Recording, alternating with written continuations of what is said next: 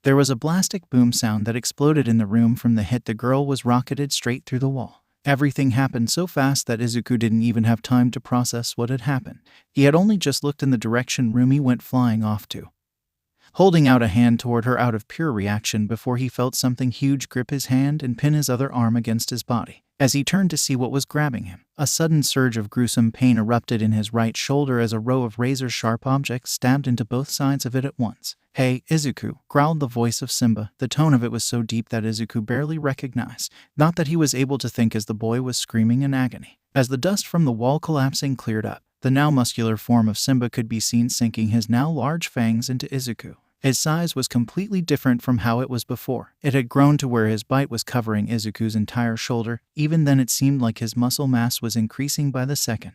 "The timing of my boldness wasn't a coincidence," Simba told the screaming boy.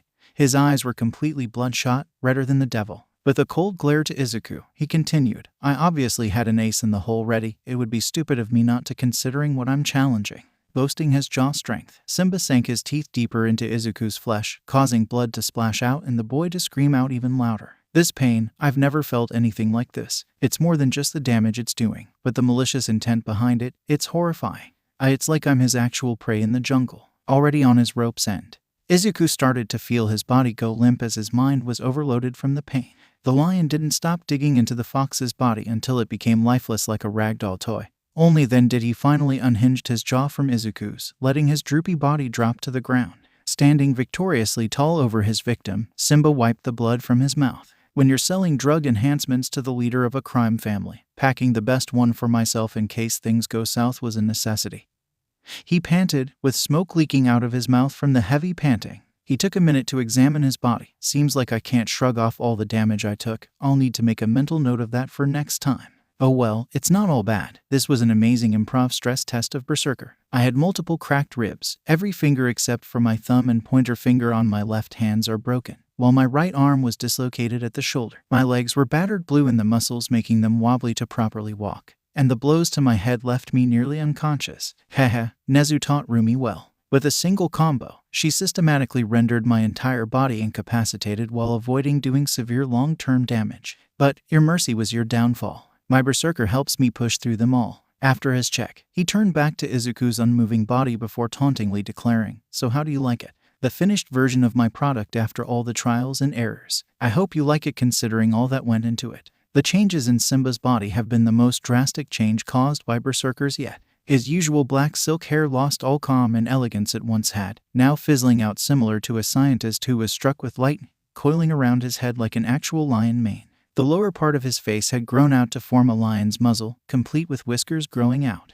Each time Simba opened his mouth, it showed the 2 rows of long vicious teeth, still stained with the crimson color from his recent attack. His height had gotten just above several feet and his muscular form was only slightly less girthy than Yoga's while flexing. Quite the massive difference, don't you think? While Ryder was useful as a reusable test subject, his fatal flaw was always his constitution. No matter what doses I gave him, his build would never grow to be anything significant.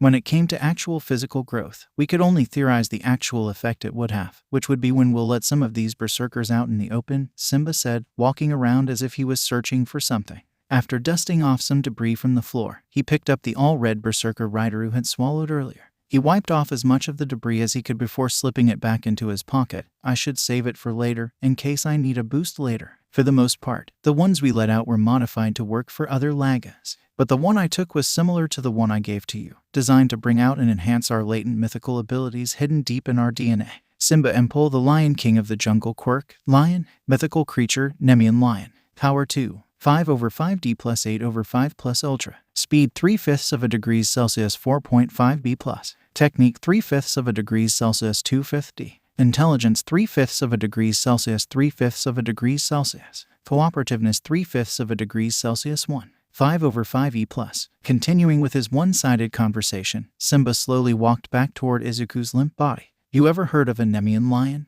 Legends say their hides made them invincible. That means with this drug of mine bringing out my Nemean lion's roots, there isn't a single human on Earth who can harm me. My father can buy whatever weapons he wants and try to silence me. I'll break through them all, Simba declared, roguishly laughing out loud to himself. The time of the regular human being the dominant species is over. Gears are already in motion to set the world to how it should be, with the mythical on top.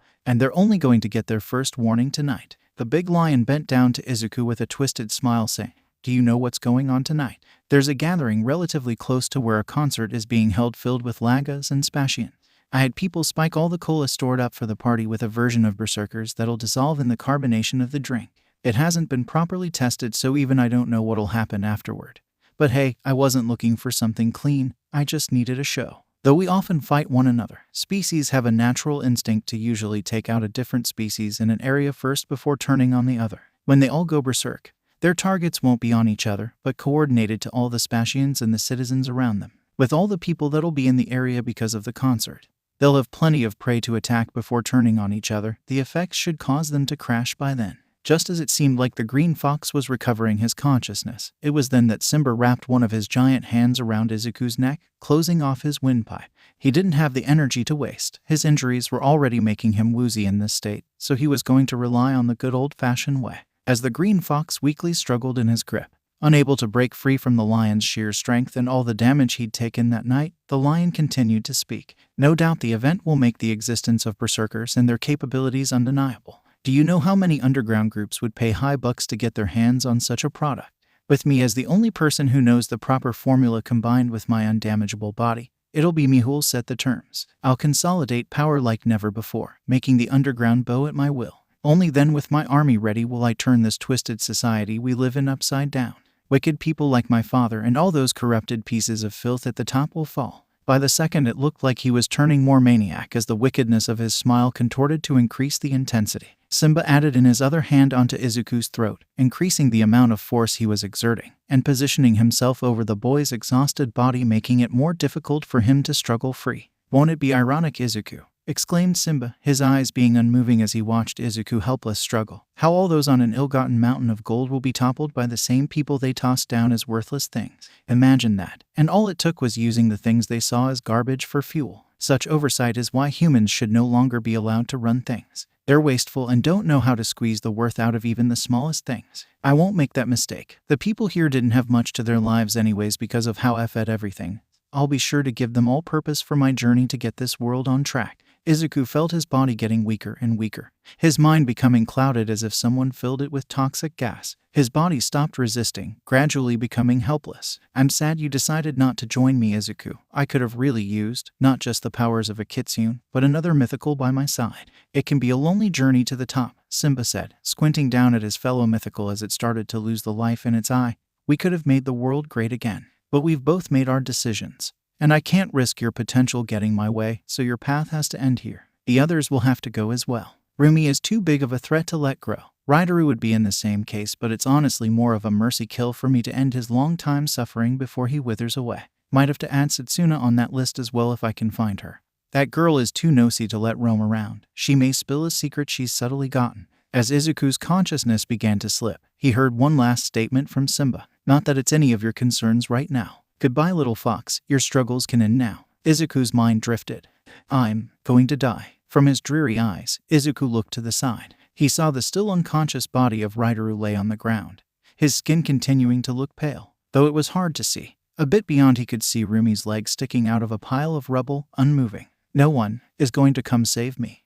This feels so familiar." The fox's mind wandered back to the time he was being suffocated by the slime villain. It was an ancient trip returning to that memory. Though it's only been about 3 years since that day, it felt almost foreign to him, like he was looking at another lifetime. It was a time where one of his biggest worries in life was the fact that his claws were so useless to him, and he was self-conscious about his underdeveloped tail and ears. His dreams of being a hero were more of a delusion to hang on to hope for how far off it was. He still lived at home with his mom and Aunt Bakugo. Back then, Izuku had never raised a hand back at Katsuki's bullying or even told him off to his face about his cruel nature. He had quite a weak body type since he wasn't exercising. There were so many chores he was unable to do back then. Hell, he could barely even cook himself any kind of food. His social skills were complete garbage, without anyone he could even consider an acquaintance outside of his family. It was only a few minutes after he first ran into Roomy and a few moments before he had a proper but rigid conversation with a girl his age. His pre-anti-simp training days were certainly a ride. He would still be stuck in the moon of his dream world. Lai would be alone since Nana wasn't there because he didn't have one for all, waiting patiently for him to arrive. Oh, and on top of it all, he was still ignorant of him being a kitsune. So much has happened since then. Yet after all that, I'm still going to die in the same way. Did I change a single thing? I'm sorry everyone. There was a noise, one that was silent to everyone except Izuku. It sounded like someone had dropped something to the ground.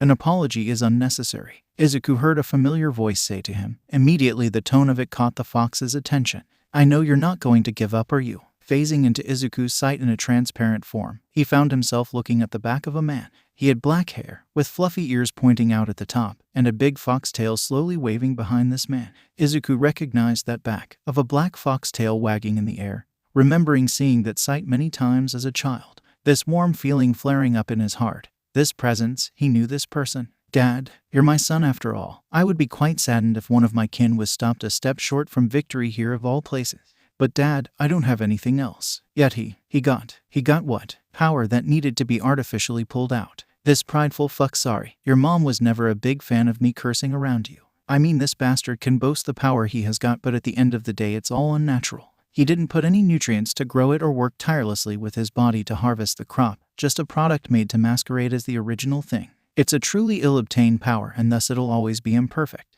Simba's form is imperfect. What makes mythicals so special isn't our physical genes, they're just the material that soaks up the residue of our true power. We go deeper. Kitsunes especially understand this concept, the use of our spirit and soul. No man-made substance can ever replicate the fruits of one's own willpower being used as fuel. Hasashi seemed to have chuckled to himself. Besides, you should stop selling yourself short. There's still a lot you can do. Have you forgotten what I told you? You were just a little child when I told it to you, so I can understand if you forgot. Izuku didn't even have an answer to give back.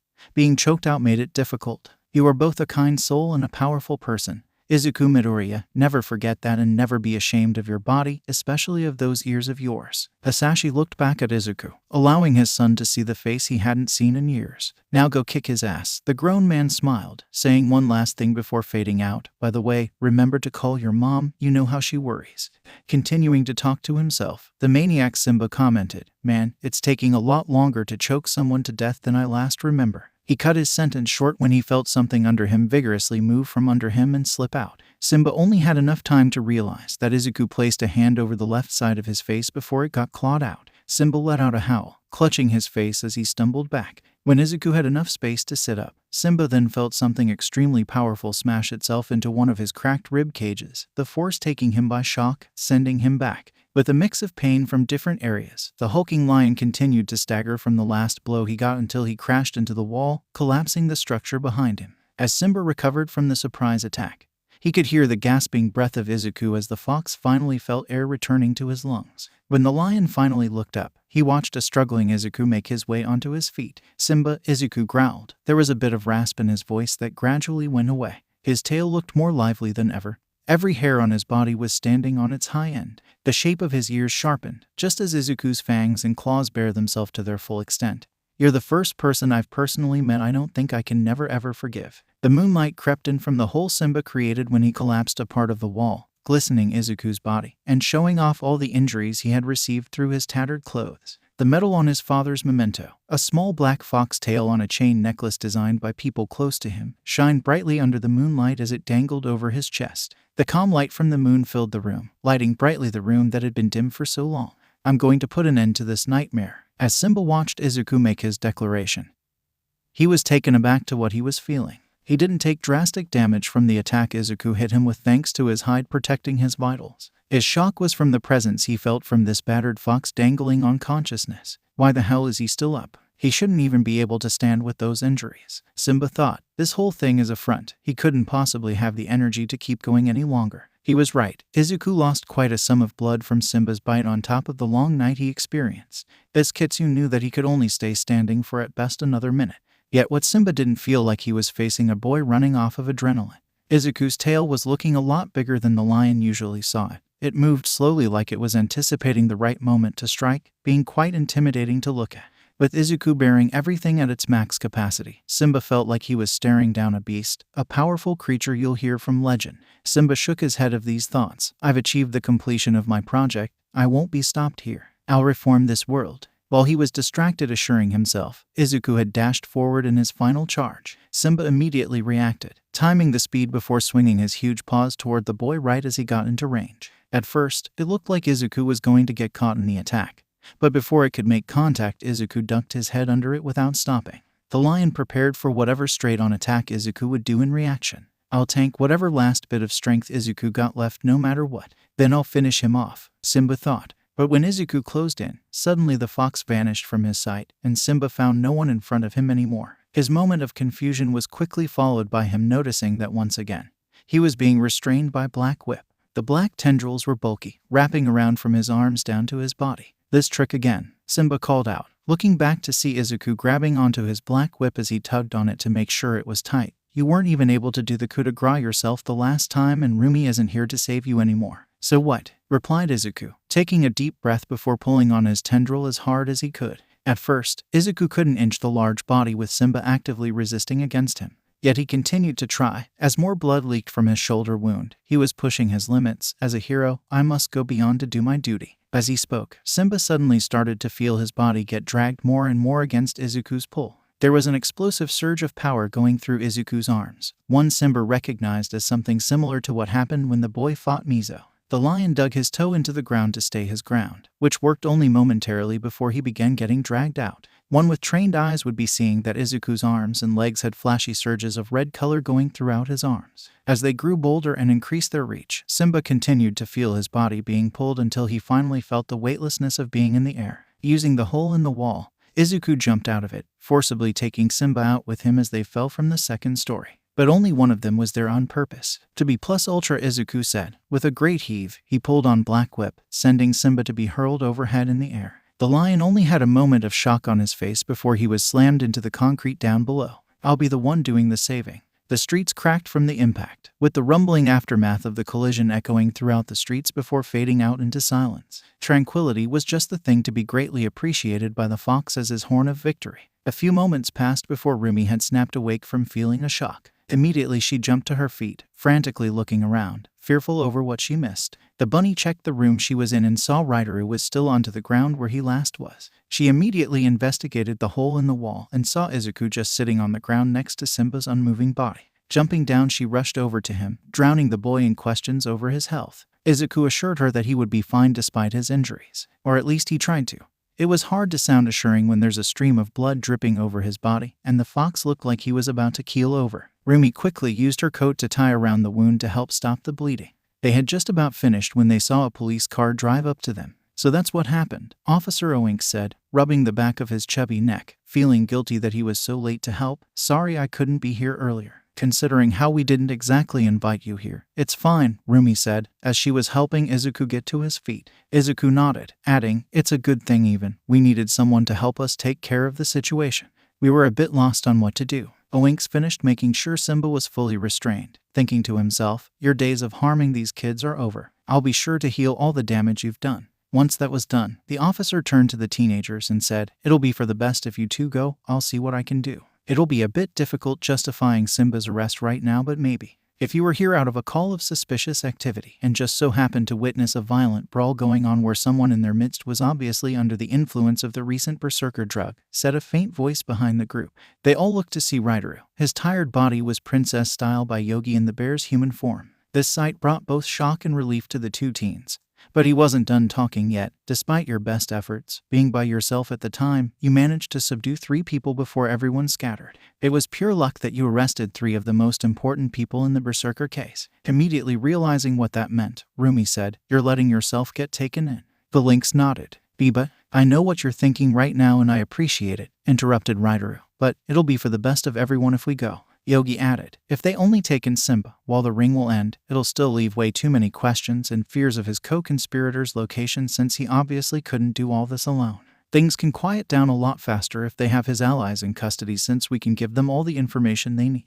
Are you guys sure about this? Izuku asked. I'm not in the condition to run away, Ryder replied, reminding the fox of how his body was breaking down a few minutes ago. Stating a less selfish reason, Yogi said, and we need to take responsibility for our part here. It's mostly because I can't run away. Even if I tried, Ryder corrected, showing how he still got it. On the bright side, being taken in means medical attention which I'm sorely in need of. Which reminds me, hurry up and take me away already. Don't worry, I made a few calls before coming. Backup will be here soon to help take everyone in, informed Oinks. The ambulance might take a bit longer though. Forget it, I'll just ride with you to take me there. Really, I'm not the only person here with the rhetoric of being physically, emotionally, and mentally exhausted to the point of just wanting to be done with it. I can literally care less if you chuck me in the trunk and drive me over right now.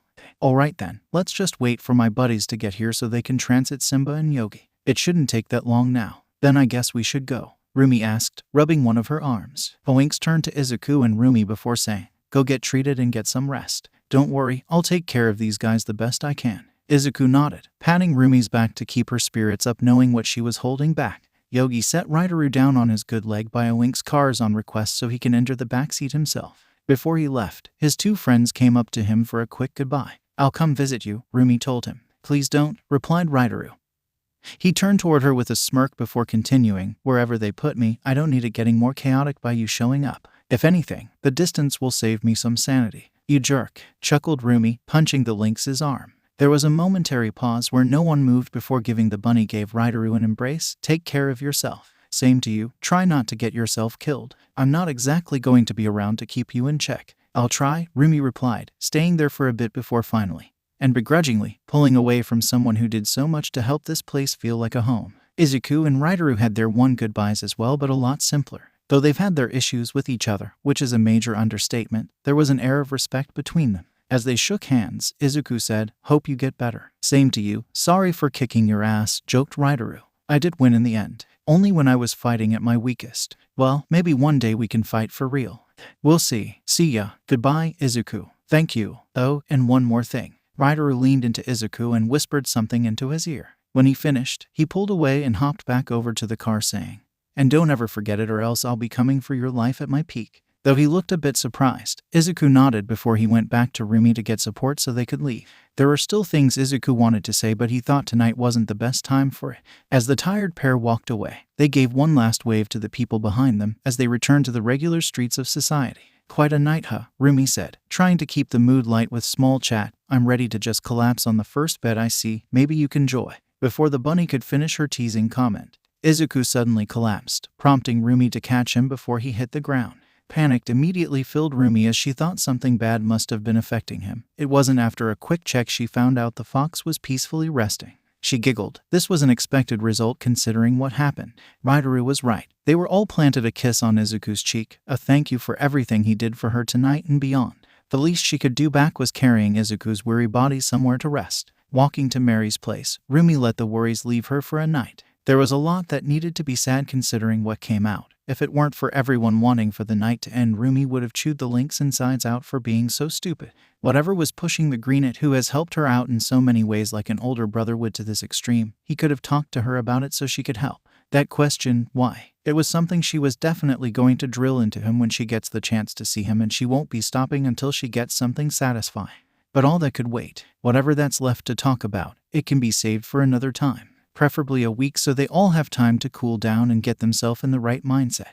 But if it was truly bothering everyone, they'll get their chance tomorrow. That's the benefit of being close with people, the ability to see them again. Izuku snapped awake and was looking at the dark ceiling of his room at Nezu's. How did he get here? Are you awake? Izuku heard a voice say to him. He only had to look down to see Roomy's face resting on his chest. He would have screamed if Roomy didn't put a hand over his mouth. Don't, you'll wake up my dad. Izuku had a chance to look around and noticed how the cast on his arms. He could move it but he couldn't feel it. The plan failed, Roomy explained, looking a bit pouty cause she was sure it would work. I decided to take us back early just in case, but the bastard was waiting for us. He was pissed and I got grounded for a few months. Don't even get me started on what he said to have in store for you. Haven't I suffered enough? Izuku softly asked. Not to him at least. Don't worry, some sweet daughter talk and he should be willing to reduce our sentence. Oh, thank God.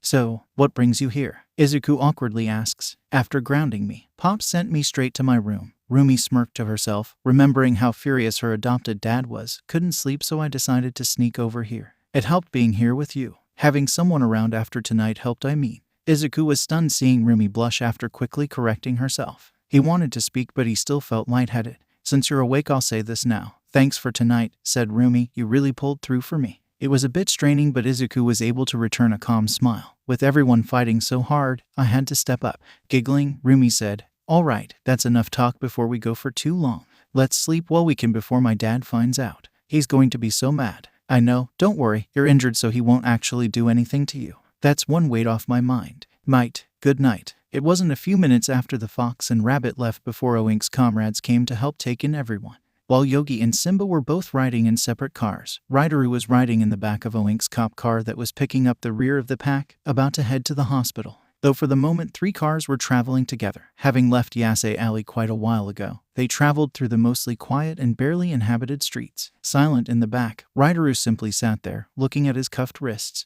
The new generations never cease to amaze me. Officer Oinks call out to the greenet, hoping to break the ice a bit. Back in my day when we wanted to rebel against something, we skateboarded in zones you weren't supposed to trespass, skipped school, underage, drank, wore black, and dated people they told us not to. Somehow y'all turned that up exponentially. It's both insane and impressive. Not saying that I approve of them all, but I kinda wish you kids would slow down with the whole screw the world mindset. Tune it back a bit. The blue eyes of Ryder looked up at the people trying to spark a conversation at him. He cracked a smile before replying, well, you'll be happy to know I tried out 3 of those things before this. I somewhat tried the last one as well. Oh, who's the roughhouser in here that managed to catch your eye? She's not exactly someone who'll want to spend all her free time here. She's the moderately soft but smart mouth, good girl kind. Honestly, no matter how much she says she wanted to be here, it felt like she only visited here because of me. Ugh, what? Sorry, you just triggered my biggest worry about having a daughter. The thought that she might go to someplace she shouldn't over some bad boy. It's haunting as a father. No offense. It's fine, I wouldn't blame anyone with that worry if it's me. Besides, looking after a younger girl is hard beyond all belief. For my sanity, it might have been a blessing that I had a son instead. But enough about me. I'm sure you didn't attempt to corrupt that girl in any way. I've seen how long you and Roomy have been friends. She actually got less bitey at everyone when you two started hanging out. It won't be hard to believe you were also a positive influence on this other girl you were planning to date. I say we were equally influencing each other. We were childhood friends after all. It's a long story, involving meeting then not seeing each other for a few years before reuniting. That crap. Though I blew my chance immensely. This will only put the nail in the coffin. Hold some hope. You can't assume so easily what they'll think until you talk to them and they tell you yourself. Besides, young love is crazy. You all have an insane threshold for things. She might give a second chance. She was willing to come to a place that wasn't her scene multiple times just to see you. Maybe it's that young bond you two had, but I say she might have accepted a while ago that you're a person of flaws. If you work on fixing them, maybe with her, new roads could open up. Fa. It's annoying thinking about how things can change when something is said earlier. I really could have used something like that. If only I was a teenager. Maybe Roomy and other people in Yase Alley would listen to me more. Haha. Maybe for them, but I wouldn't mind. Having an older male say some more positive advice to me might have done some good. Could have stopped me from effing up the few relationships I had. We all regret the relationship we fumbled, but we shouldn't let it keep us down forever, or else we'll forget what we still have. Even if things with your childhood girlfriend don't work out, it would seem that you still have 2 more little crittles willing to be friends along with Yogi, and they know nearly all your dark dealings. It's because of them that I'm already doing my best to help you guys have some opportunity of redemption, making a few calls and calling in favors, the usual. The friends who are willing to stay and work with you on your aired dirty laundry are the ones you should never give up. Yeah, Ryder slowly says. His breathing sounded heavier. He dug into his pocket looking for something before saying, I wish I didn't leave them on a lie. What? Oinks asked, confused by his words. Pulling something out from his pocket, Ryder continued, It's completely selfish of me, I know. After all, they did for me while knowing about my skeletons. There should have been no more secrets. But I couldn't help myself. The guilt was overwhelming, even for my frigid heart. When a child puts everything they have to win a marathon, how could you have the heart to tell them it was in vain? No, not to them. Hey, what are you talking about? Oinks asked again. He looks up to his rear-view mirror. The lynx was simply looking down at his hand, staring at the object he pulled out with half-opened eyes, looking somber. Once more, just one more time, Ryder continued, not answering Oinks' question. His voice started getting quieter, so they'll have a desirable image to think back on. I put on a final facade. In the palm of his hand was a yo-yo, the one Tsuyu gave him the day she moved away all those years ago. The initials BN of the now famous music hero were still on one side, but on the other side was something else. It was the last surprise from Tsuyu's goodbye gift. She had taken the liberty to carve in the initials RT in green over it. Slowly the lynx rubbed his thumbs over the carving. With watery eyes he said, So we can separate on a high note. The officer concerned called out, Kid. Hey, Mr. Officer. The boy called out. He didn't pick his head up. Don't you find it a bit funny how people always seem to take things for granted no matter how important it is? Putting a hand on his chest, feeling the faintness of activity going on in there, like a heartbeat, are the truly good people in the world. People can't help ignoring their value until they feel it slipping through their hands. His smile grew as he chuckled. Ha! Even me, the guy who boasts about seeing things better than all my peers, fell victim to this trap, thinking I've seen the bottom and that there was nowhere left to go fall, until I actually tripped off the platform and saw only a glimpse of how far it can go. Ironic. Should have appreciated the chance I did have while it was there. Kid, hold on, we're going to depart from the ground. There's help you can take, Oinks told him. The boy's voice was getting so silent the grown man could barely hear him, and he had yet to pick his head up. It is what it is. Thanks for listening to this fool's ramble and giving him some comforting words about a brighter tomorrow to think about.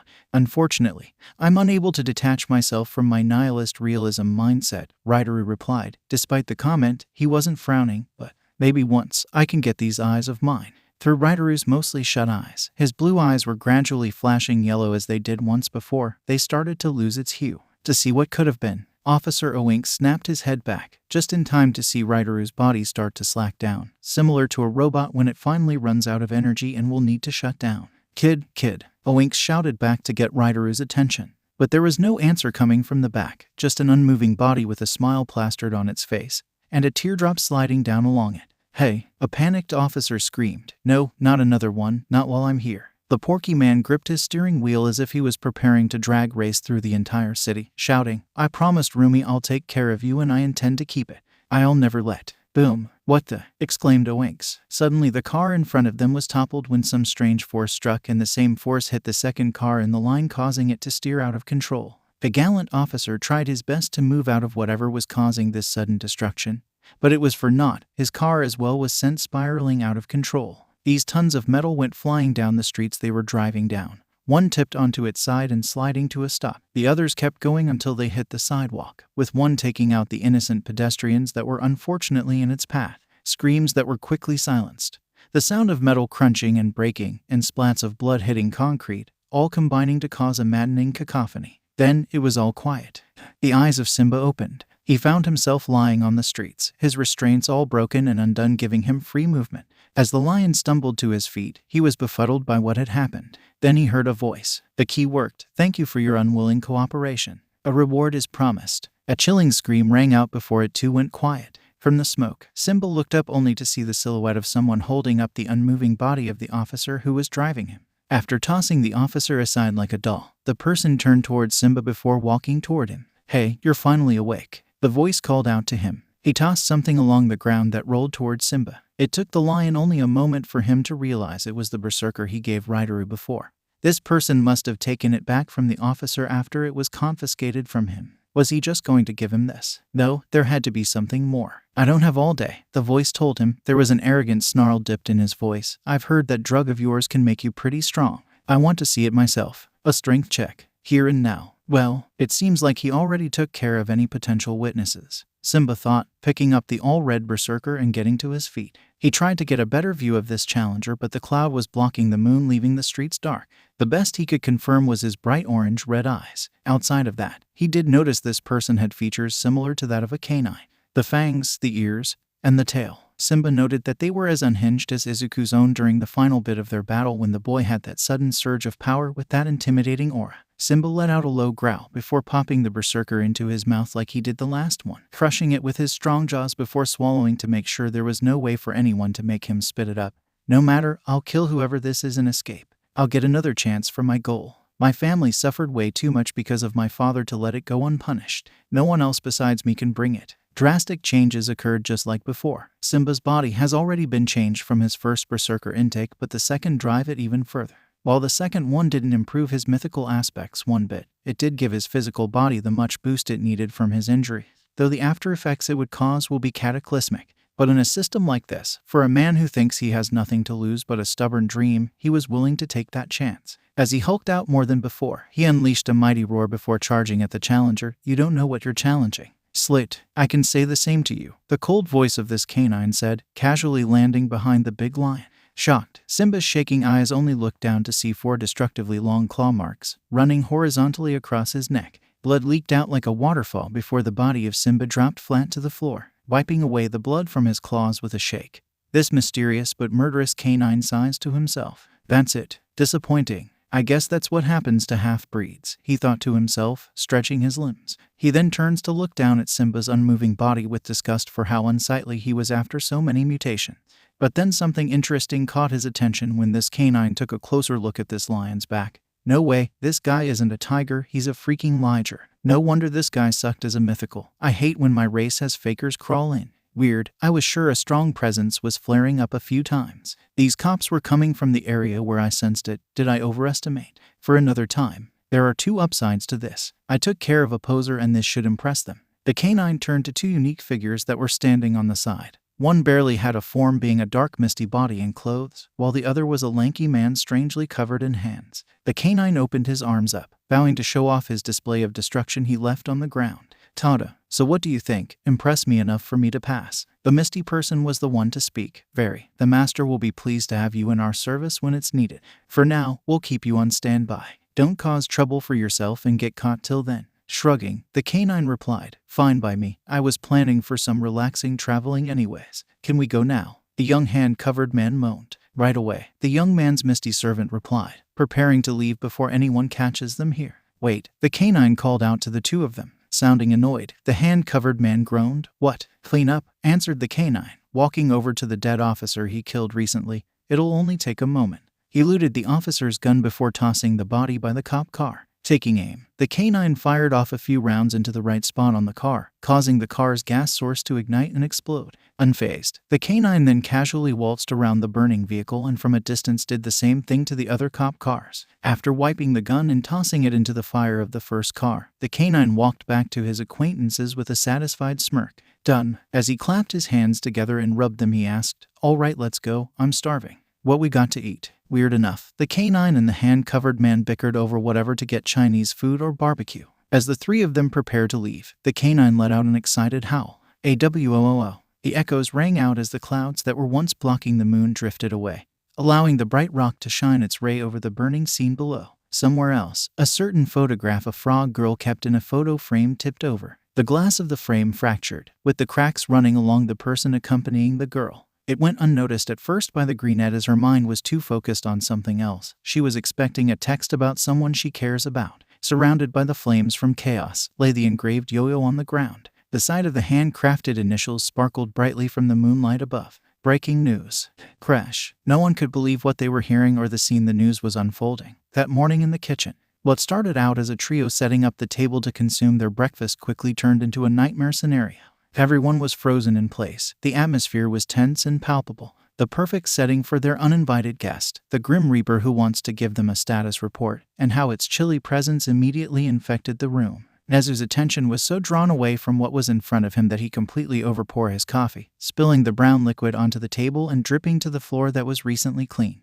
Izuku's jaw dropped so hard that if he wasn't being held up by his medical-needed crutches he would have cracked the tiles from the impact. But both of the men cut their reactions short, slowly turning their heads toward the person whose backlash from this news eclipses their own. Her legs began quivering in front of the fragmented plate that hit the ground in front of it. Roomy slapped herself, holding nothing back, hoping the shock might be able to trigger whatever was required to wake up from the dream. It had to be a dream. The anxiety she was bottling up when she went to sleep last night must have manifested in a cognitive sequence meant to explore the worst possible outcome she was thinking about. All she had to do was wake up. But nothing happened. The pain in her cheek was as real as it could be. Anguish shivered in every aspect of her body as the revelation hit her. This was no dream, it was reality. Never before have Izuku seen her express such despair. When he placed a hand on her back to give some comfort, the fox could feel how badly she was shaking. One would believe she was left out all night in the rain. No, Roomy softly mumbled under her breath. Oh no, no. Sensing a panic coming, Izuku tried to calm her but he couldn't find words to say. He paused, paralyzed from having not recovered from the shock either. How could one give comfort to someone if they haven't come to terms with the events either? Roomy, Izuku, Nezu called out to them, putting down his cup. No, no, no, no, no, screamed Roomy, clutching her head. Her breathing quickly became frantic. Sweetheart, it's okay, informed Nezu, trying to cap her stress. It just started. They should be mentioning survivors soon. The next few moments were tense for everyone in the room, with Izuku and Nezu trying to get Roomy to at least sit down as they waited, but she would have none of it. Finally, the moment of truth came. 12 casualties, 9 deaths. The identity of 4 of the deaths confirmed. The other 5 are unidentifiable due to the excessive burns the bodies suffered before help could arrive.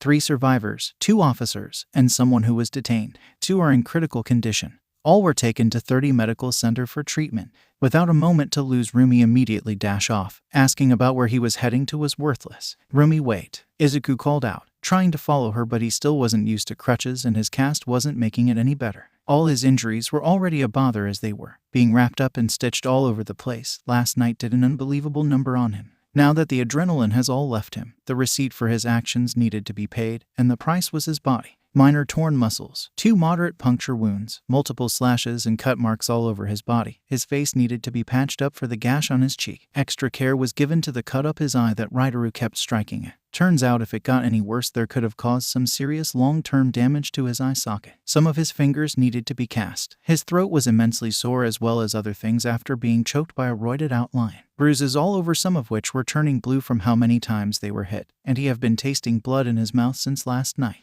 That was only his lighter injuries. His shoulder was heavily patched up from Simba's bite, and that sudden surge of power he had that night horribly overstrained his arms and legs to near destruction. Izuku can't even put weight on the leg Ryder kept hitting last night, so he needed crutches to walk around.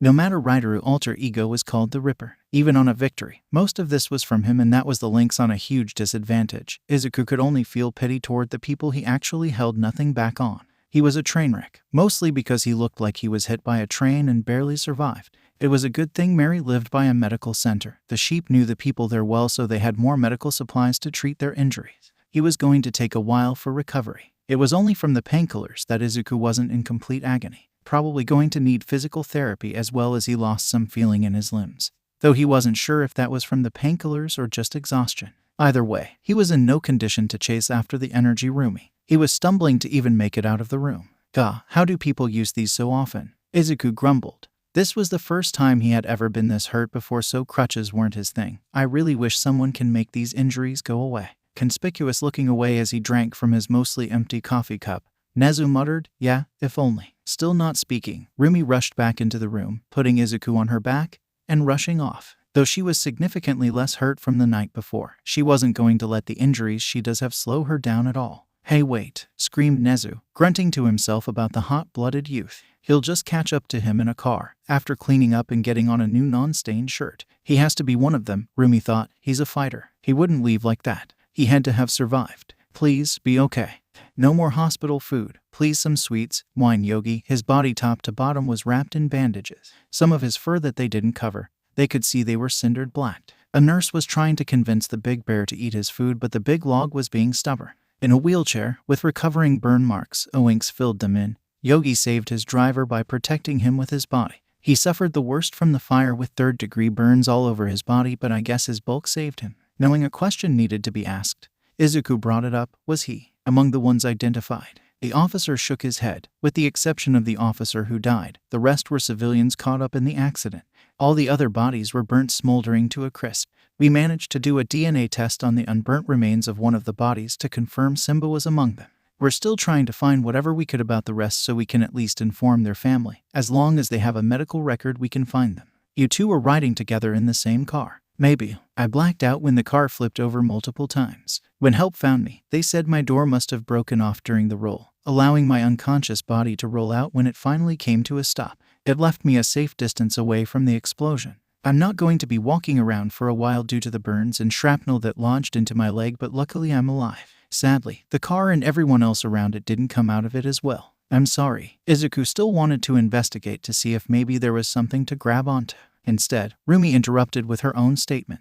I'm glad you're okay. The bunny girl then went into the room where Yogi was. Hey, big guy, got a present for you, Roomy told him, handing the bear some cookies she brought on the way to the hospital. Don't eat them all at once. Yogi barely got a chance to thank her before she exited the room. Roomy quickly turned to Oinks before saying, get well soon. Then walk off. It was almost robotic how she was moving. Izuku was beyond staggered by this, only able to give the kind officer a quick wave before hobbling after Roomy. Roomy, wait, Izuku called out to her. The bunny didn't slow down a bit. She wasn't responding either. Come on, Roomy, at least slow down. I can barely move. It could seem like Izuku's wishes were granted as he suddenly bumped into her back. She had stopped moving as in front of her adopted father. Apologies for being late. The taxi got stuck in traffic, so I had to run the rest of the way here, Nezu explained, seemingly out of breath. What happened? So Roomy doesn't have to say it. Izuku hobbled in front to give Nezu the quick run of what they discovered and the fate of their friends. I see, Nezu sighed, tragic, but we must keep going forward. Come on, we're going home, remember you two are grounded. What? Replied Roomy. One of her eyes had twitched hearing Nezu's quick dismissal of the subject. Are you kidding me? What? That's it. After what you heard, that's all you have to say. Look, I'm sorry you lost your friend, but you're asking a lot from me of all people to be expressing great sadness for the guy. On top of assaulting and brutalizing so many people in Yasei Alley to earn him the nickname the Ripper, and being a part of the group that sold harmful drugs to many people, one of which caused Izuku here to attack you. He then beats the stuffing out of Izuku. And you two almost died from all the threats you ran into because of him. Taken aback, Roomy growled, Stop. No, I will not. Nezu scolded her. She needed to hear this. For a while now, Nezu has been tolerant of Roomy's rash actions, but now it has officially taken a new high. I don't think you know how worrisome this is for a father. Stop. You're already the embodiment of troublemaker. Every day I go through a mini panic session where I worry if I'm going to wake up or come home to find out you've almost gotten yourself killed again doing something I didn't train you for. Now you somehow got deeply connected in this. It's literally a parent's worst nightmare times 30. Stop. Then I asked the one thing of you, just stay home for the night, and you didn't do that. You go directly to the last place I wanted you to be at. Then you both get banged up. This could have easily been you two that are smoked corpses in body bags if you had gone along with them on the drive. Roomy's ear contorted. Pure anger was in her voice as she looked at her dad with her red eyes and said, I swear to bird Jesus. Nezu kept going. He had to get it out there. Honestly, knowing him and that bastard Simba are gone and away from here is almost assuring as a parent. Wham! A wind gusted in the hallway as Izuku had gotten in the way of a kick Roomy threw at Nezu. Despite his injuries, Izuku still managed to block the kick but almost fell over doing it. Shock filled Nezu's eyes seeing what Roomy just attempted. While they've had their bad argument and fights, never have malintent violence taken place. Don't do it, Izuku told Roomy, giving a stern face. They saw how watery Roomy's eyes would before she pulled back her leg and ran off. Izuku immediately turned to Nezu before shouting, Okay, what the F is your deal? I admit, I may have said too much, confessed Nezu, sighing as he rubbed his forehead. He hardly got any sleep last night. It was a slim margin that he's about to get in the right mood to properly deal with Roomy and her regular antics. This was killing a bear with your bare hands after pushing a boulder up a hill. Too much. More like horrible timing. You couldn't have waited at least a day before scolding us for our actions. Do you have an ounce of care for your own daughter's mental health, or does your insanity run so deep that you can't give two cents? Hey, watch your mouth, threatened Nezu, looking aggravated at Izuku's insult. Don't you dare try to just inject yourself in our relationship as if you know a smidgen of what it is. You only lived with us for a few months as an apprentice for training. Don't get it in your head that you know the integrals of our household. I may not know everything, but I've seen enough to understand how big you just screwed up, Izuku replied, stepping close to Nezu. You cannot care about my emotional response to this, but at least have some consideration for Roomies. Our friends are beaten up. One of her friends literally just died. Like, he's gone. Vanished. Noticing how frantic Izuku started to speak, Nezu held up a hand to try to calm him. Izuku, I'm going to need you to settle down. I understand you're upset. Upset? I'm devastated, Izuku shouted, clutching his head as his breathing became heavier. So hard. I tried so hard to make sure Ryder could be alive. Threw everything, literally everything my body could do beyond my limit to save him. I promised it on my vow to be a hero to him. Did it for Roomy's sake since I knew how much he meant to her. Dropping his crutches, Izuku crouched down to the ground. His voice began to crack as a few liquid droplets dropped from his eyes and landed on the floor. Because he meant a lot to us, I wanted him to live. I felt how much pain he was in and wanted to help.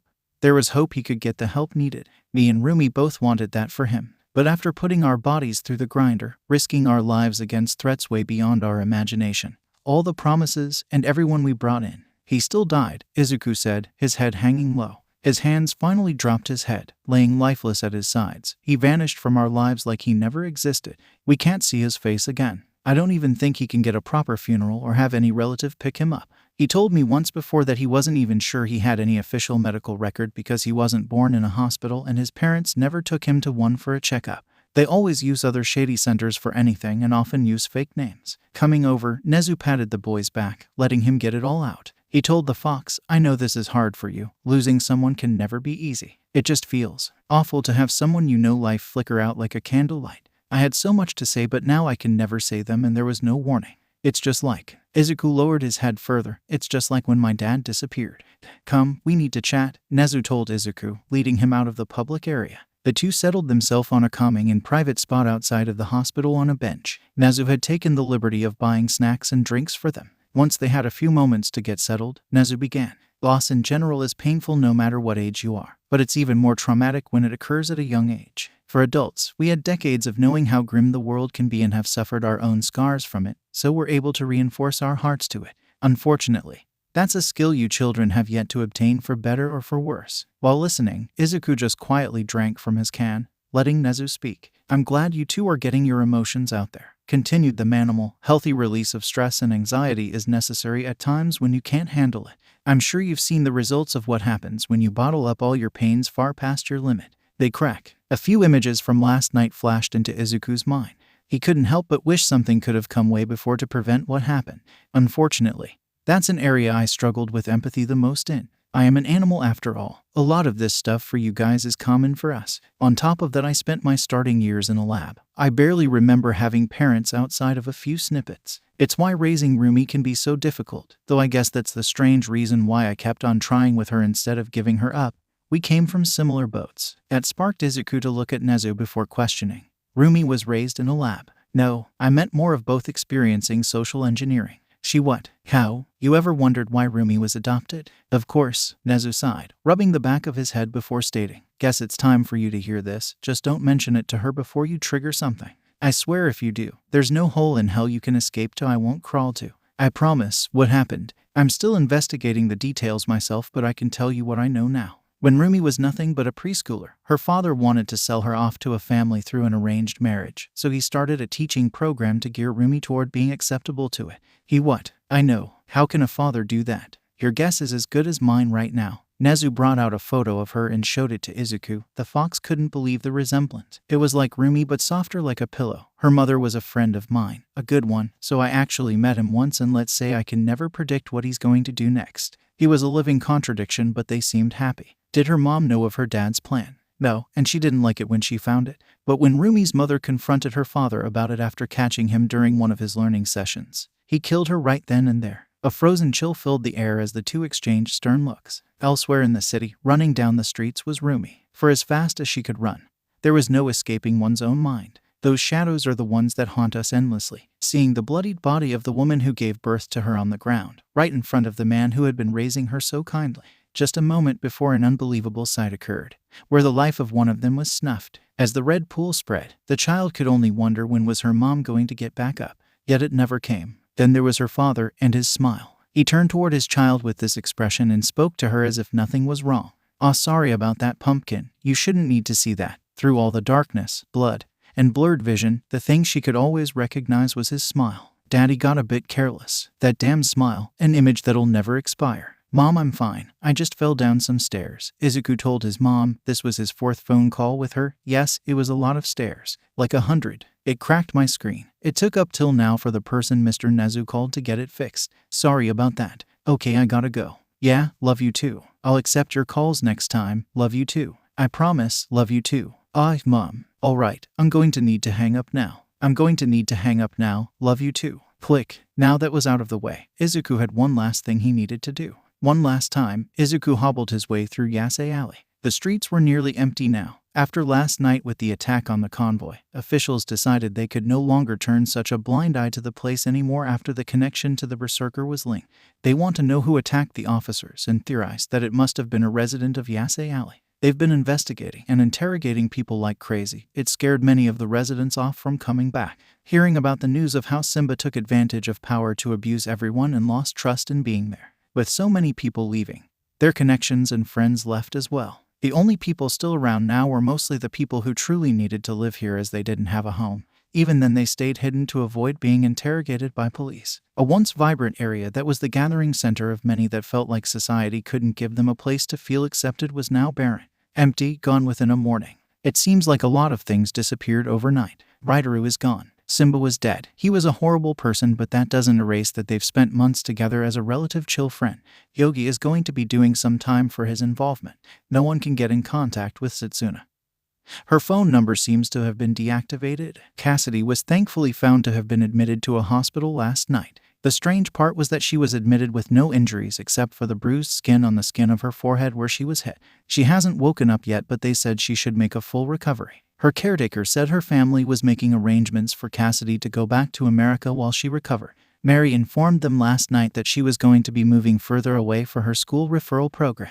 Suyu. She hung up on Izuku after he informed her of the news. He would visit her, but he doesn't know where she lives. No one they can currently get in contact with could. The little group they had, Izuku's first group of friends, were fractured, all destroyed in a single night. There was a single light side, was that Simba's rage-concerned plan was foiled by another hero stopping everyone. The night before, the police force was amazed at the sight they were seeing. They came here because there was a tip of a massive brawl that was going to happen, and they were prepared with riot gear. Yet when they got there, they saw the extra preparations were all for naught. Everyone at that party was fast asleep on the floor, all mostly uninjured. Among them sat a single hero, whistling to himself as he looked up to the sky. "Oh hey, you're here." The blue-haired hero greeted them with a wave. "I was just giving these kids an exclusive performance to keep them company, courtesy of the auto-tune hero, Blue Note." What was Izuku's mind the most was Nezu told him afterward his little talk. Her father is currently imprisoned in a special prison for villain criminals. After the events, since I was the only contact number her mother wrote down, I was able to get custody of her after a bit of fighting.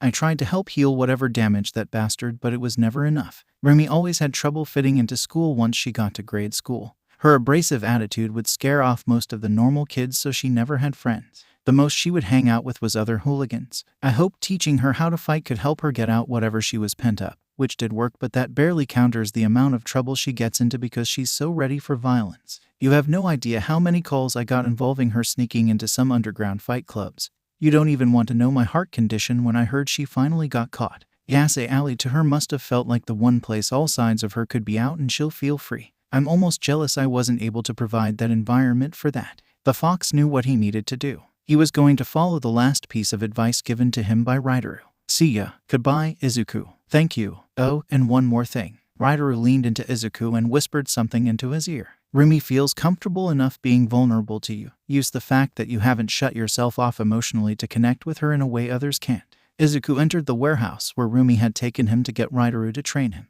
As expected, Izuku found Roomy there. She was weeping on the bed. The first time Izuku saw her cry tears. Roomy noticed him when he came in, turning away and wiping away her tears. "What?" mumbled Roomy. She was trying to play it off as if nothing happened. It was a poor performance since she could never act, and her face was all the evidence needed. "I was just worried about you," Izuku answered, sitting next to her on the bed.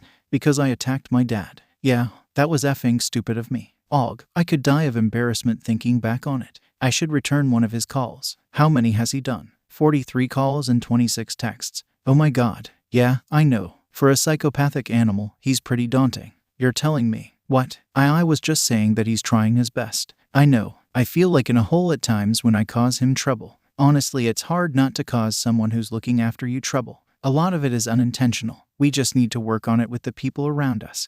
"Not that there's anyone else." Roomy curled up her legs, hugging them with her arms. "Everyone is gone." "I wouldn't say that. While we may be apart, that doesn't mean we can't still be connected.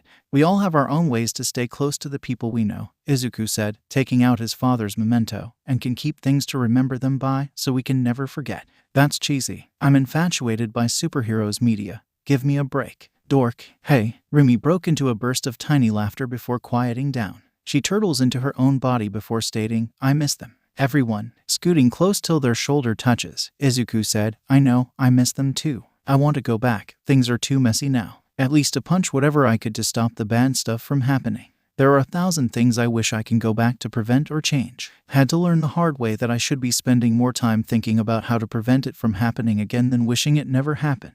If we don't, we end up living in the past and will be unable to move on. That's something I'm going to struggle to do." "I know. I'm so alone." Izuku wrapped an arm around her, pulling her close. "I know." Roomy shudders. "I miss everyone." "I know. I don't like it when people close to me leave." "Neither do I, which is why I want to change that for at least you." "Huh?" Izuku turned Roomy's head toward him so she can see his face. "I won't ever leave you." Wide-eyed Roomy paused for a moment before saying, "Really?" "Yes," Izuku answered, wiping her face with his thumbs. The bunny sniffed before asking, "You promise?" "I promise." "You sure?" "Yes. No takebacks." "It's getting concerning why you're making me confirm so hard. Are you going to bring out some handcuffs or something?" "And no. You sound uncertain. Are you scared of the commitment?" "Just wanted to make sure. Because if you break it, I'm going to kick your ass 30 times over. You already know my threats aren't to be taken lightly." Izuku chuckled. "Considering all the other threats I've received, I wouldn't be making it if I wasn't committed to it." "Wait, other threats? Who's been threatening yo?" Before Roomy couldn't finish, Izuku had pulled her in so he could plant a kiss on her lips. Months of pent-up passion and emotions flooded both of their bodies, creating a blissful euphoria that engulfs the teen.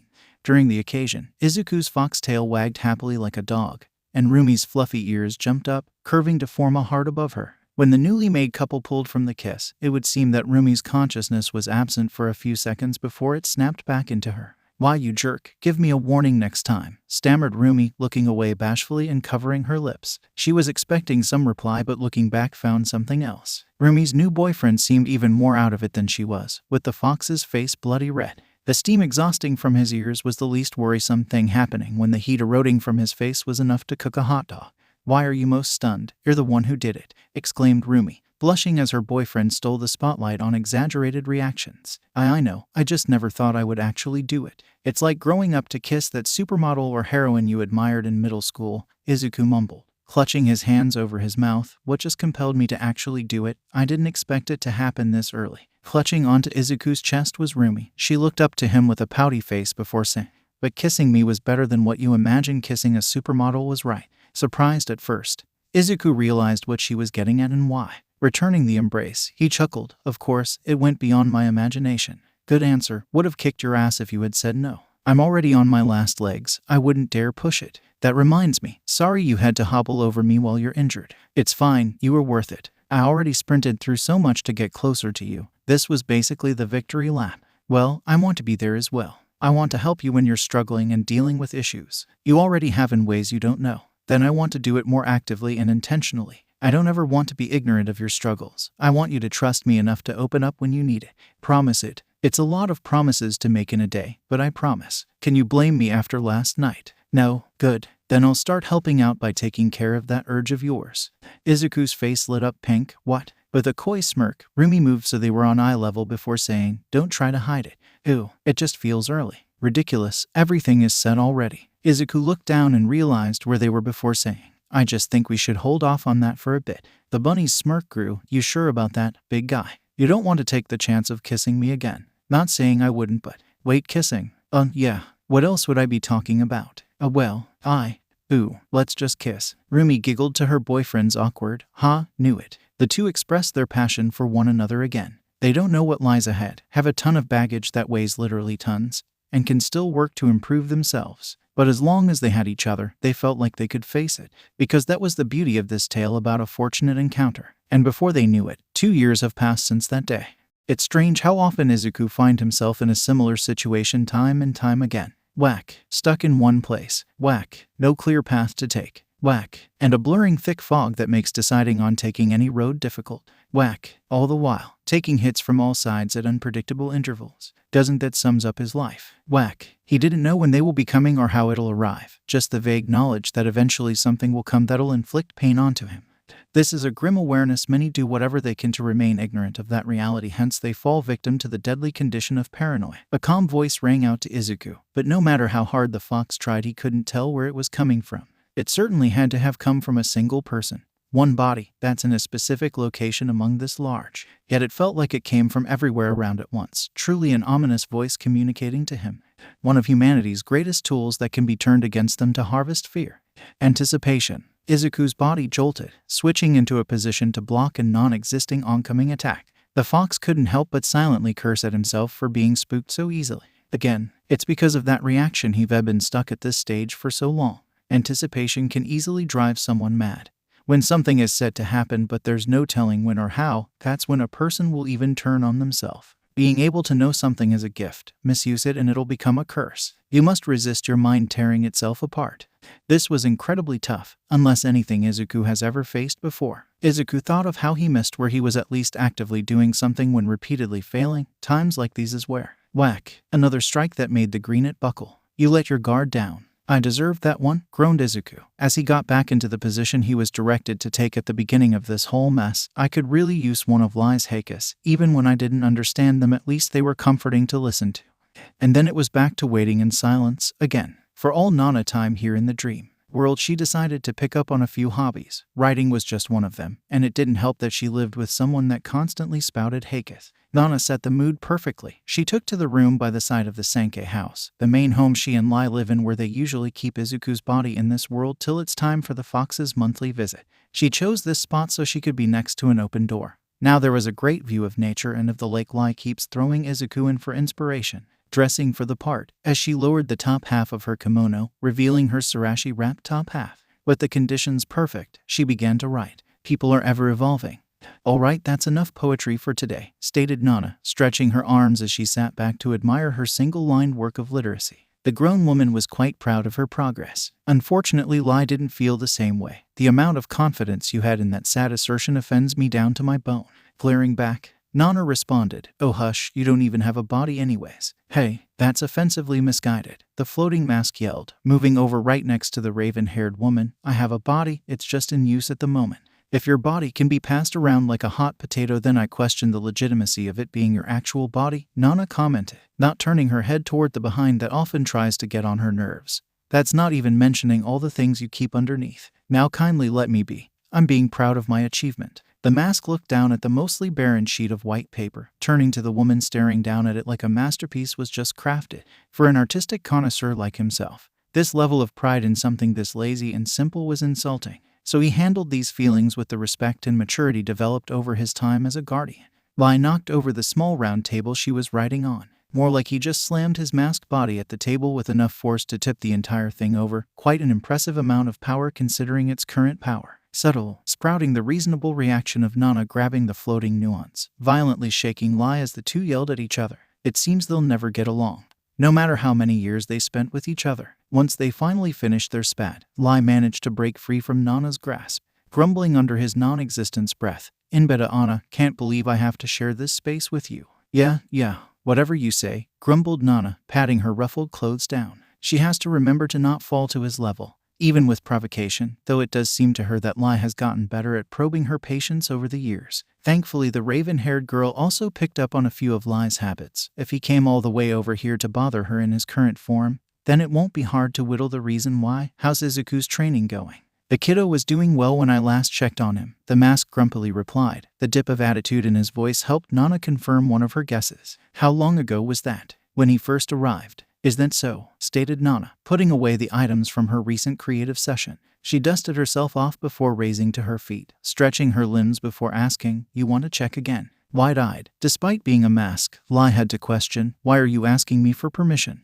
I never held you back." Properly putting back on the top half of her kimono, Nana simply told him, "I've been meaning to check up on Izuku's training anyways. Ever since he reached the 3rd floor, I've barely been able to see him. Besides, you don't seem to be busy if you're bothering me. I'm just limited in my capabilities right now. Guess it wouldn't hurt to accompany you. Might need to make sure you don't interrupt." "Is that a yes?" questioned Nana, raising an eyebrow at Lai while she stepped out the house. The guardian is constantly indirect with his answers. It took a while getting used to that roadblock. Floating next to her, Lai responded, "Lead the way." This sparked Nana to start flying away from the Sankei house and toward the Soul Palace. It took a few moments to arrive, not like they were pressed for time anyways, so they were able to spend the trip enjoying the environment and seeing all the supernatural landmarks. Nana enjoyed most of the scenery except for Zayaku Forest. Memories of dealing with the hentai yakai came flooding back. Lai wouldn't let her hear the end of it for 3 whole weeks and then some. At least she knew Lai shared the same sentiment toward that swamp filled with bamboo that his master was lost in for months.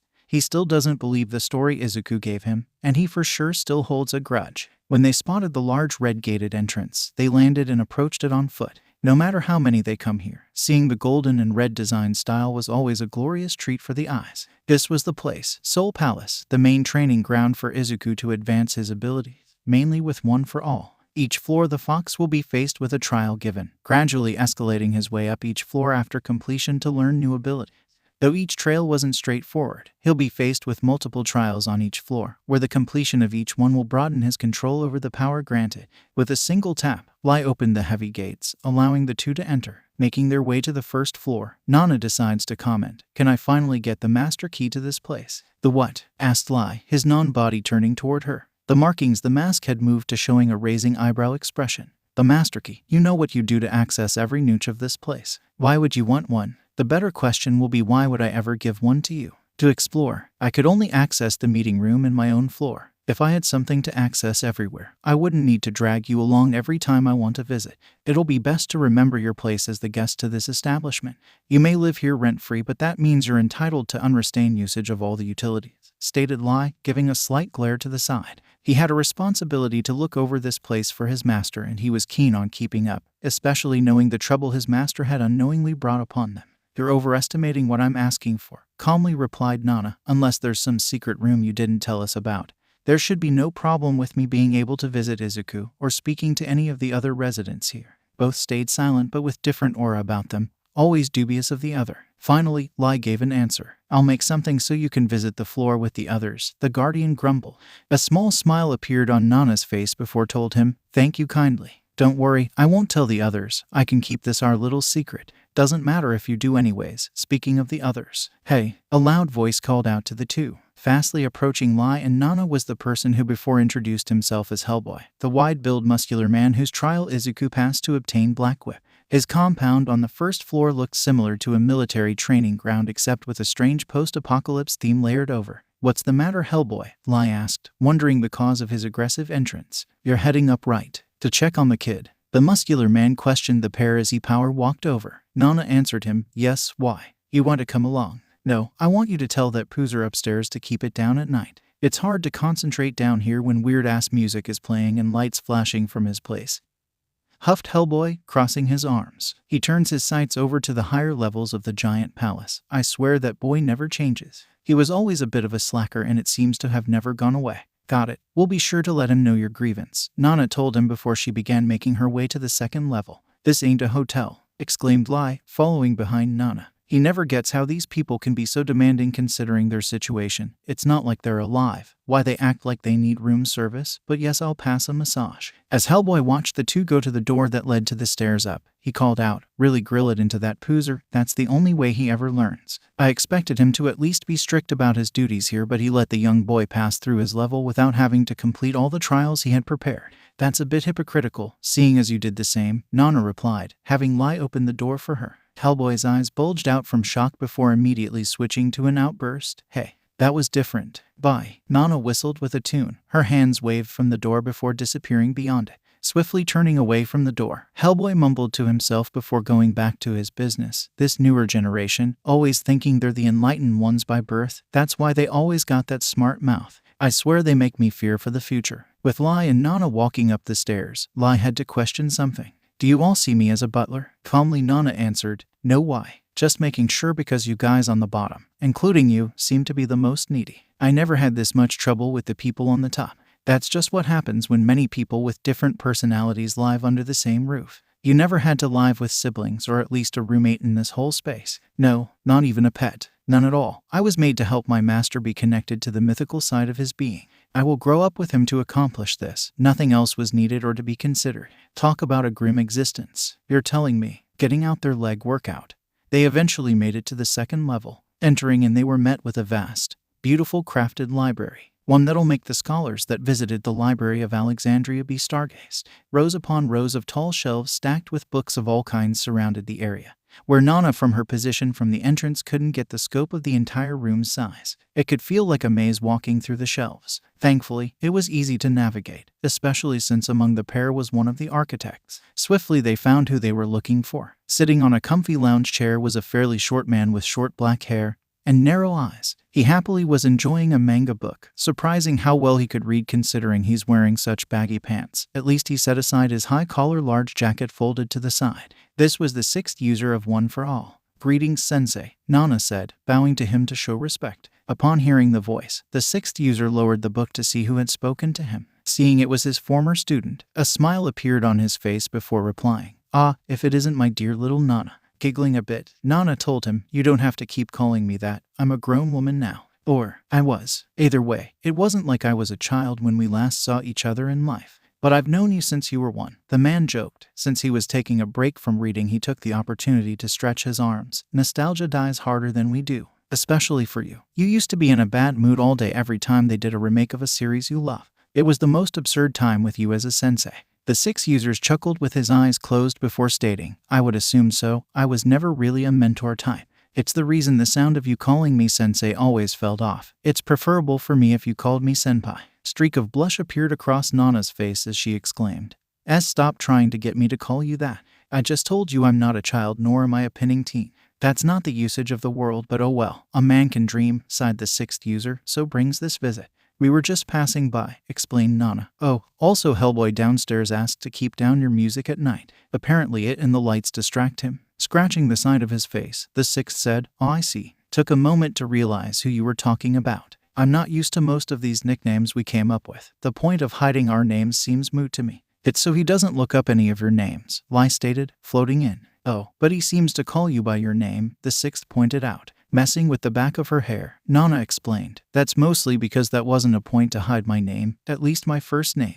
Nana is a common and vague enough name that no one would look twice at hearing someone say it, even if they were referring to a black-haired woman like myself. It'll be bad if someone we couldn't identify immediately as a threat notice he knows all the first names of past users. Even more so if he decides to not heed caution and start looking our names up on the internet. That search history could backfire if the wrong person notices the trail. Getting up from his seat, the sixth walked over to the closest window. Right. That explains why you all chose foreign fictional heroes as placeholder names till it was time to tell him. Here I thought I wasn't alone in being a culture enjoyer. Knew it was too much wishing for such people to be closeted otakus. Not like most of us were in an environment where that'll be possible. Nana replied. You should be happy since it seems like the new user might be able to relate to you more. I can only hope so, the sixth said, opening the window. He looked back before saying, he has yet to notice the reference I took in the name, moral. Nana pressed a finger to her temple, asking, where did that name come from again? I believe it was Hunter x Hunter. You would always talk about that show during patrols. Actually, it's just pronounced Hunter Hunter. The X in the name title is essentially purely aesthetic and isn't supposed to be said when saying the name. Corrected Moral, holding his hand out to make sure she got the point. All these years and you never got it right. Putting her hands on her delightful hips, Nana told him, oh whatever, you know it never intrigued me enough to look into. You should, it's a classic and narrative masterpiece, the sixth told her. He couldn't believe they were born in relatively close generations yet she doesn't understand the intellectual property he spoke of. Was all the years he spent drilling that into her a waste? Questions for another day. Moral stuck his head out the window before saying, hey, Hellboy. I deeply apologize for my distracting actions at night. I just like listening to OSTs while I arrange my books. You idiot, don't speak so formally to me. It's sir to you, Hellboy yelled from the first floor. Right, sorry about that, sir. Whoser you never learn. It's probably because of that music of yours that you never listen. If I knew what kind of music it was I could properly insult it for rotting that brain of yours. Don't worry, I got this. Give me just a minute, Moral said before retreating his torso inside. Hellboy was vocally pissed, calling out, hey, I'm not done talking to you yet. Turning toward the pair, Moral asked, Nana, have people created a word yet to insult the kind of music I like listening to?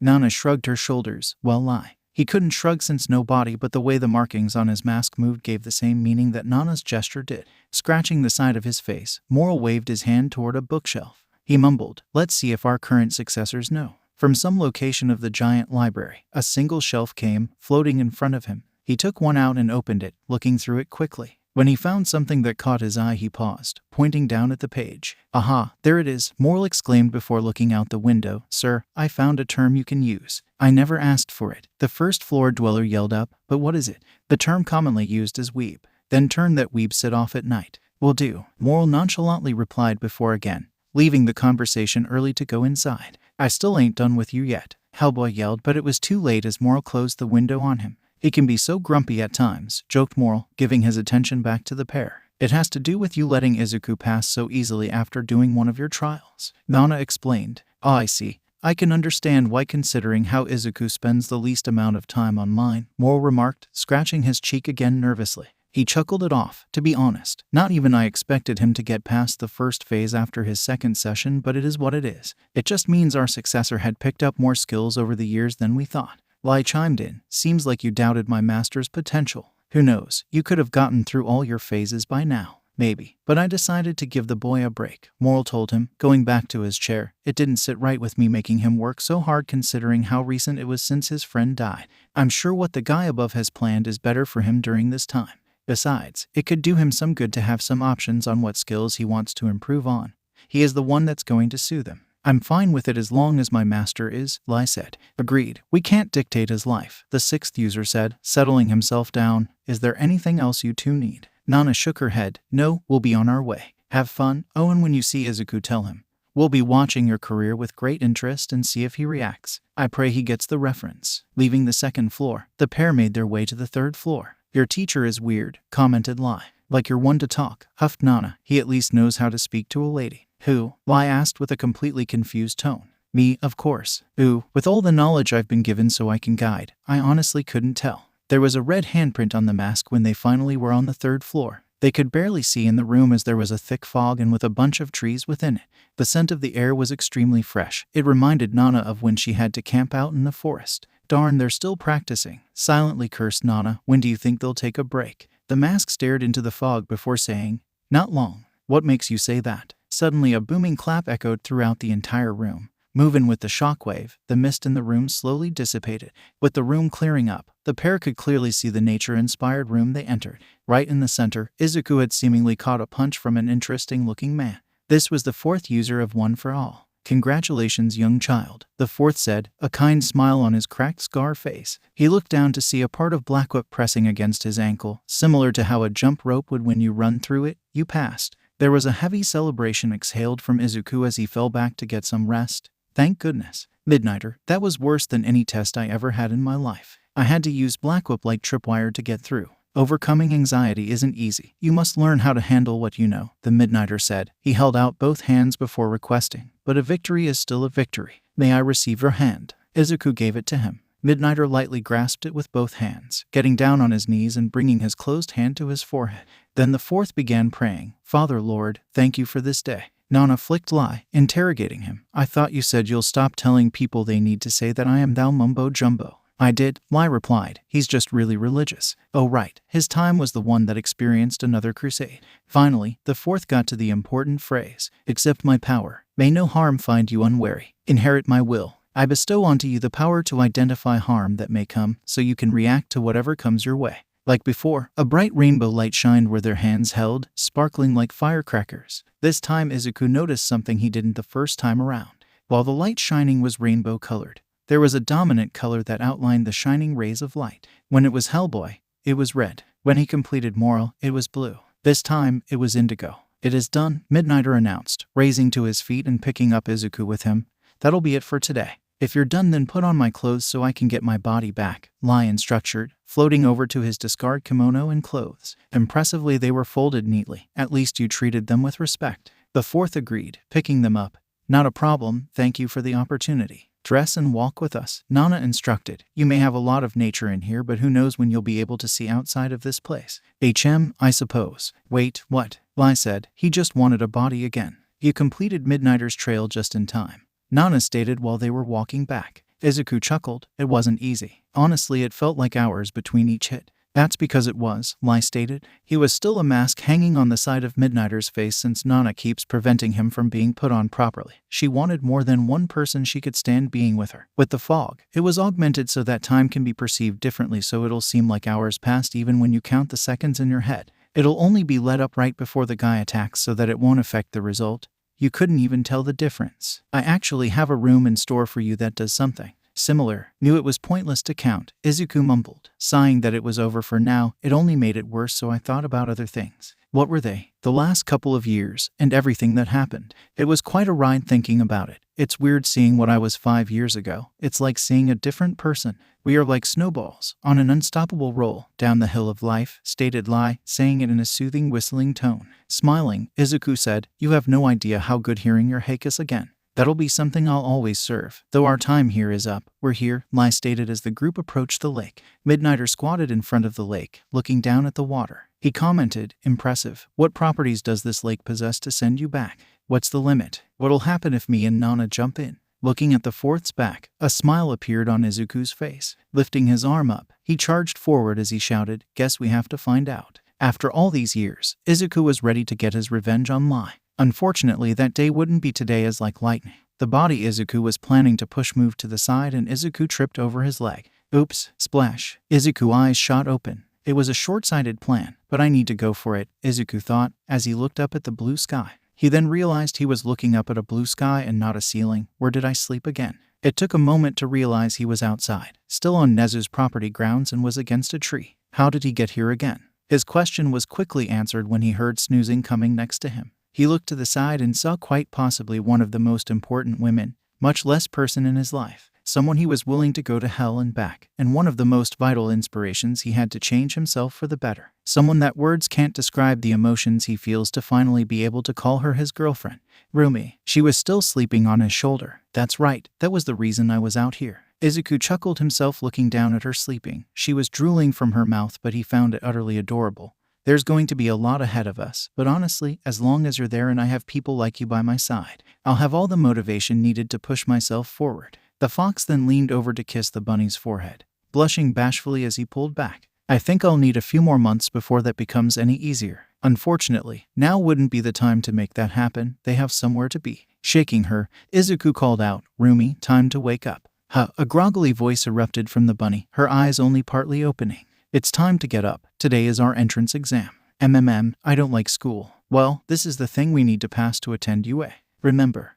Oh, sit. We gotta get going, Roomy said, jumping to her feet. Izuku rose as well, saying, we got time, don't worry. I even had time to watch you sleep for a bit. What? Why do that? I couldn't help it. You were irresistible to watch, Izuku joked. A pink steak came across her face, causing Roomy to punch his arm from being flustered, giving an alluring grumbling while walking back to the house. Shut up. Still using chasey lines. It worked, didn't it? Izuku asked, following her. Roomy's pride prevented her from admitting it, but she did smirk back at Izuku's scarred face. Knowing what that meant, Izuku said, I'll take that as a yes. Let our hero journeys begin. I'm gonna need to explain a lot. I know it's been a while. Where to begin? Uncovering the span of the 2 years that passed by since that crazy night. I remember hearing some murmurs about it even today. They're calling it the raid in Yase Alley, because of how widespread the problem Simba's influence had in the following consequences. Many are calling it the raid of Yase Alley. I guess the easiest way to do this would be to start from the beginning. What happened after that kiss? Therapy, a lot of therapy, mostly physical. Considering the night both me and Roomy had, it was sorely needed, especially the physical therapy, at least for me. My legs were obsolete after my last move to finish Simba. That spark of power I had in the end back then, it was truly something else. I talked to All Might about it the next time I saw him. He said the phenomenon was me using the stockpile of power One for All possessed. There was no direct explanation as to why it activated then, but All Might did inform me that this wasn't the awakening of a new power, but the first showing of power I've had available since the beginning. They just never told me how to switch it on. That bit of news was more irritating than it was informative. I had a very aggressive talk with All Might and Nezu afterward about hiding the fact I could plus ultra my strength like that since I was 14.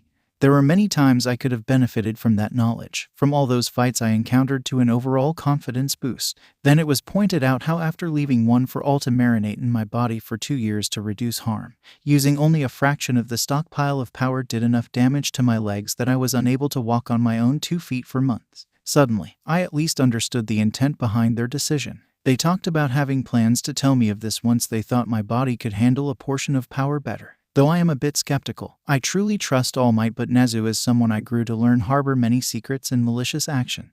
I guess I can suspend some belief considering the evidence. It would be pretty disruptive to my training if I ended up with great injuries after every session with Nezu, in a way Nezu couldn't treat within a short amount of time.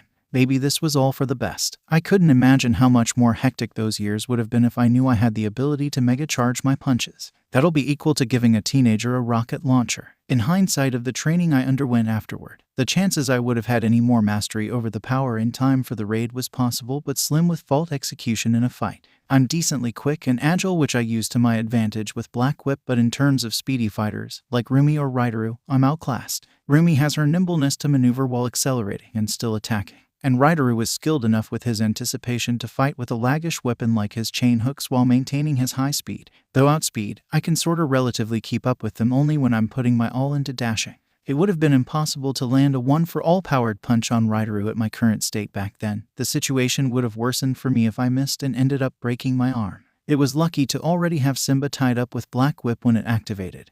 There was no need to worry about accuracy, and all my focus could be concentrated on bringing out strength. In the dire condition I was in, viciously scrambling to muster any bit of power I could, they say desperation was what caused it to activate. Nezu compared it to me panic pressing every button at my disposal until something happened that helped. Was it worth it, considering how I'm alive right now instead of dead? Yes. I was even lucky my legs didn't sustain any critical damage that'll impair my legs long term or even scar. My entire body was not so lucky. Biggest example being my shoulder Simba mauled. It still doesn't look today. I can still see the puncture marks on my side where Ryder sunk his claws. And some of the cuts on my arms haven't gone away, though thankfully day by day they're disappearing to become barely visible lines. My face still got a few marks from that night, but besides the scar above my eye, they're only there because Nezu's training keeps making them open back up. Everything else from that night has recovered, or the marks left behind are nearly transparent. It was relieving. There wasn't much I could do at the beginning besides worry about it, seeing as I wasn't in the best shape to be moving around.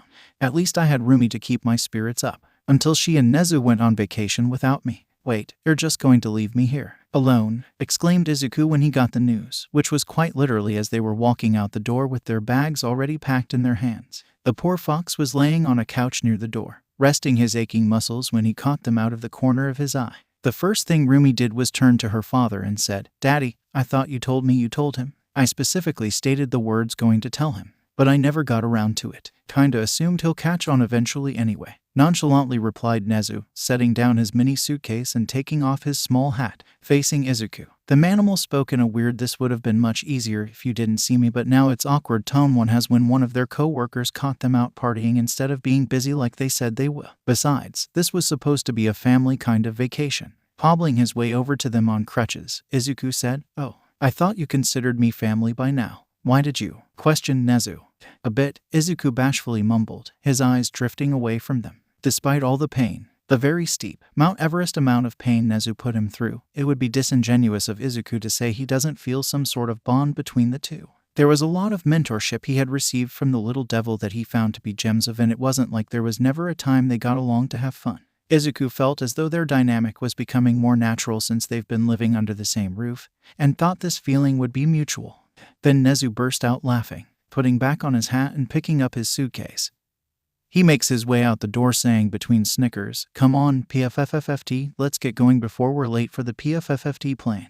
Though she went along, Roomy paused as she was going to close the door to stick her torso inside. Apologetically putting her hands together, Roomy whispered, "Sorry, I'll be sure to call you every day, I promise. See you when I get back." After doing an alluring wink, Roomy disappeared when she closed the door. Apparently, it was supposed to be a healing bonding vacation for them both to get away for a bit considering what happened. I wasn't happy for obvious reasons. At least Roomy kept her promise. We were able to talk later on and she could sense how displeased I was.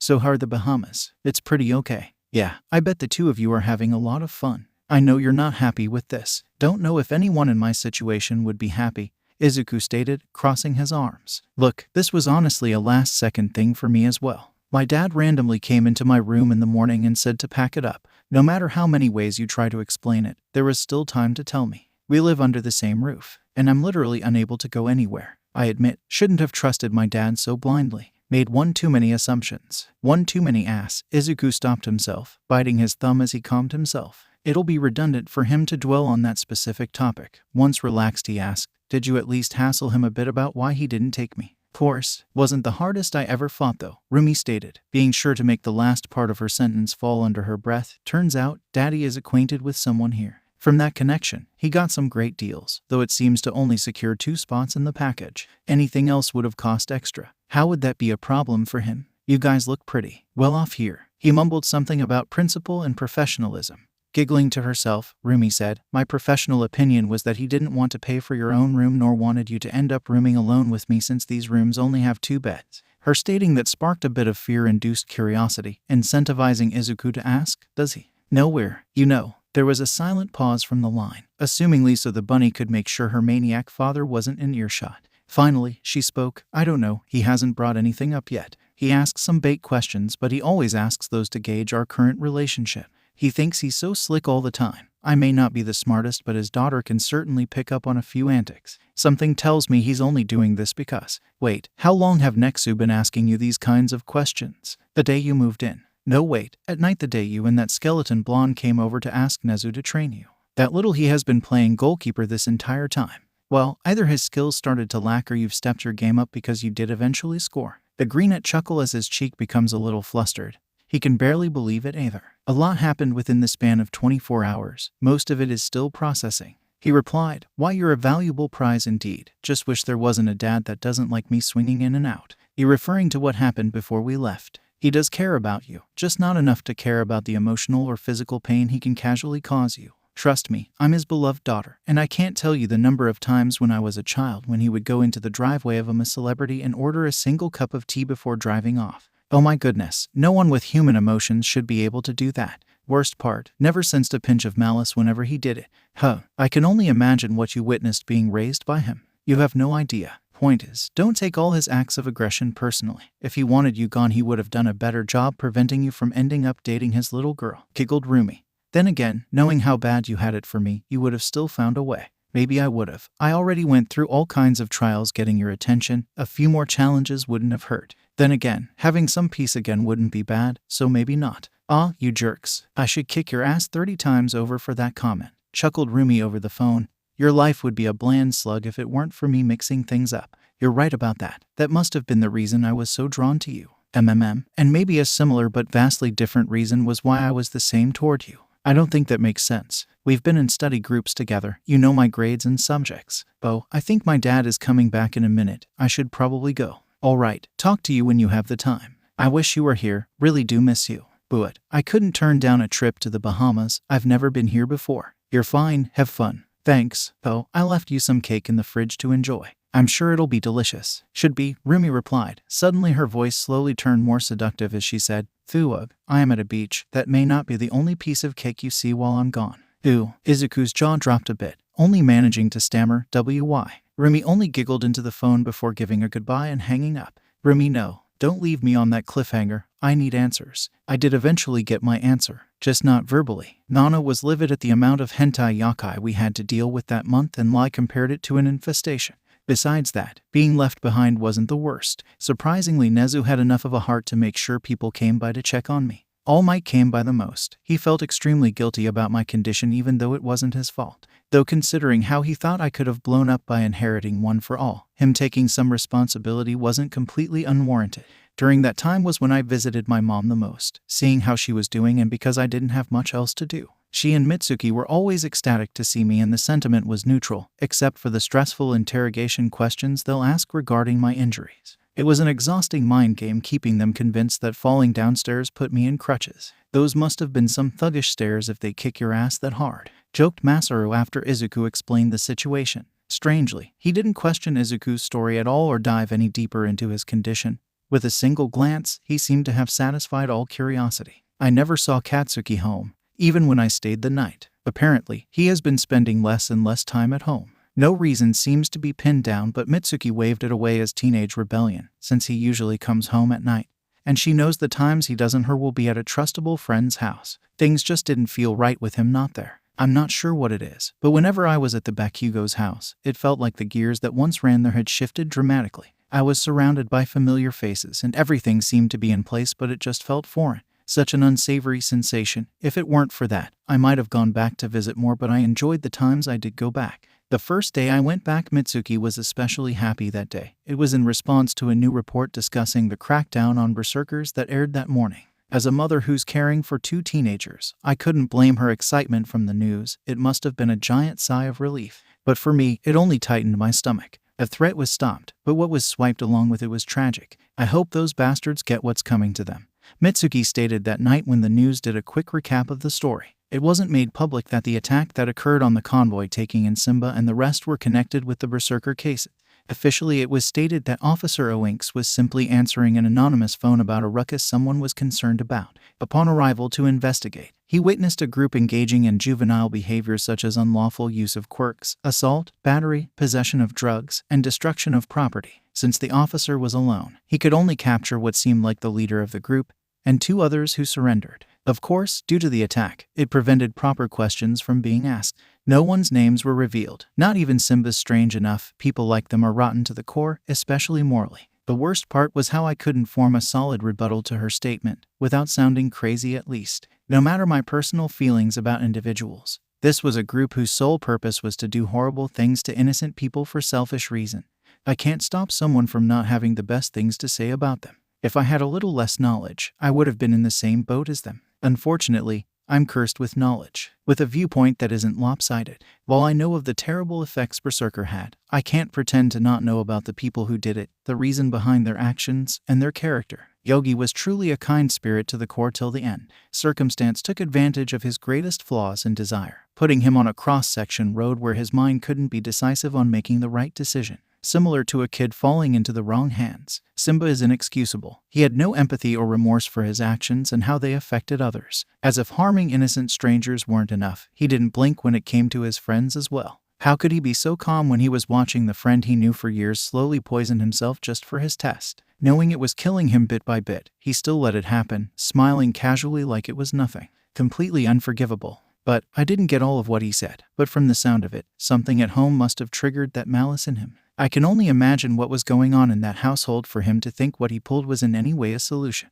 Then there's Ryder, the person who complexes me the most here. Like Simba, he acted out of malice, hurting those around him in a world he felt hated him since birth. But his situation was similar to Yogi, being someone who was thrown into a chaotic position at a young age and then having to choose the only people he thought he could trust. It's weird. I don't want to simply label him as a monster, but knowing how blunt he can be, he would refer to himself as a bastard. I don't know, thinking about him is hard. Thinking about that entire night still feels fresh. It wasn't just those three, but our entire group fell apart. The only person we've been in contact with is Mary, who's been extremely busy since she graduated a year early. Besides her, the only people from Yase Ally I still speak to periodically are Sekian and Oster, but it never felt the same. Thankfully, I had Roomy to help me through that time, and she had me, no matter how far apart we were. Of course, actually being in the other's presence would be nice, but we had to wait a few months for that. Yes, months. Nezu made arrangements with our school so Roomy can essentially take the rest of the school year off. The death of a friend by explosion was apparently a valid excuse for it.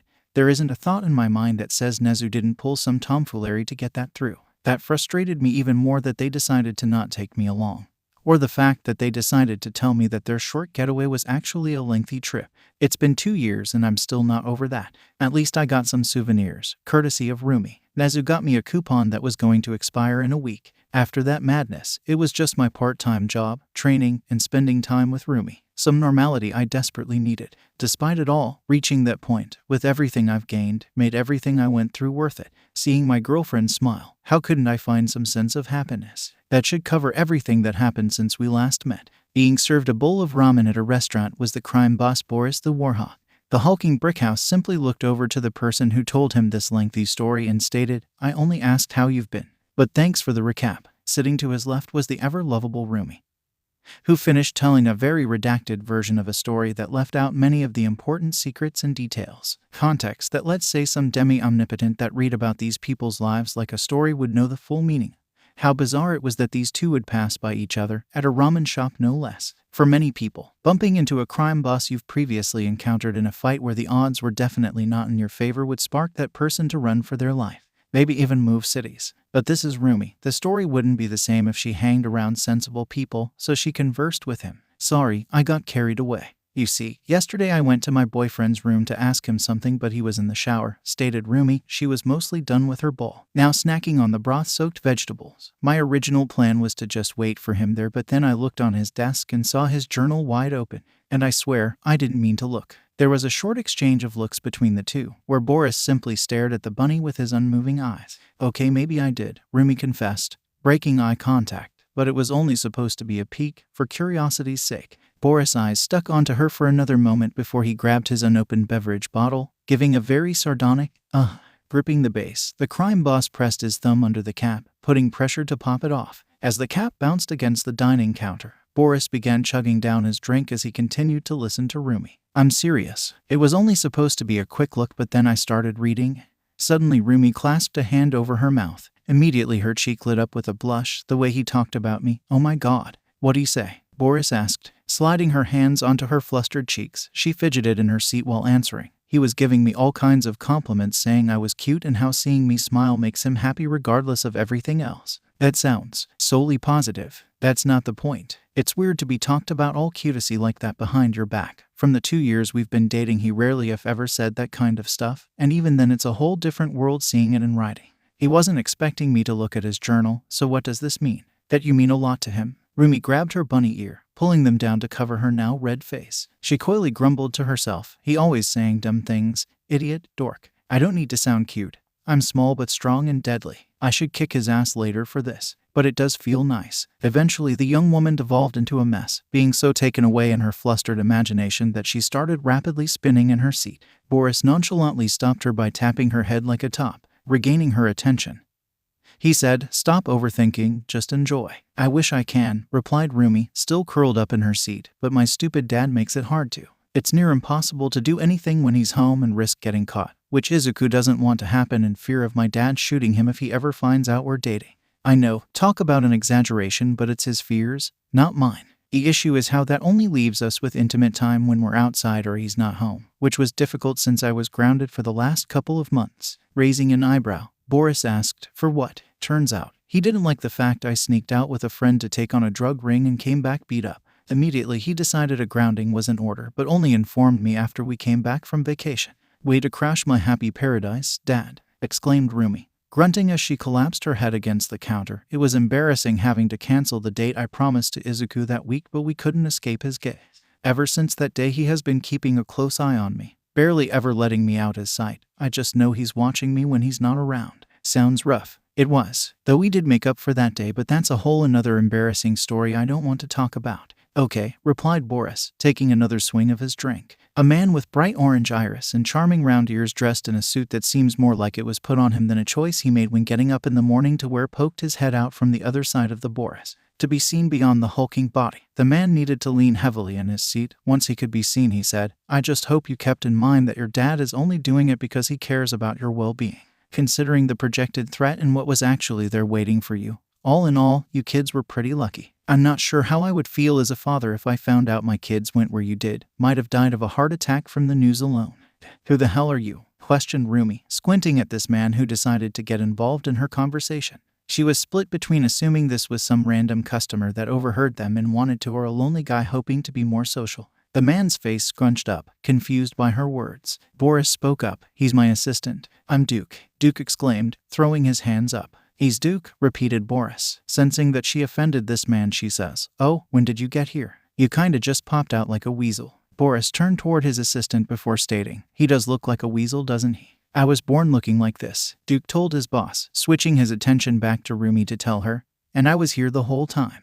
We walked in together, catching a plague of dead silence. Roomy desperately searched her mind for the moment being referenced, but her search came up fruitless, leaving her speechless. It didn't take long before Duke sensed the troubled aura emitting from the bunny. She wasn't even able to look him in the eyes anyways. The guilt riddles her face, blatant of her ignorance to his existence. "You forgot me," stated the weasel-looking man, pressing the issue so deep it was reaching the girl's core. Back pressed against the wall, the instinctual fight or flight instinct activated within Roomy. After flashing her eyes toward the exit, she exaggeratedly hopped out of her seat, putting on an amateurish act to say, "Oh, look at the time. I really need to head off. Got an entrance exam to take. Hey, we're not done here. Sorry, can't wait any longer. I was just killing time waiting for my boyfriend to catch up so we can go together. But I think it'll be best if I wait for him at the entrance so he heads straight there and be on time." Boris turned to the counter to resume eating his food, casually commenting, "Good luck. You better have gotten stronger." Roomy responded kindly by kicking down on Boris' head to send it crashing into the counter, breaking the wooden craft in half. Duke was utterly freaked out seeing splitters dropped from the air onto his leader's head.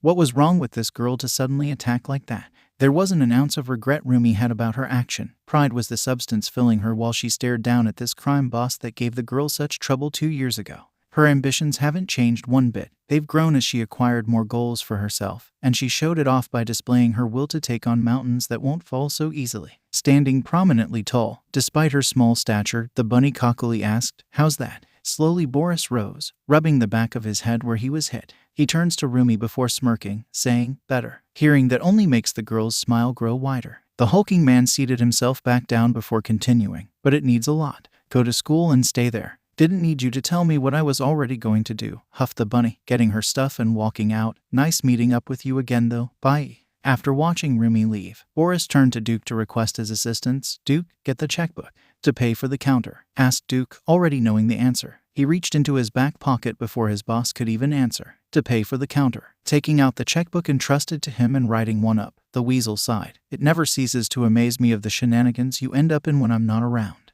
At least this isn't as bad optically like when you brought an injured naked teenager to our base for treatment. You're overreacting. It wasn't that bad, retorted Boris, picking up his bowl from the floor. The cop who saw was very understanding when I explained it to him. Sweat dripped from Duke's face as he replied. I think he was more frightened frozen at what you were doing at night than anything else. Zooming down the streets, a blur was moving past the crowd of people that would usually slow down anyone traveling this route. Riding on the back of an average-looking man, Izuku was looking at his phone, announcing to the man he was riding, "Oh shoot, change of plans, mister. She's meeting us at UAS entrance. Sorry about that." "Don't worry about it," the man replied, redirecting his path, "as long as you make it on time." "What was your name again, mister? We talked in such a hurry I missed it." "Koichi Himawari." "You can just call me Koichi, most of my friends do." Name, Koichi Himawari. Quirk, slide and glide. Koichi's quirk allows him to slide over plane surfaces by emitting a repelling force from his hands and feet, allowing him to glide just off of said surfaces. He can move in any direction, including backward. Koichi has even displayed the ability to slide up vertical surfaces. His quirk requires him to use at least 3 limbs. Occupation, average low-pay salary man. Koichi, got it, Izuku repeated, engraving it to his mind this time. Thank you for the ride. Not sure if I would have made it on time by myself. Chuckling, Koichi told him, I missed my chance at the hero course entrance exam. Wouldn't want that to happen to another child. Really, what happened? A girl fell into the river so I went to save her, similar to what you did. That's sadly sweet. Awful that they didn't make an exception considering what happened. It does but no use being bitter about it. At least I got a wife out of the whole thing even though I wasn't planning for it. I'm more curious as to why you jumped in when you did. In my case, she didn't know how to swim so it was life or death. But those kids you helped out were barely in danger. You not stopping to help them wouldn't have caused anything more than a slight inconvenience. So why risk being late? It was nothing really, just felt like helping them out. That's generous of you. Yeah, well, I had a friend a few years ago who needed help but in the end, I couldn't save him from his situation. I just didn't want to miss the chance to help when I can. You never know how the little things can affect people the most. Can't argue with that, just don't overdo it. No one can handle all the world's problems on their shoulders. You better hang on, advised Koichi, heading straight toward a building. It didn't take long before he started scaling up the structure to get high up, gripping onto his driver tight. Izuku was confused with the direction this man he met up with was taking. They were already low on time. Showing off would not be the best option. So Izuku asked, why are we going up? I need a bit of air to pull this off and it helps make it more difficult for heroes to identify me. I've been told I have a pretty plain face excluding my lazy eyes so I should be fine. You on the other hand might want to tuck in your tail. Still filled with questions, Izuku barely had time to wrap his tail around his waist as he asked, pull what off? Your quirk only works on the ground. Trailing off a scream when suddenly Koichi leaped off into the air and with a booming force they boosted forward, soaring through the sky like a rocket. Another word wasn't properly spoken, at least from Izuku's side, until this flight took its landings in an alley near their destination. See, it wasn't that bad. We saved loads of time hopping over all that traffic. We're here with time to spare. You might have even gotten here before your girlfriend. Izuku remained silent, still dazed from their little trip, his emerald fur fluffed all over from the harsh wind blowing against it. Shaking his head, the fox patted down his fur before replying. Thanks again. I'll certainly pay you back for this one day. Oh, don't sweat it. That much gratitude isn't needed. The chances we'll ever meet again are extremely slim. Trust me, with my life, that possibility is a lot more likely than it'll seem. Whatever you say. We should get out of here before any authorities come by. Then we'll be in trouble. Just act natural, but get off the streets for a while and you should be in the clear, Koichi told Izuku, turning the opposite way of where Izuku would be heading. Preparing to leave, the lazy-eyed individual gave the fox, good luck on your exam, hope you pass it. I will, after everything everyone puts in me. I won't let myself fail, replied Izuku, starting to head out. As advised, it wouldn't be smart to stick around here. A pro hero might have spotted them going in here and if he's caught he can kiss his dream goodbye. On his way out, he heard one last fleeting line from the generous man who took him here. And go easy on yourself. Stuff happens all the time and life won't go as you'll expect, so there's no point dwelling on the past like you can alter it.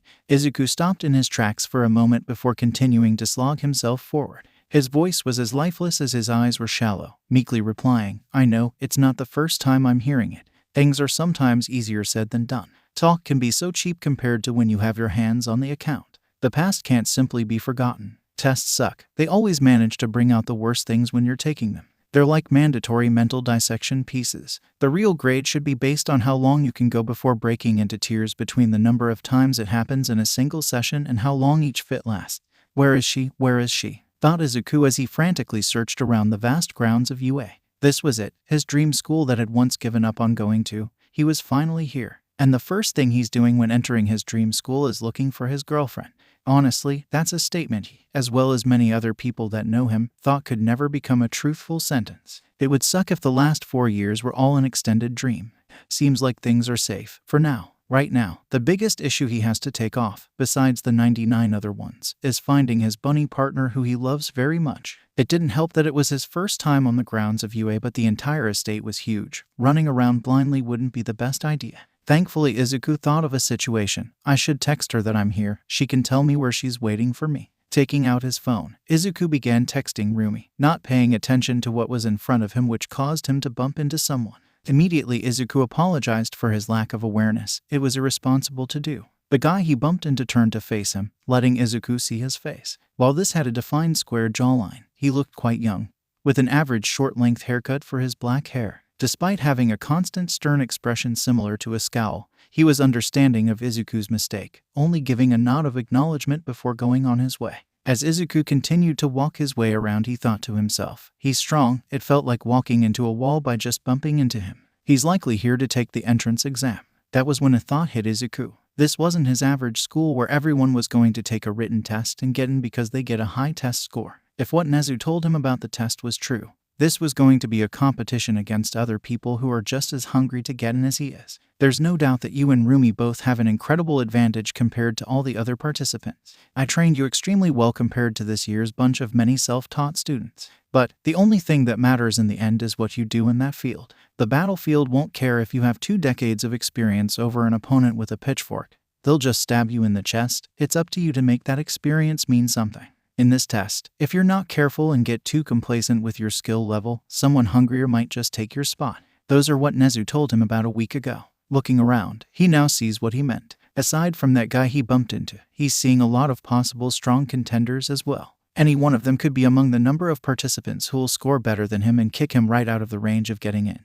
He could even be looking at the one who will put the nail on the coffin. No, that's not a right way to think, Izuku thought. He was close to falling into a bad mindset he dabbled in before. It's not like I'm directly fighting any of them anyways. If I'm so worried about passing, then I'll use it to fuel myself into doing my best. If I do well enough with my best effort, I don't need to worry about being edged out of the threshold. If the others who are also taking the test are strong as well, that'll just mean he'll have reliable classmates. Maybe he could learn a few things from them, just like how Yase Ali helped him greatly increase his skills. For now, besides mentally preparing himself to take this long-awaited test, he needed to find Roomy. Thankfully, she responded to his text not long after sending it. The message gave a straight answer. She was by a certain tree, but vague. She's playing games with me. Guess I'm going to have to find her, was what Izuku thought, smiling to himself. If Roomy wanted to be found, then he'll find her. He dealt with worse for this girl. Looking around, he realized he was completely lost. I don't think she'll mind if I get some directions. After seeing a small but scattered group of other participants walking by, Izuku opted to stop one of them to ask for help. Going to the first person he saw who looked by themselves, Izuku approached an interesting girl with a lunar eclipse earring that shined under the sun. Her skin tone was brown, reminding him of the hero Lockrock, maybe a few shades darker, and her short hair was a graceful snow white. Izuku didn't know why, but he felt drawn to her. In a more curiosity-piqued sense, she gave off a similar aura that Roomy has. She stood tall, reinforcing her body with a level of confidence most teens dream of having when they're about to take such an important test. Her green eyes, while calm in their expression, were sharpened with determination on where she wanted to go. Most interesting of all, she was walking around with one of those bags baseball players usually keep their bats in. "Hello," greeted Izuku, properly introducing himself. "I was wondering if you can point in the right direction here. I'm a bit lost." Despite his politeness, Izuku's request wasn't met with the most welcoming response. The girl, echoing Roomy's dominating presence, only gripped the strap of her bag at him, talking to her. The amount of frustration Izuku witnessed flowing through her shaking, scarred hands was frightening. Did he offend her somehow, or was this someone with an extremely short temper? Like Bakugo, when her green eyes obtained a glare that penetrated every vital point of Izuku's body, the fox tenses up, unsure of what she'll do next. Conflict was avoided that day. The shaking in the girl's hands subsided and she simply walked away, heading the same way other participants went. "No," was what she mumbled, leaving without another sound. Izuku looked longingly where she disappeared. That aura she gave off, I felt it once before. Killing intent. No, something deeper but not as dark. It felt so familiar being around. Similar to an old friend coming back into your life. No, more like an old curse reoccurring. I was ready to defend myself if she attacked, but it's weird to face that here. Some people are really going far in their competitiveness. While mysterious, Izuku couldn't waste his entire day worrying about it. Like maybe other people, he'll keep the issue in his head and move on with his life. Stopping here over every occurrence will cause him to be stagnant, and he knows what that can lead to. After another minute of searching, Izuku's luck didn't improve. He was tempted to give up and ask Roomy nicely to call off her little hide-and-seek game even if it disappoints her. They did have an important test to take. Might not be the best idea to waste so much time before they miss an important announcement or something of that nature. Right as he was about to text his admittance of defeat, Izuku received another message from Roomy. "Come quickly, I want to give you something here." "You know, we're not pressed for time yet," rationed Izuku, a red blush eroding onto his cheeks. "I can give it a bit more effort." Being in deep, not the purest thought, Izuku trotted around like a drunkard. In his delirious and clumsy state, he had tripped on the sidewalk, causing his phone to slip out of his hands. As gravity threw the phone toward the ground, about to have it fall into the same fate of many other phones have suffered before, but then a soft pair of hands was there to save the phone. "Phew, that was close," said the owner of those saving hands, holding the phone up, revealing to Izuku that this was a young woman. Izuku wasn't why, but before this girl even introduced herself, he felt an incredibly warm presence, like she emitted light from the sun itself. The girl held the phone out to Izuku, telling him, "Here's your phone back," gratefully accepting back his phone. Izuku responded, "Thank you very much for the save. I was a bit distracted." "No problem. It would have been terrible if it cracked or worse, broke. I know how expensive phones can be, and yours seems to be a newer version as well." "Yeah, but it's honestly because this one is kinda special to me. This was the first phone I bought with my own money since I started working." "Ah, one of those. They're so nice and rewarding." "I still kept the first phone I bought," the girl said, taking out her own. It truly showed its age, as it was one of those pink flip phones with a keyboard instead of it being all screen. "I know I should upgrade, but this one holds so many memories I can't let it go." "I'm glad the sentiment isn't felt to me. Often I feel like these things only happen to me," chuckled Izuku. As the fox took a second look at the phone this girl with puffy cheeks owned, he noticed something odd about her hands. There were pinkish hands on her fingertips. They reminded him of the many paws he saw back in Yasei Alley. "If you don't mind me asking,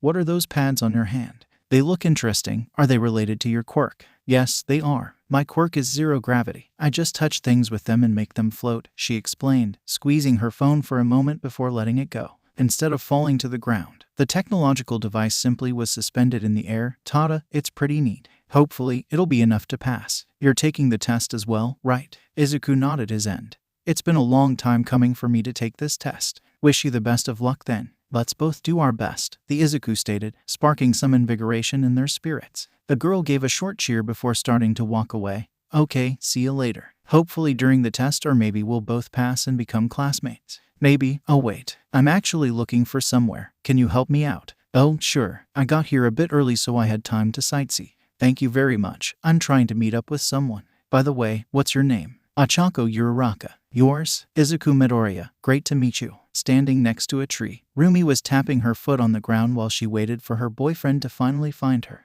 Part of it was her usual impatience for many things, but the vast majority were the anxious thoughts that weighed on her mind. What's taking him so long? I wasn't vague on where I was. Or was I? The intensity of her foot tapping increased the further she got in her inner monologue.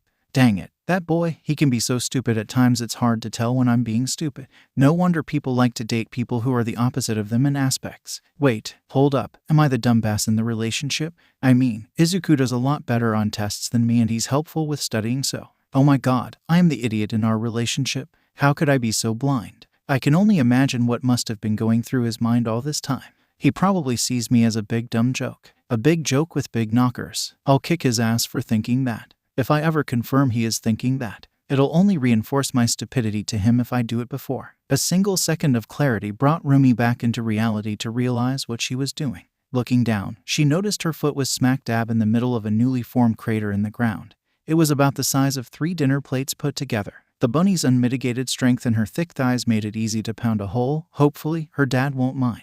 Or at least, the manimal won't be able to track it back to her. A bit red-faced from her unconscious actions, she admitted to her, I may be overthinking this. The pre-test nerve may be getting to her as well. After taking a deep breath, Roomy talked herself down, ultimately relaying off a common technique one uses when one has to wait a long period. I just won't think about it. Simple but quite effective. Now let's see, what can I do? Slowly, her eyes made their way to the tree's leaves. You know, I remember Dad being really picky over the planting of these trees. Something about the pure wilderness they have and how authentic they'll make the school look, whatever that means. My dad is such a weirdo. As that thought passed Rumi's mind, the bunny stared longingly at this supposed authentic tree like it was the peak condition of German engineering. I wonder if this works the same way organically grown plants do. No, that'll be stupid. Despite her dismissive demeanor, Roomy still found herself drawing closer to one of the leaves hanging off a branch. Barely a few centimeters apart, she thought, but experimentation ain't bad. Curiosity may have killed the cat, but that feline has 9 lives. It can stand to lose a few. Before another thought could be conceived, her tongue had already reeling the plant toward a pair of plush lips, being enclosed into the mouth, sampling the green treat with pleasure and giving proper critics from her pleasant surprise. Oh wow, I can actually taste the difference. As should I store some for later? Click. Roomy was frozen into a statue when she heard a familiar sound of shutters rang out in the silent air. Slowly, the energetic bunny panned her sights at the origin of the sound, only to see the one who she'd been waiting so long for to be standing there, phone in hand, and a giant adoring grin. The greenet was lucky he still had the camera centered on the unsuspecting bunny. Without it, he would have missed capturing the journey from Roomy's surprised expression to guilty, caught, embarrassed, and the final stage of anger. Delete those pictures right effing now, she ordered, the evidence of her deed still lingering in her mouth. Looking at the newly acquired images, Izuku covered his mouth like he was looking at the baby pictures of his lover, replying, "These should be national treasures for being able to capture such endearing charm." As a red wave washed over Roomy's face that spread to her bunny ears, the flusteredly enraged hare stomped her way over to him, stating, "So help me bird Jesus, I will end you." Why? I wanted to keep them. They're embarrassing and damaging to my pride. They're marvelous and are among the most precious things I have of you. Idiot, stop saying such fluffy sit out loud, exclaimed Roomy, tackling him to the ground. When the dust settled, Roomy was pouting down at him, mumbling, "Why would you need to keep cheap portrayals of me when I'm right here?" Thinking of a quick reply, Izuku said, "They're not a replacement, it's just a rewarding supplement for being around you. You really want to keep them? Just a little something when you're not around. Fine, just keep 2 things in mind. You're the one who wants to look at them so badly. Make sure it stays being looked at for your eyes only, and know that they'll never be as good as the real thing since they can't do this." Establishing superior over any flimsy pictures, Roomy leaned in for a passionate kiss. They both closed their eyes as they locked lips, allowing themselves to indulge in the fireworks of bliss that was going on. When they finally parted, Roomy's blushing syndrome had infected Izuku as well. "Don't forget now," teased Roomy, moving off of him. Getting to his feet as well, Izuku told her, "I will. You know the punishment, right? Of course, it's a daring thing to forget about. It does mean I'll have to abandon my plan to set these as my wallpaper." "Are you kidding me? That's dumb. Unless you suddenly don't care if my dad sees it." "You're right, too risky." "Dummy," chuckled Roomy, keeping a comment to herself. "That's assuring. At worst, we're both the idiots in this relationship." As much as they wanted to spend the entire time playing around with each other like this, they couldn't stay forever. There was a test they needed to take. Heading over to where all participants were supposed to gather, the couple had an entertaining chat, sharing indistinct details about their mornings. "I waited so long for you that I had time to eat a little breakfast with someone," Roomy told Izuku, reminding him how her patience was tested when he left her all morning. After apologizing for his tardiness, Izuku felt compelled to ask, "With who?" "Just a guy I met once. You wouldn't know him." "The guy? Yeah, don't worry about it. We only met like once years ago. He had a friend with him too. I think his name was Doug or something. Wasn't anything special. I didn't even expect to meet up with him. He just happened to pass by while I was waiting." "I see. Yeah, we just chatted and caught up." "I repeat, nothing special, but was nice compared to standing around by myself. I'm honestly sorry about this morning. There was just something at home I couldn't go without." Izuku clutched his foxtail memento from his father. The greenet himself couldn't believe that he left the house in the first place without it, on such an important day as well. That's what he gets for sleeping out and rushing to get ready. People will often lose their heads if it weren't attached to their necks when they're in a hurry. "You've been forgiven long before we met here today. If there was something I was even mad about, it just so happens that busting someone's balls is a good way to make sure they won't do it again, and it's a skill I can expertly perform." "A bit cruel, don't you think?" I don't know. Seems pretty on brand for a gal like me. But enough about me. Did you get whatever you needed at home?" "Oh, on the way back I met this incredibly nice man. Thanks to him I managed to get on campus ground before they closed up the gates for entry. Only you would be able to make a random guy like you so much to do that favor for you. It wasn't hard. He saw me assist some children and thought I was a good guy. Helping kids when you're rushing to take one of the most important tests of your life, a total you move. What's that supposed to mean?" "Nothing bad, just an observation. It's impressive to see how you're talking to new people. Anyway, you ready for your present? An excitement drive surges through Izuku's body, causing it to straighten out in anticipation. Why yes, can't say I wasn't wondering what you had in store here of all places. Nothing you had in mind, you little pervert, she teased, going into her bag and bringing out a parcel. Dad handed it to me when I first got here, said it got completed today. What is it? How the hell would I know? I just told you it was randomly handed to me, so I kept it untampered. Unless you wanted me to start going through your mail non-consensually. Sorry, I appreciate your respect for my privacy. Roomy's eyes slightly diverted as her mind went back to her earlier conversation with the crime boss. Yeah. It says open in the changing room, Izuku said after quickly inspecting his package. He found the message written in black text near the opening. Guess I have to save till then. New clothes probably. Very likely. I wonder what he could have gotten you. I can't make a guess. My mind is still boggled that Nezu got me something at all. Stop. I keep telling you my dad doesn't hate you. Apologies if I keep forgetting. It gets really hard to remember sometimes. Oh, suck it up. You're being dramatic. What reason would he have to hate you? That he knows about? None. Which is why it's strange during those sporadic times he treats me like I did something to his coffee. Certainly did something to his daughter, Roomy coyly mumbled under her breath. Turning toward her with breakneck speed, Izuku said, What? Nothing. Just wanted you to know, regardless of my dad, there'll always be one person in the house who will give you a caring touch, Roomy told him, pecking her boyfriend's cheek. The intentions were to leave the moment as just a peck, but the blazing hormones emitting from the two were difficult to quell. They were already on each other like peanut butter on jelly. It was quite fortunate that the ground was vacant when this started, or this secret relationship of theirs could have been brought to light. What separated them quite quickly was the sound of a voice calling out to them. You two, cease your lollygagging. The test is starting soon. Please gather with the rest of us inside. The owner of this voice was a man with short blue hair and glasses. Though he wasn't an adult, he certainly sounded like one. Roomy had to double-take to make sure they weren't getting scolded by a staff member. The pair had certainly seen their fair share of strict, upright people, but this random bystander to their lives certainly took the cake. Theorizing that he was an android wouldn't have been an outlandish thought from his body gestures. At the end of the day, this interruption might have been for the best. Now they can focus on what's ahead. Pulling on Izuku's arm and pulling him forward, Roomy said, Come on, let's pass this thing already. The presentation explaining how the test worked went well enough. There was only one encounter that brought out any shimmer of dread from Izuku. Katsuki. Once the couple entered the big room, they luckily found a pair of seats ripe for the taking and headed toward them. Along the way, almost by accident, they spotted Katsuki while walking down the steps, and he spotted them at the same time.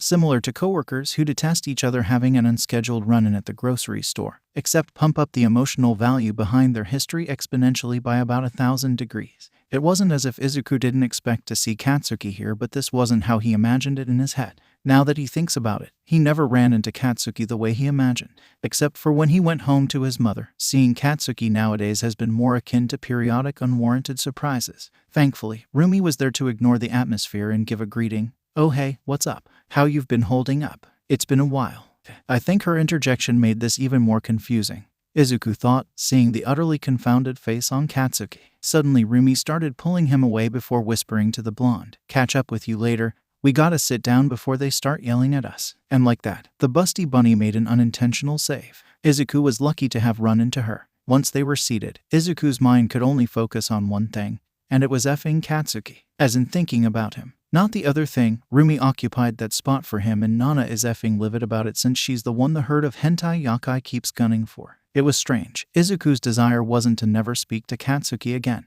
Whether or not they could get past their problematic history, Izuku has long accepted that he'll have to coexist with Katsuki. They both have the same dream and will be going to UA if both pass, and their moms live in the same house. Pretending that he can avoid Katsuki like he doesn't exist will be a foolish mindset that'll hold up as well as Jenga blocks built by kindergarteners. It's only a matter of time before it all collapses, and with a lot of things involving the young, the crumbling will come sooner than later. Among the many lessons he learned in Yasei Alley, a very important experience he got was learning to exist in the same room as people you don't always find favorable. For as annoying or frustrating it can be with the infinite possibilities, people can be utterly revolting to be around. People of all kinds will continue to exist with or without one's permission. Idealizing the ability to purge anything unfavorable tailored toward one's taste is not only unrealistic but sociopathically self-centered when one realizes how overtly subjective people can be. Not to mention, you'll never see it coming when you're the one that's hated. The sentiment certainly changed for Izuku when he experienced that one. The Greenet wanted to attempt a way to make his school life peaceful.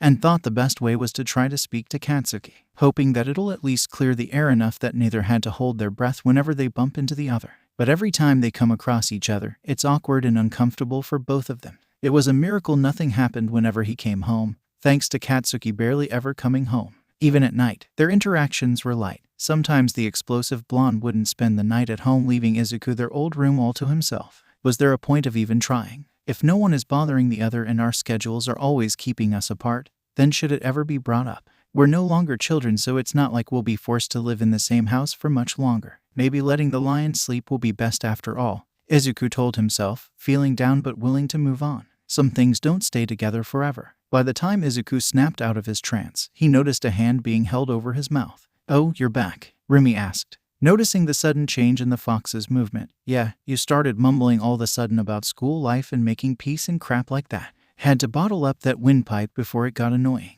I'm surprised it took so long to notice. You just motorboated your covered mouth without a second of hesitation. Are you okay?" "Ooh, why yeah, a bit nervous about the test," Izuku lied, scratching the back of his neck. Playfully, Roomy punched his arm, whispering, "Don't worry, you survived this long for a reason. Whatever test Dad has that's open to the public of people that didn't experience half of what you did should be nothing." "Thanks," Izuku replied, smiling. "You too," called the voice of the robotic moving teen with blue hair they saw earlier. "You're talking too much and it's disturbing the others. Please, save your idle conversations till after the presentation is done so all of us can focus on hearing the details of this test. F off with the overdramatics, 4 eyes, and mind your business," casually replied Roomy, not missing a beat before speaking fierce words in front of the crowd with a face that could care less if someone burned a school next to her. Unfortunately, her boyfriend was someone more conscious about group speaking. Our Roomy. "What? Like, I'm sorry if our chatting distracted him a bit and I promised to keep it down, but we exchanged like 7 sentences tops to each other. There are better ways to handle this." "Sure, but you." With him stammering, Roomy found it difficult to understand why he was trying to communicate, until she remembered that this was a room filled with people and mumble, "Oh, right, your anxiety." Whoops. Thankfully, the fuming anger and sporadic actions the blue-haired guy was doing sucked up most of the room's attention, saving those eyes from falling onto Izuku by association. Outside of that incident, the rest of the presentation went swimmingly. "We got put in different areas," informed Roomy, looking at the paper that directed each participant where they needed to go. "Arg, this sucks. I wanted to bust some machines with you." Comforting the bunny, Izuku told her, "It's fine. There'll be plenty of opportunities for a team-up later." "Yeah, so you better pass. School is already a drag. I need someone likable there to keep me from dying of boredom." "I'll try my best." "Don't try, do. Or else your hands are going to be awfully cold and empty for a long while." She left him with that juicy warning before walking off, leaving her boyfriend frozen with a flustered expression. Just as planned, see you soon. Despite her words rumbling up Izuku's blood, it did ease his conscience enough to focus on what was ahead as he got changed. With the written portion done, the remainder of the test seems simple enough. Destroy the robots to earn points within 10 minutes and keep note of what kind I destroy, as they can vary in worth. It makes sense, but I don't know. Something feels off for it to be this simple for a hero school, Izuku thought. It was questionable, but Izuku rationalized it as a way so people of all kinds can understand and be able to perform. Now that he was in the changing room, he could find out what the parcel he received was. Opening it up, he obtained 2 objects, a tracksuit and a note. "Dear Izuku, good luck with the entrance exam. We'll be rooting for you. Love, Mom." That was a heavily paraphrased version of the note, as Inko went a bit overboard with the wording filled with many calls of caution, but Izuku summarized the intent. The tracksuit itself seemed to have been handmade, judging by its unique kind of quality and design. Green and white were used in a good combination for the design.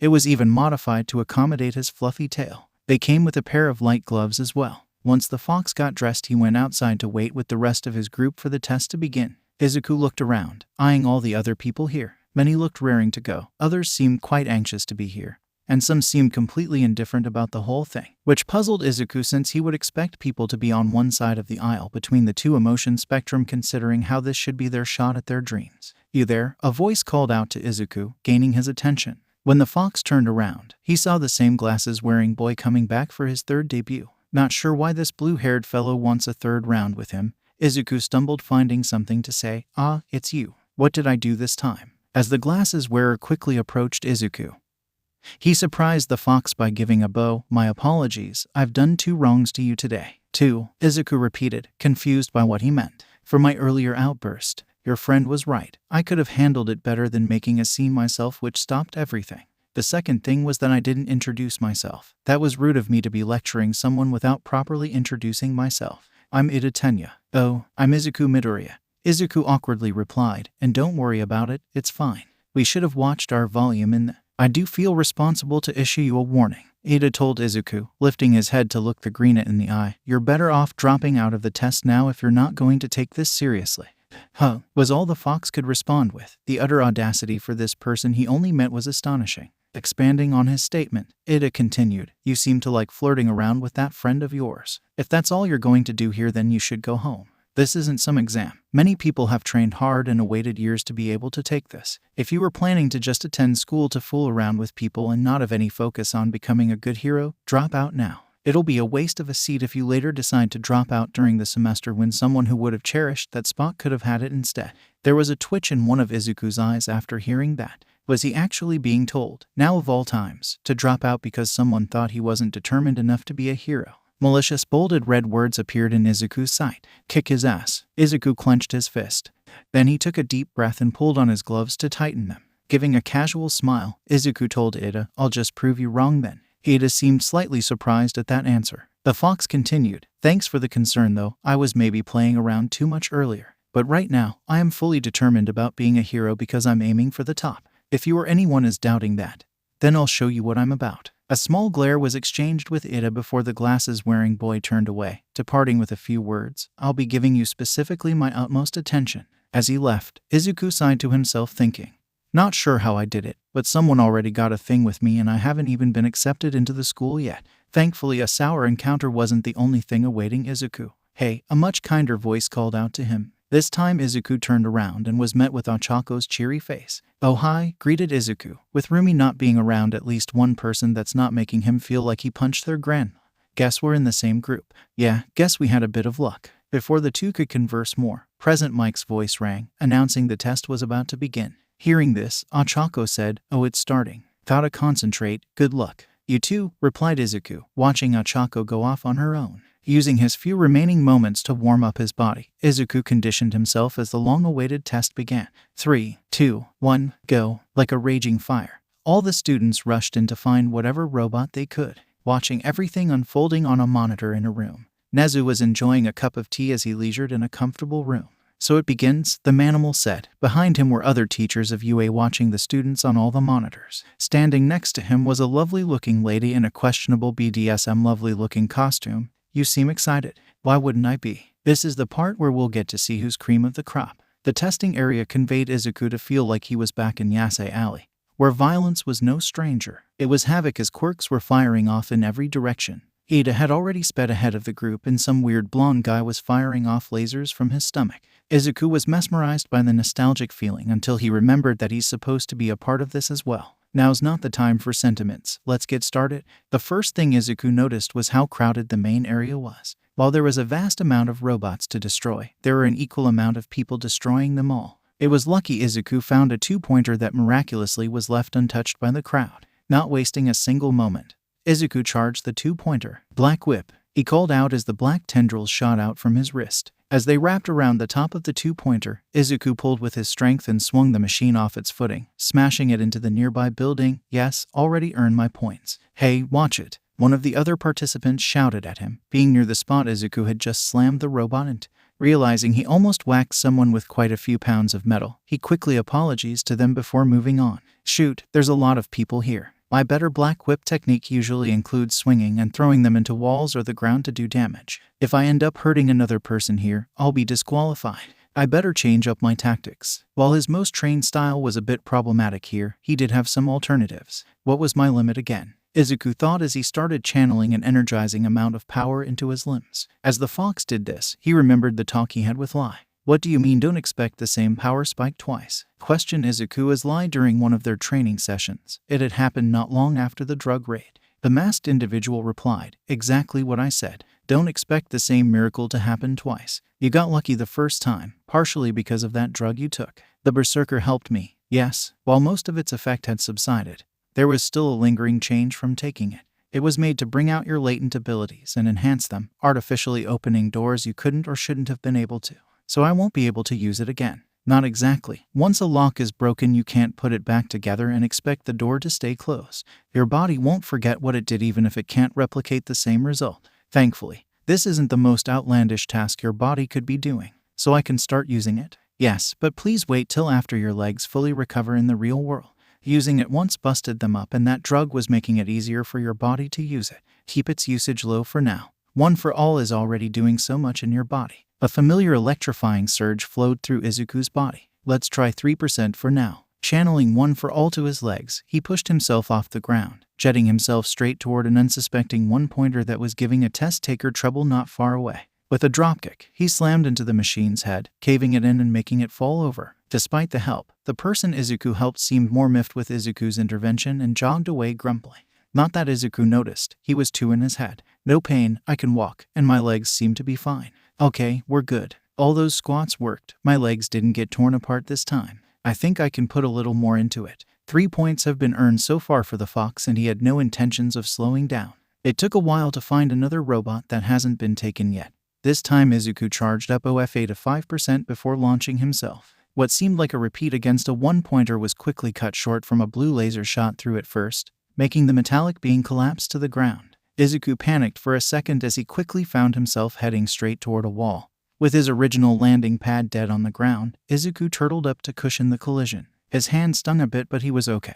At least he knew 5% was usable as well, though his leg did feel a bit heated. Sorry about that, a very sparkling boy told him, doing an elegant pose. Didn't know you were gunning for that one. Seems you were a bit too slow. Izuku didn't get a chance to respond as the boy ran off. Following the example, Izuku didn't waste time getting bothered by it either. As he rushed off, the fox thought more about what happened. This test is a bit of a competition as well. Everyone is trying to score as many points as they can. I don't think many of them care about the courtesy of dibs. If that's the case, I'll have to mark my target more obviously. Quickly finding the next two-pointer, the greenet headed toward it but spotted that 3 other participants were going for it as well. Jumping forward, Izuku brought out his black whip and sent it far to wrap around the two-pointer. The sudden appearance of some weird black energy stunned the rivaling people going to the robot, making them take a step back to see what was happening. Secured, Izuku thought, charging up 5% and going in to stomp a destructive dent into the machine, taking it down.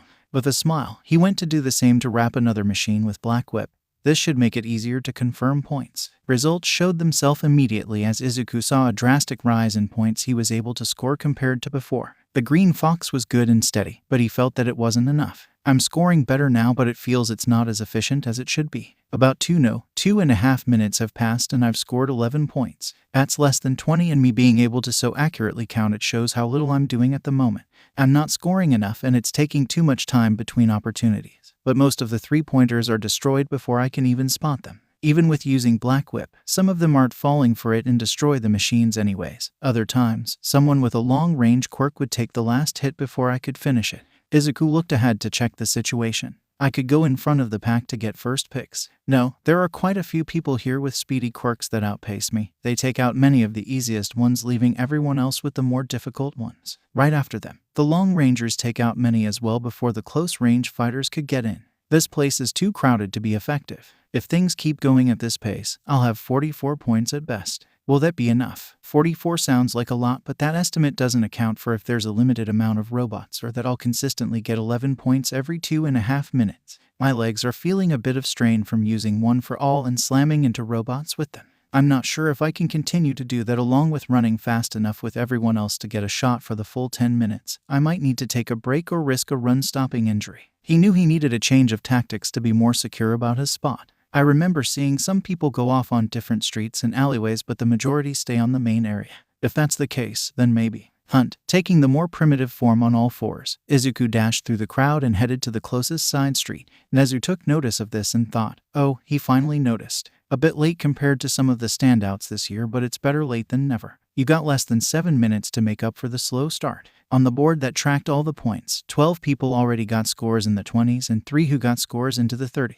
Then there was only 1 participant who got beyond 30. This year was promising. When Izuku arrived where he wanted, it was just as he expected. While there were vastly fewer robots, the streets were clear and, more importantly, barely anyone was there. Perfect. Getting out his black whip, Izuku used his well-welcomed arm space to take down robots the way he liked them. It was nice being able to swing robots into the ground without worrying about hitting someone and get disqualified. When Izuku swung another one-pointer into the wall, he noticed the difference in weight between it and the 2 pointers he'd been throwing. It was vastly lighter and it broke much easier, giving Izuku an idea. Spotting the next bundle of one-pointers, Izuku rushed toward them, but instead of tying them up, he slammed the tendrils into the machine.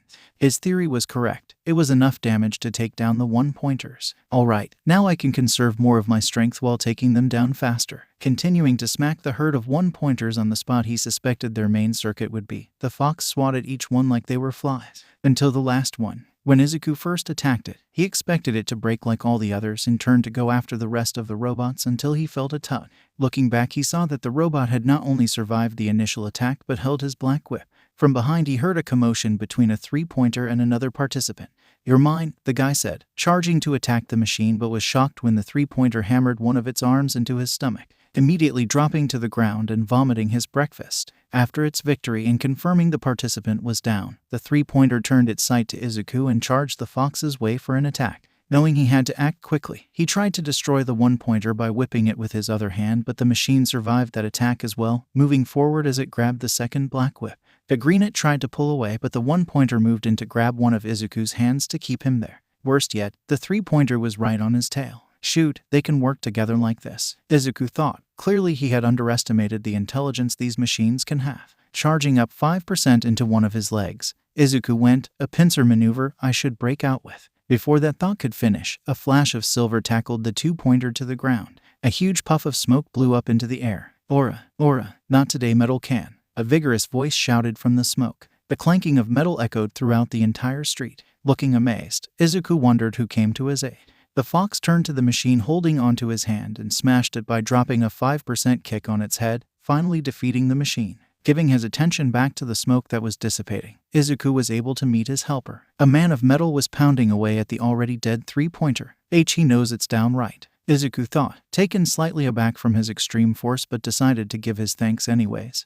Thank you for the help. What's your name?" Tetsu. The metal man roared, standing up after he was done beating on the 3-pointer. "Oh, right," awkwardly replied Izuku, thinking about how repetitive his name was. He was unsure if what he said was just his first name or his full name. "Like I said, thanks for getting my back. That 1-pointer surprised me. It took more hits than some 2-pointers I've fought." "You noticed it too?" Tetsu asked, seemingly happy. "It's strange. Not only are some of the machines smarter than others, but they can be built differently as well. One moment the 1-pointers are stationary, the next they're zipping all over the place. Same with the 3-pointer. Most of the ones I've fought were slow but very durable and strong, but sometimes they become quick instead of durable." Something was off. Izuku looked back to examine the 1-pointers he had destroyed before versus the strangely strong one and was surprised with the revelation he got. They got different designs. In the monitoring room, Nezu swirled his tea as he watched unentertained. 6 minutes left. I wonder how many of them figured it out yet. This is where the real test begins. There are 4 variations of all the pointers: standard, speed, endurance, and maneuver special. The test isn't only about how many robots you can destroy to get points, but how you can apply yourself to get those points.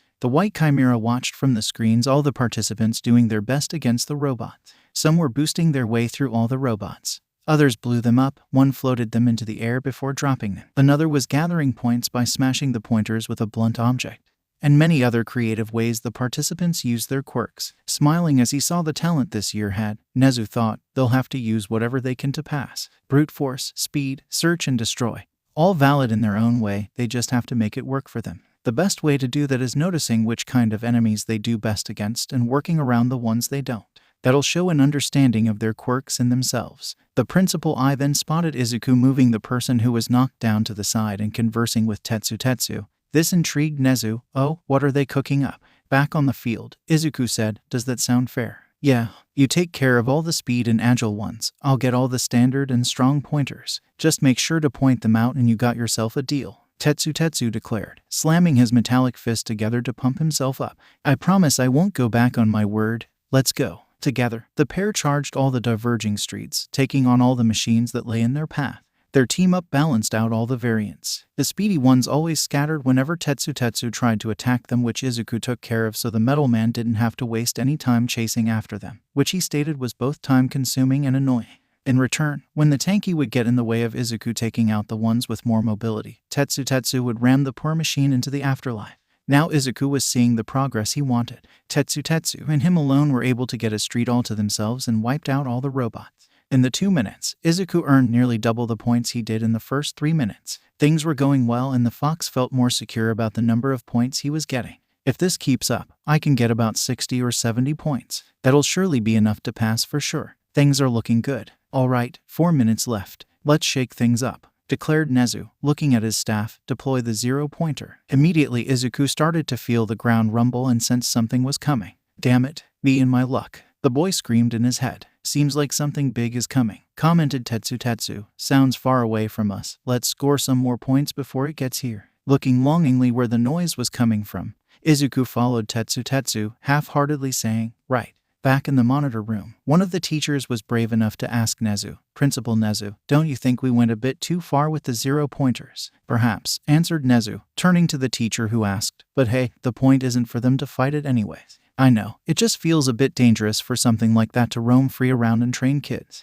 Your concern is understandable. That's why we're remote controlling it. That way there's no chance for it to be out of our control. One of the teachers currently controlling it shouted.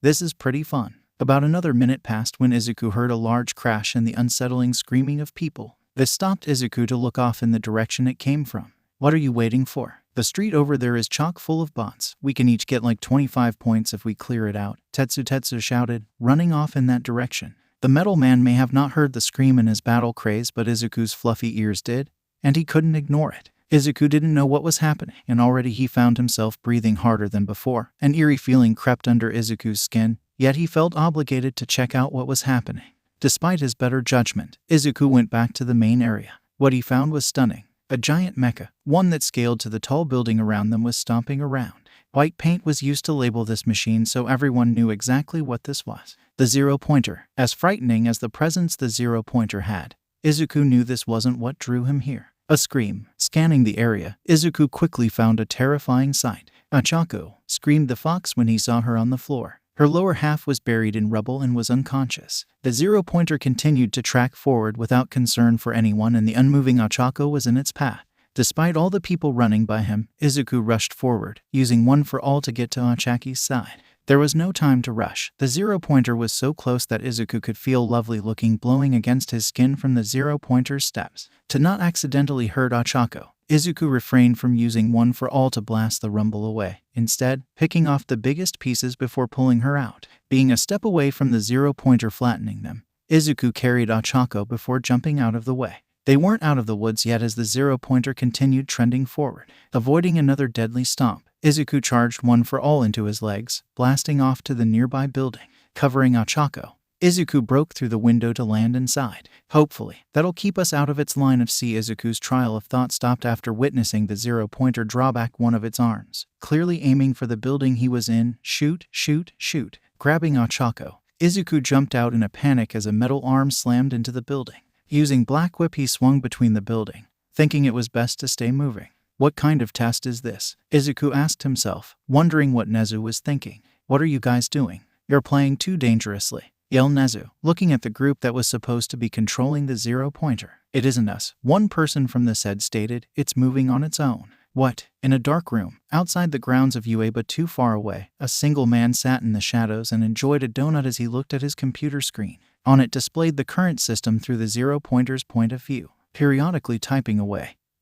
He muttered, let's see. Seems like control is completely in my hands, so the hack worked. Let's see what happens when I put in this code. This man saw as the 0-pointer attacked the building. He saw a kid with green hair and a fox-tail jump into. Pretty good, I see. What other bits of chaos can I cause? He asked him, deciding he was going to have a field day. As Izuku was dodging around, a few students with quirks tried to help out. A standout was when someone with a fire quirk threw what seemed like grenades of flames, but they barely did any damage to the 0-pointer. They did more damage to the streets and nearby building walls by covering them in flames. Achako started to regain consciousness, opening her eyes to see she was a couple of feet off the ground. She found herself being carried by someone and looked up to see who it was. At first, Achako was happy to recognize the person who helped her to be Izuku, though feeling a bit guilty for having wasted his time during the test to help her because she got blindsided by falling debris. That joy feeling was quickly replaced with intimidation when the brunette spotted how different he looked from how they first met. The fur on his once adorable ears and tail looked feral, looking vicious and having a more dominating presence to his appearance as if they grew in size. Izuku was baring his sharp fangs at the one-pointer the same way predators do when they encounter a deadly rival. Ochako could hear how heavily he was breathing. It was reminiscent of being near a lion when it's able to attack. And his eyes, they had shrunk from a shaking fear while sharpening from awareness. They barely looked human. Midoriya, Ochako called out to him, not sure what was happening. There was a short pause from Izuku before he replied, "The flames. They're so big." "Flames?" Ochako repeated. "Someone needs to put out the sea fire, or else the whole street will burn down." The brunette looked out to see what he was talking about but felt misled. There was a fire, but it was relatively small, only a couple of patches of fire that at best rose to the height of her legs. Ochako asked him, "What do you mean? There's no sea of flames. You don't see it?" Izuku asked, not taking his sight away from the direction of the zero-pointer. His hands violently shook from the sight he was seeing. To everyone else, the scene was rather calm except for the rampaging giant robot. But in Izuku's eyes, the whole city might as well have been set ablaze. It's everywhere. In this reality, Izuku's reality, the world had a layer of tinted red caused by the roaring flames. The zero-pointer looked even more malicious as it stomped around. Its metallic body was covered in black shadow, looking like a demon making its way through. "Can you walk?" Izuku asked Ochako. Oh, yeah. My legs are fine. They didn't get injured," she answered, feeling out her legs. They ached a bit but were completely functional. With Ochako now being conscious, Izuku landed to drop her off. "Go get help. We need to put out these flames," commanded Izuku, preparing to rush back into action. Ochako reached out for him. "Wait, what are you going to do?" "Saving everyone else," he told her, running off before another word could be said. The entire time he repeated to himself, "I have to do it. I need to make sure everyone survives. I can't let anyone die here. I have to save them this time." The zero-pointer was distracted by the small group of overly confident people that tried to take it on. They weren't at all effective. Anyone who had a chance of doing something had already run away. The monitor room was in chaos as they tried to get control of the zero-pointer back. It wasn't going well. "Oh no, they don't stand a chance," Izuku thought, trying his best to get there as fast as possible. The zero-pointer swung at the building, sending a hail of rumble toward them. "They're in danger," exclaimed Izuku, charging one for all into his legs and launching himself forward. Using Black Whip, he wrapped it around part of the zero-pointer so he could swing in close, but he was still out of range. He wasn't close enough to personally push them out of the way. The rumble was too numerous and heavy to knock away with a single hit. He had one option. Remembering when he had to practice hitting 3 bottles with one swing, he prepared to pull it off but with people. That was only the first half of his plan. He wasn't the same person he was 2 years ago, both mentally and strength-wise, though he never finished his training with the 5th one-for-all user named Hellboy. It only stopped after catching 4 out of the 5 yokai he had to catch. The first catch granted him the ability of Black Whip. The second granted him the use of it through both hands. The third strengthened the ability and gave him more control. And the fourth, "I only got one shot," declared Izuku, swinging his arm forward. As the black energy formed around one of his wrists, several tendrils shot out. Black Whip, Cavalry. The multiple tendrils swung with the momentum given to them. Each ram into 1 or 2 people, pushing them out of the falling debris. Izuku would prefer to have been more gentle, but it became more difficult to control the more tendrils he summoned from a single hand, so he had to settle with being a bit rough. Though they were thankful, the participants quickly realized how outmatched they were and bailed without so much as a thank you to Izuku. Not that the fox minded. He was too focused on the zero-pointer to even notice they were gone. Once he was sure others were out the way, he turned the momentum he had while swinging toward the rampaging machine. "I'll immobilize it. It won't be able to chase anyone if one of its legs are broken," was the fox's thought process in this reckless charge of his. Though it was risky, Izuku knew his regular attacks wouldn't be enough. "I'll have to go beyond 5%.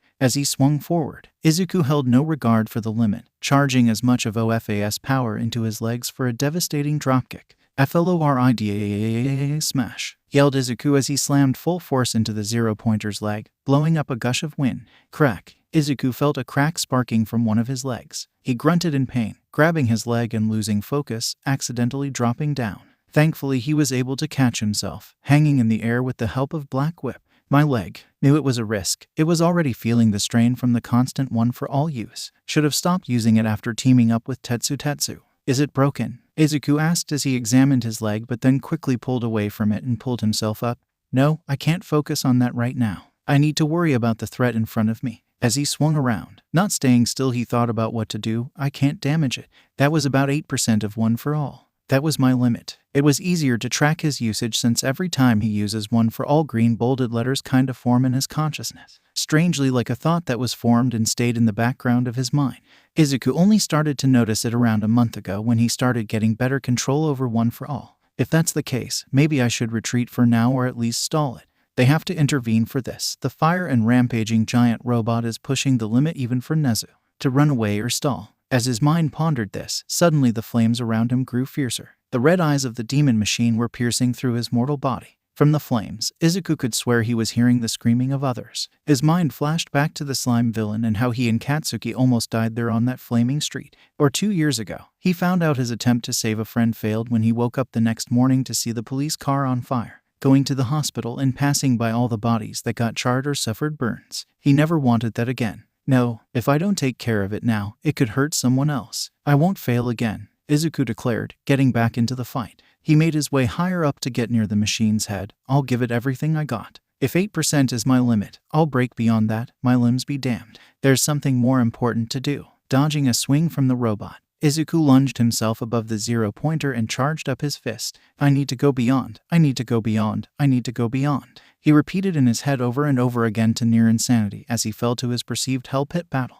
He thought if he smashed its head, it'd be enough to take it down. Remembering how All Might taught him how to throw a bunch, he put his back into his swing, tightened his buttock, and let out a scream, Detroit smash. An echoing boom spread across the street.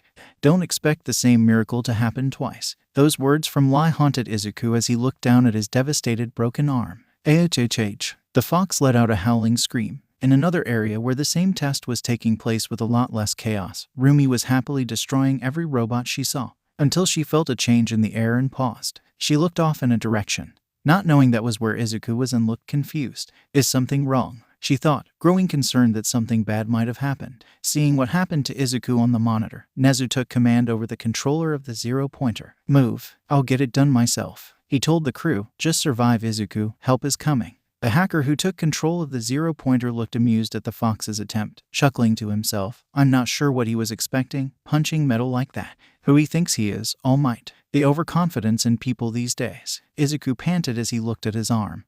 There was no doubt about it, it was broken. Izuku had succeeded in pushing his limit, but it only resulted to get 15% of OFAS powers, which was enough. It wasn't enough, Izuku thought, clutching his arm. Pain was surging through his body from his arm. It was unbearable. The last time he felt pain like this was when Simba chomped into him. I can't do it, I'm not strong enough. Frustration grew inside of him at his weakness. Why can't I ever save anyone? There's always something that happens to prevent it. Why can't I just be a hero for once? His heartbeat was out of control, beating like a drum played by a crackhead. He grabbed his chest with his one working hand as he found it difficult to breathe.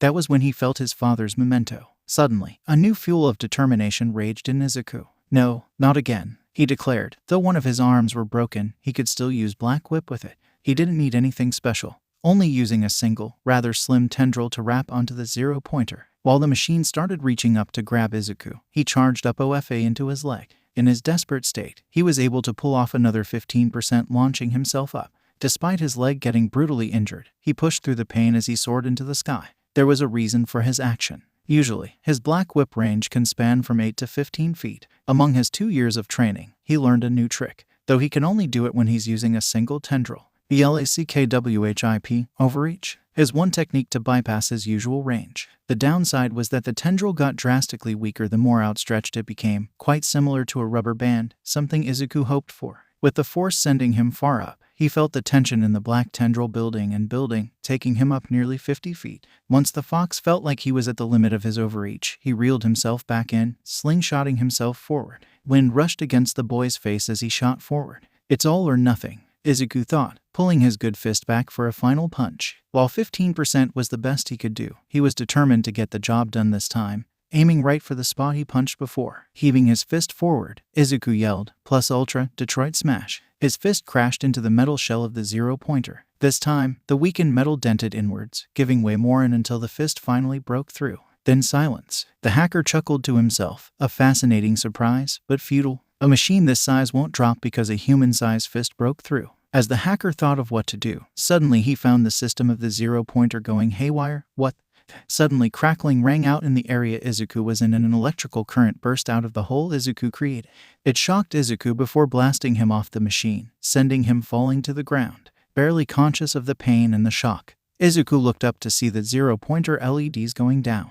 The destructive electricity had spread throughout the entire robot, causing the giant mecha to slowly shut down. Seeing this, Izuku felt assured that the biggest threat was dealt with. Still, his mind wouldn't let him rest, thinking, I did it. But someone, please put out the fire. Put it out before. His thoughts never finished as suddenly he was slapped across the face. For a split second, before he blacked out, the red tint he saw that covered the field suddenly disappeared and the flames quickly quelled themselves into nothing. Then it was all black.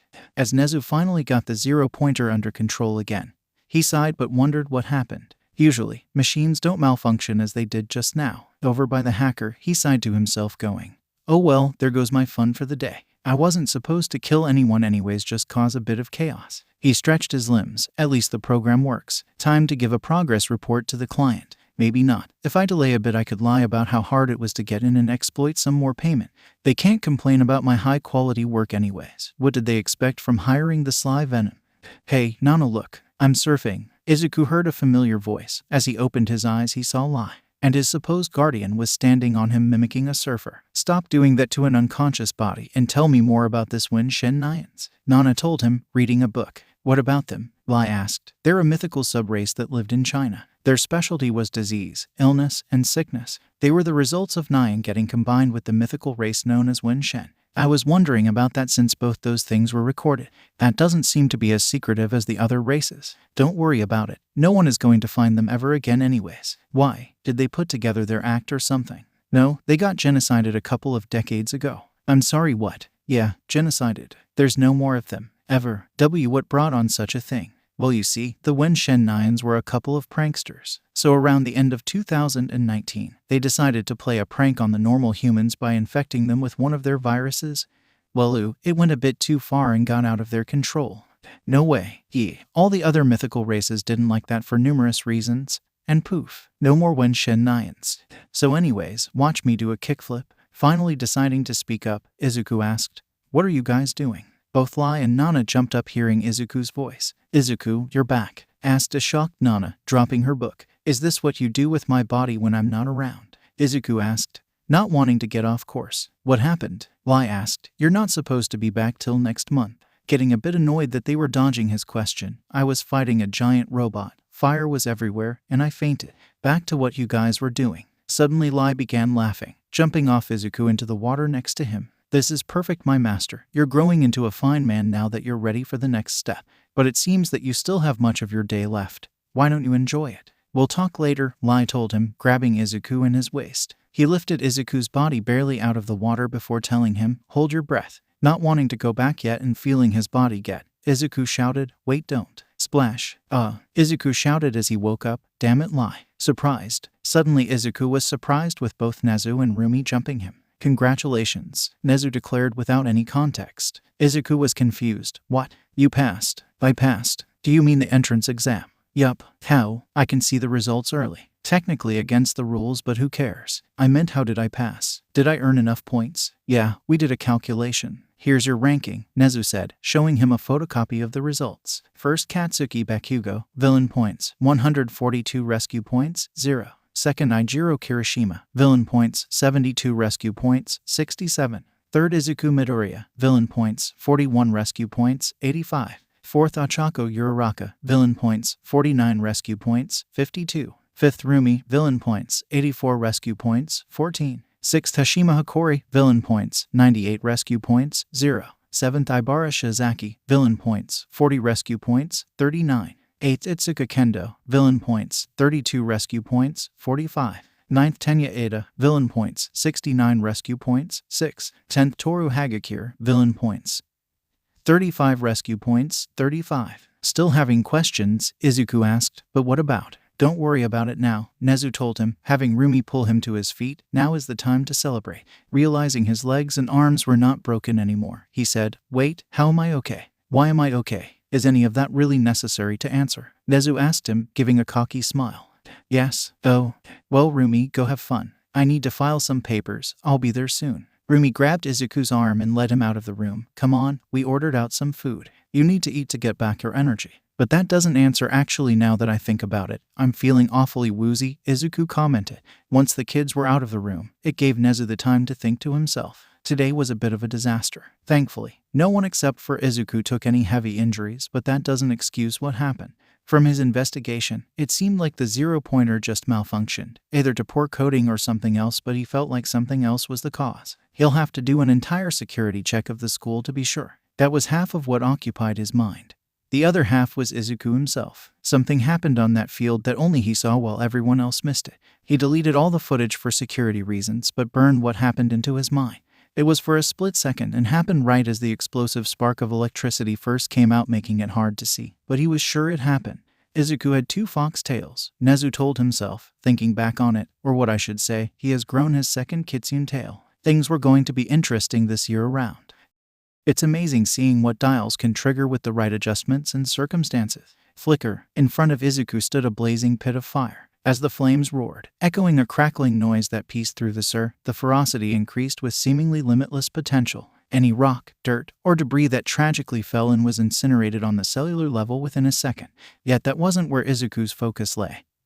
He was seeing what the fire concealed. It's always there whenever Izuku stares at this void of hell, he could tell, because it stares right back at him. Terror. So as the red flare spread in Izuku's crimson-tinted view, he could only ask himself, will he be able to stand against it, or will he let it consume everything he knows? Are you going to let it burn all day? A voice called out to him. An accompanying hand clapped down on his shoulder from behind to gain his attention. Snapping back into reality, the fox saw the world clearly again and found himself in the kitchen of Nezu's house, which was definitely not on fire. Izuku looked behind him to see who had awoken him from his trance and found his endearing girlfriend, staring at him with a semi-amused but confused expression. While paying bills isn't exactly a problem here, my dad still doesn't enjoy paying extra on the gas bill, Roomy continued, leaning on his shoulder to look over it. Following her trail of sight, Izuku could see how she was looking at the stove in front of him, with a single inoffensive flame coming from one of the burners. A confounded look struck Izuku as he looked at the rather mundane sight in front of him. It stole his voice by way of being an utter contrast. Taking a breath to collect himself, Izuku gave a murky response. Sorry, I was making sure the burner's cap was on straight. I think I knocked it off balance when I cleaned it earlier. Roomy tilted her head at his excuse. She doesn't remember anything being off with the burner, but she rationalized that it might have been something she missed or happened while she left the kitchen for a moment. She did find him like this when she returned. She casually asked, well, is it okay now? Yes, it's fine, Izuku told her, giving the burner's flame one last menacing look before swiftly moving the teapot over the fire. I might have been overthinking it.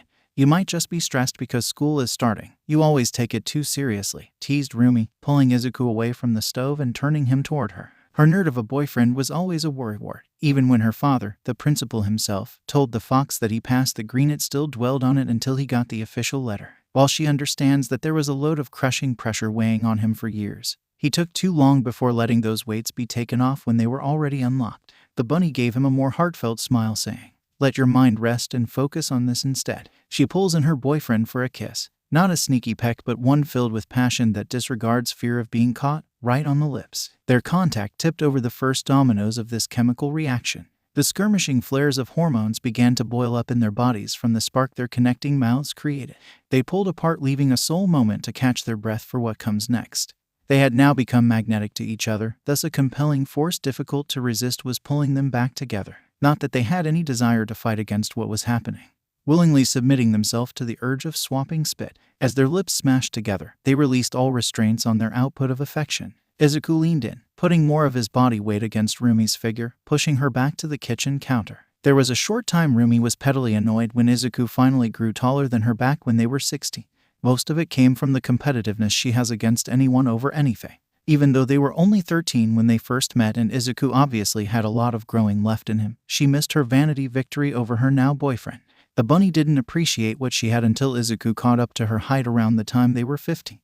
Who was taller during that period was a bit muddled for a variety of reasons, usually because the difference would span from centimeters to millimeters at times. But somewhere within those 3 years, Izuku sneaked a complete lead over Roomy. No one could pretend he didn't have a few inches over her now. Usually, she would be mad since it meant Izuku could technically always look down at her. But feeling his muscular physique toned during the years they spent together pressing against her smaller frame as they kissed felt just nice enough for Roomy to let it go. Besides, she could always show him who's boss by kicking his ass 30 times over. For right now, her legs wanted to wrap around his fine ass. The desire to feel their partner's body wasn't mutually exclusive. While Rumi's hands rubbed against Izuku's chest, moving up before wrapping the fox's neck, Izuku's paws lay comfortably grabbing at her slender waist. Feeling the tender skin of her body was a flight trap for his swarming hands, admiring every molecule in fine detail. For in its grasp is a marble shrine that'll make the Renaissance artist feel incompetent.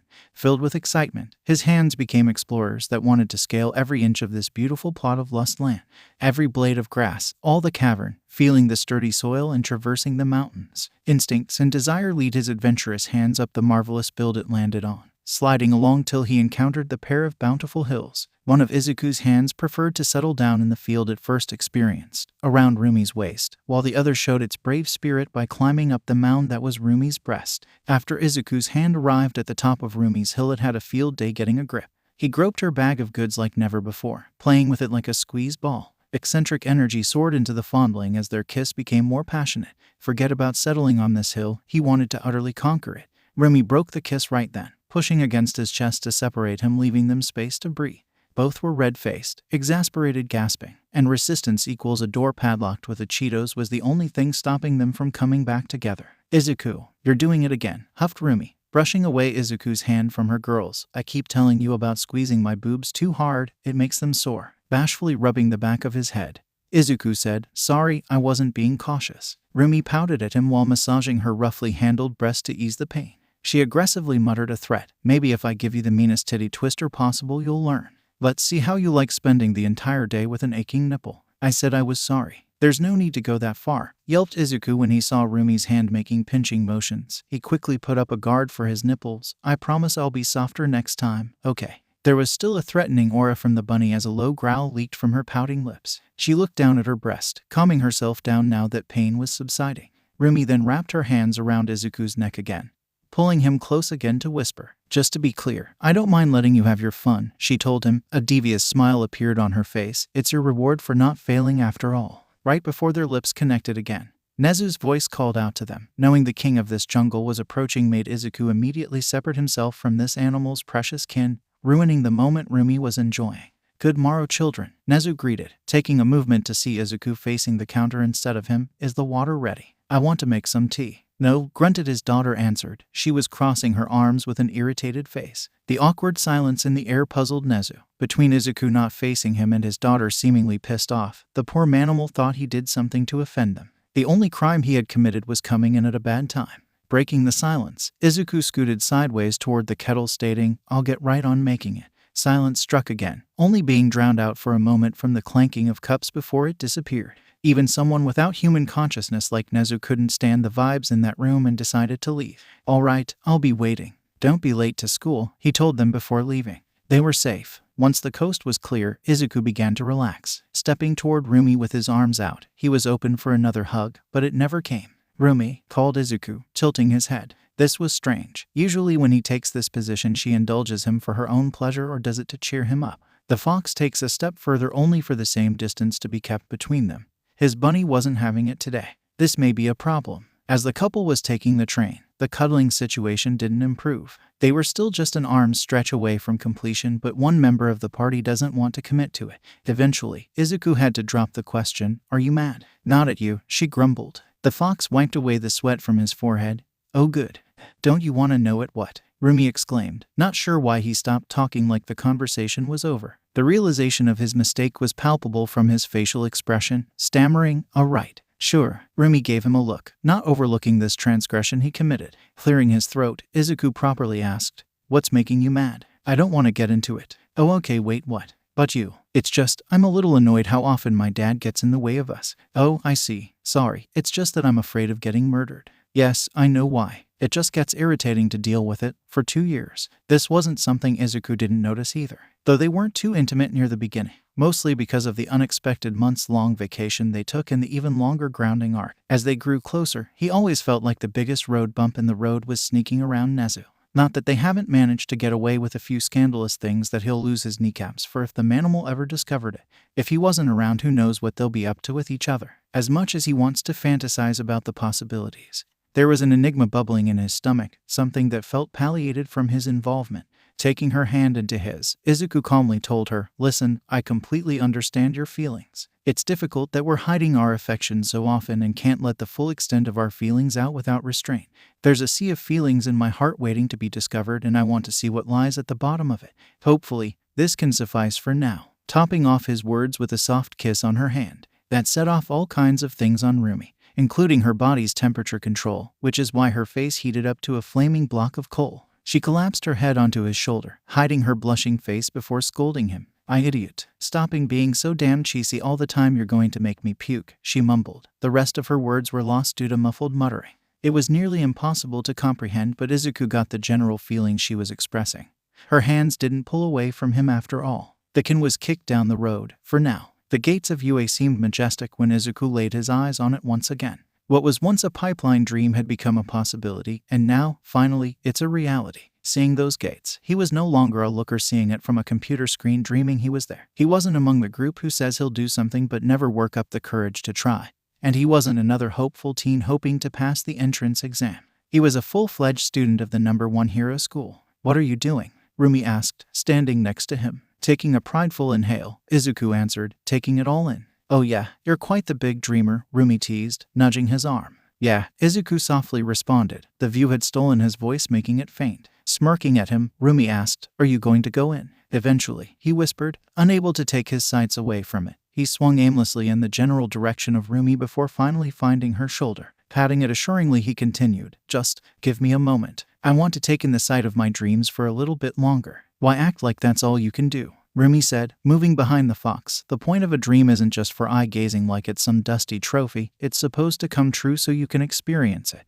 So, stop watching and start living it," giving him a much-needed push to encourage him forward. "She's right, no more dreaming," Izuku thought, gaining his balance again. He took a deep breath, glancing back to receive a supportive thumbs up from the bunny. Building his confidence, he walked through the gates. "It's time I start living." 2 hours later, Izuku had experienced a feeling he hasn't felt in years, one that stripped him of any pride or confidence he built over the years. "Oh God, this is like a living nightmare." 1:40 minutes earlier. "Are we done sightseeing, or do you want to visit the bathrooms on all the floors?" Roomy teasingly asked. While she got how excited he was, that didn't mean she won't give a bit of sass watching him point at regular things all schools have, like there was something new for 20 minutes. Thankfully, she managed to direct them toward their homeroom. "Just a little longer," begged Izuku. He wanted to memorize every square of this magical place. "This has been such a long time coming. How about after school? We can examine every inch of the place without any interruptions," she suggested, willing to compromise a few hours of her life. Taking a final look around, Izuku reluctantly agreed. "Okay, let's head to class." "Thankfully, we're already there," Roomy pointed out, jabbing a thumb at the door next to label Class 1A. Convenient for them. Now they didn't need to worry about being on time. Before they got to the door, it would seem one person wanted to speak to them. Jetting from behind to in front of the couple, the person Izuku knew as Ada came back into view. He seemed much more comical compared to how he was before. He was still stiff, but at least it didn't feel like someone dead being near him. He was in the student uniform. "Give to halt their fellow students," the blue-haired student said as he came to a stop. "You've violated the school law." Not being one who likes being bothered with any of them, Roomy spoke up first. "The hell are you on about? The school year just started. What law can we possibly break?" "The school's dress code," Ada declared. It took a moment before either of them realized that Ada was directing his attention toward Roomy. This immediately sparked an uproar from the bunny. "How? I'm wearing the uniform," she stated, showing off the gray top and green skirt combo their school uniform is composed of. "It's not my style, but I'm wearing it, aren't I?" The girl looked at her boyfriend, remembering when they first got their uniforms in the mail. "Hey Roomy," Izuku called, knocking at her door with his own uniform on. He was fidgeting with the red tie that came with it. "Can you help me with this? I've been trying for 20 minutes. A voice called out from beyond the door. "Be right there." The door soon opened with Roomy's stunning face poking out, her ears hanging low on her head when her fierce red eyes laid their sights on Izuku. She looked him over and quickly caught on to what he needed assistance in. "That's it?" she asks, raising an eyebrow with a smirk. "You could have looked up a video or something." "I tried my best. They make it look a lot easier on screen." "You sure, or did you just want a sneak peek of me?" she teased, causing a flash of red to come across his face. "No, I honestly needed help." "Your face gives away that it wasn't completely out of your mind," Roomy replied, continuing to mess with him. She shook her head, muttering, "A little honesty won't hurt. I don't judge much. Come on in." As the pink blush spread, Izuku continued trying to convince her of his pure intent. "I'm serious. It felt better if I just asked for personal help so it can go at my own paw." The words fell dead inside the teen's mouth as Roomy had just opened the door, showing off her clothes. She wasn't wearing the gray coat, it rested on her bed. Her white shirt already looked amazing on her, with the red tie hanging untied over her shoulders, but the real eye-getter was down below, covering her thighs. Izuku has never seen Roomy wear a regular skirt before, and he didn't know he needed it until today. They covered her delightful hips, but still left a good amount of thighs the green fox knew all too well open to view. Along with her tall, saggy socks, Izuku's girlfriend looked unprecedentedly cute. That's not saying Izuku never found Roomy cute before. Usually when it came to attraction in her, it was more of a mature, steamy, is something inside of me awakening kind of hot attraction over oh my god a cute bean, I'll fight a war for attractive. It has to be the skirt. The overly feminine charm of it brought out the max amount of adorable the bunny could give off outside of when she's being bashful. Seeing her boyfriend basically drool over at the sight of her, while utterly flattering and a great treat to feed her ego, she decided to snap him out of it by literally snapping in his face. You're then enticed by a skirt, she told him, placing her hands against the waist. It would have been good to know for future references, but I utterly hate this thing. Shocked hearing this, Izuku asked, why? It looks really amazing on you, Roomy. Explaining through demonstration, Roomy started sidestepping around the room, performing a couple of low kicks and sweeps to warm up before picking up the pace. This damn thing feels so awkward to move in. It's like trying to kick someone's ass with heels on with this thing flapping around. It's especially getting in the way during high kicks. See, she described, showing off a sweet taekwondo high kick that could knock an apple off Izuku's head. Izuku fully understood what she meant by the skirt flapping everywhere, as that wonderful kick opened the gateway to a new view that the green fox didn't feel like he was brave enough to see yet. Quickly throwing up his hands to cover his eyes, Izuku stammered, I see what you meant. That could be a problem, maybe not at school but on the streets. If you ever need to do your usual antics, it'll be hard to do so without exposing myself, Roomy said, finishing his sentence. Hard swallowing, Izuku nodded his head. Suddenly Izuku felt something pushing his hands down. Going with the flow, Izuku allowed and saw it was Roomy putting down his hands with her leg, lifting the skirt completely. She gave a smug smile while revealing a pair of black skin-tight shorts underneath. I got shorts on, Foxy, she told him, chuckling to herself. You'll have to wait for a special day for these not to be there. You did that on purpose, frowned Izuku. It had been quite a while since Roomy got him to be such a blubbering idiot. It felt just like when they first met. Maybe, the bunny coyly responded, turning her back to him. There might have been a bit of playfulness in my rant. Big mistake, showing her back. She must have not learned that a few years have passed where she can so freely get away with that. Sneaking behind, Izuku wrapped his arms around the unsuspecting bunny. I can be playful as well, he whispered, using his fangs to softly gnaw at Roomy's neck. He remembered when he was young, back before his father disappeared. He would sometimes see bite marks on his mother's neck. Whenever he would ask what happened, it'll be boiled down to her saying that Daddy likes to play a lot. Conveniently, they only occur around the time his dad was home. It took him a few years and a bit of innocent loss on the internet for the puzzle to all come together.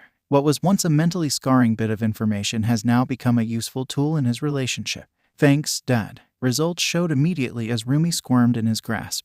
Her lovely legs rubbed against each other as a low moan leaked from her shivering mouth, trying its back to be a soundproof gate. With her vocal blockade failing, a blushing Roomy stammered, Hey, knock it off. You teased me first, Izuku told her. No fair, mine wasn't physical. Eventually, Izuku did get his tie tied. Eventually, the memory flashed in Izuku's mind and caused his cheeks to flare up, bashfully saying, Yeah, she is following the code. Pushing up his glasses, Ryder responded, Then please explain, what are those? Following his exaggerated exclamation, he does a double-handed gesture to the shoes Miruko was wearing. Those are my boots, hissed Roomy. If he was going to disrespect her clothing, she was ready to throw some kicks his way. She is not mega obsessed with high-class fashion, but when she picks something she wants to show off, this bunny will die on a mountain to protect the choice. Those are Jika Tabai. Outside shoes, you know the rules, Ada stated, straightening his posture. You're lucky it's just me warning you. A teacher or school staff could reprimand you harshly for this. There was a disgruntled growl coming from Roomy before she said, Fine, I'll change them. Get off my back. Her ears lowered down as she walked away, grumbling about how he was lucky she brought spare shoes just in case, telling her favorite fox that he can go on without her unless he's too scared to. When Roomy was gone, Ada turned his gaze onto Izuku, making the fox wince as he predicted that he's next on the critique list. For you, Midoriya, I have a single statement to tell you. Oh boy, here it comes. I'm never getting a break, am I? Izuku sighed to himself. Hopefully, it'll be something he actually did wrong, and like Roomy, he can just go shirkei and move on with his day. I'm Tenya Ida. He reintroduced himself. Ooh, yeah, I know. I'm Izuku Midoriya, and it's nice to meet you. I sincerely apologize for my actions during the entrance exam. stated Ada. The tall, strict student bowed his head down so low that he nearly hit a perfect square angle. Blindsided by what he actually received, Izuku's mind hit the reset button, leaving him speechless outside of I misjudged you and treated you too harshly while not evaluating myself. I was too preoccupied criticizing others that I missed the secret substance in the practical exam.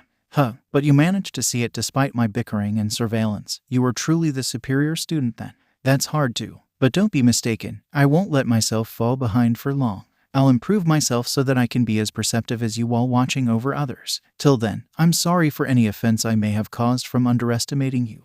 Izuku was conflicted, to say the least. Surprisingly, most of it came from this person apologizing. He wasn't used to that amount of positive interaction, especially from people who were quite critical of him. There are many things he would have responded with, but in the end, he decided to make peace with the situation now, giving a cheerful, "It's fine, I'm just happy that I proved I was serious about attending this school. Let's get along this year. It'll be an honor," Ada said, going toward the door of the class, confirming to Izuku that they were in the same class. Stopping as his door reaches the door, Ada turned to Izuku for one last comment before entering inside.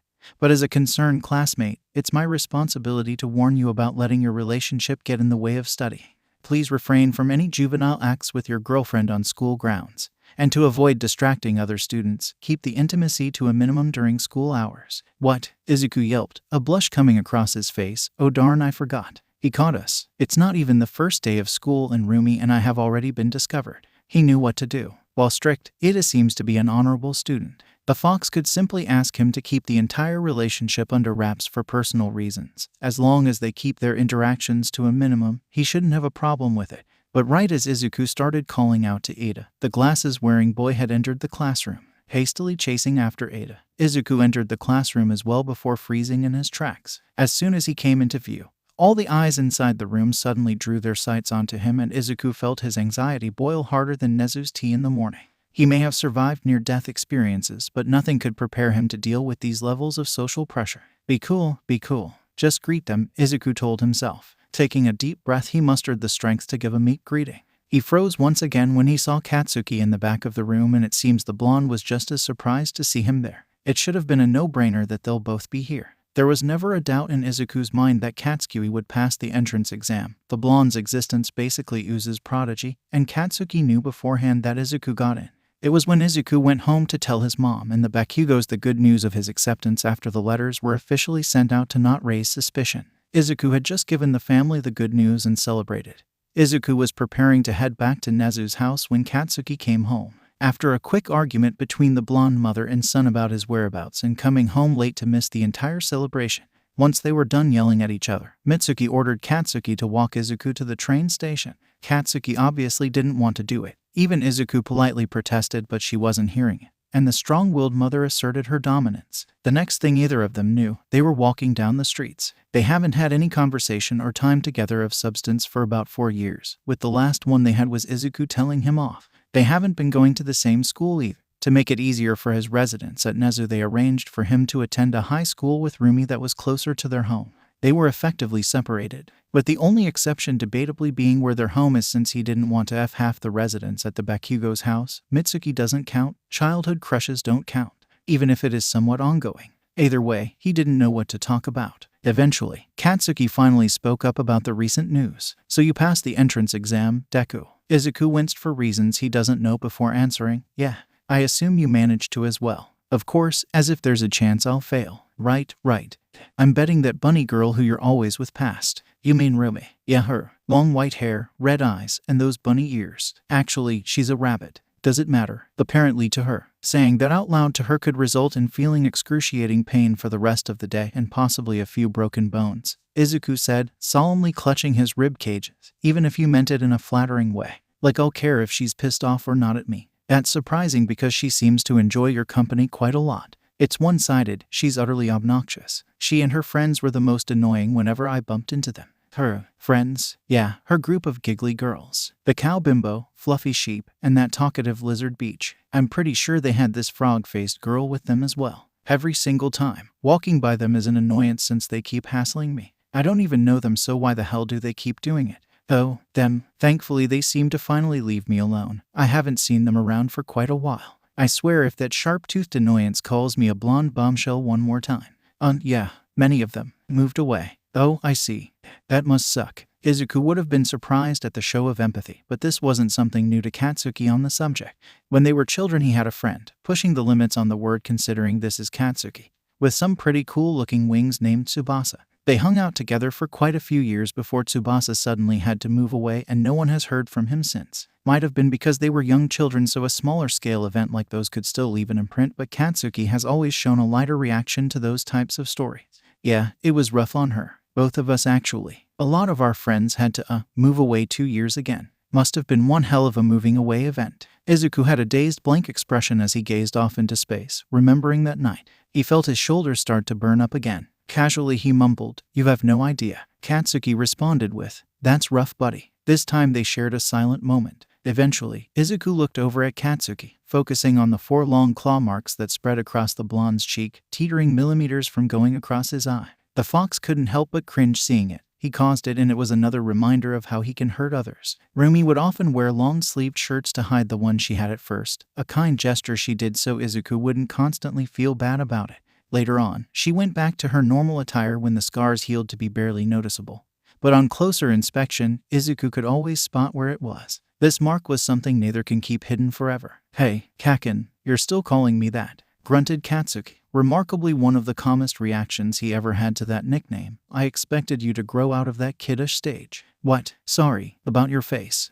The astonished reaction from Katsuki told 1,000 stories about how surprised he was hearing that. Glaring to the side, he meets eyes with Izuku and his body shakes for a moment, looking him in the eyes. Blondie was almost left breathless, looking completely away from Izuku before grumbling, "Don't worry about it, I could care less." Flabbergasted that he was seemingly getting off so easily for that, Izuku stammered, Oh, I see. Though you might have still been mad about it. That was over 2 years ago. There are better things for me to do than dwell on that. Besides, I rocked the sit out of the scar look while it was at its peak. I still do now. Okay, that's good. Just wanted to personally apologize since my actions were wrong then, stated Izuku. I shouldn't have gone out just to pick a fight. It's fine. Sorry, it was something I needed to do. For me. Well, you did it. We can stop talking about it now. Hey, fine. You're right. There's no need to further the subject now. I can get closure from this.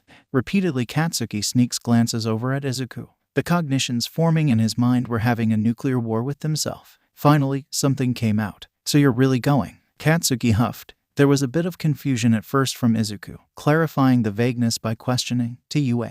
"Yeah, Yue, do you really intend to attend?" "Of course I do. You know it's my dream to become a hero." It wasn't the clearest climb toward the goal, but I'm finally at one of the major hurdles by getting accepted into hero school. There's no way I'll stop here. "I know you won't," replied Katsuki, "but can you actually go through with it? There's a difference between being a bad actor trying to play the part for the star and dazzled by the feeling of being on the stage and actually doing what you're trying to engage with." "What are you trying to say?" Izuku asked, his voice quickly becoming disgruntled.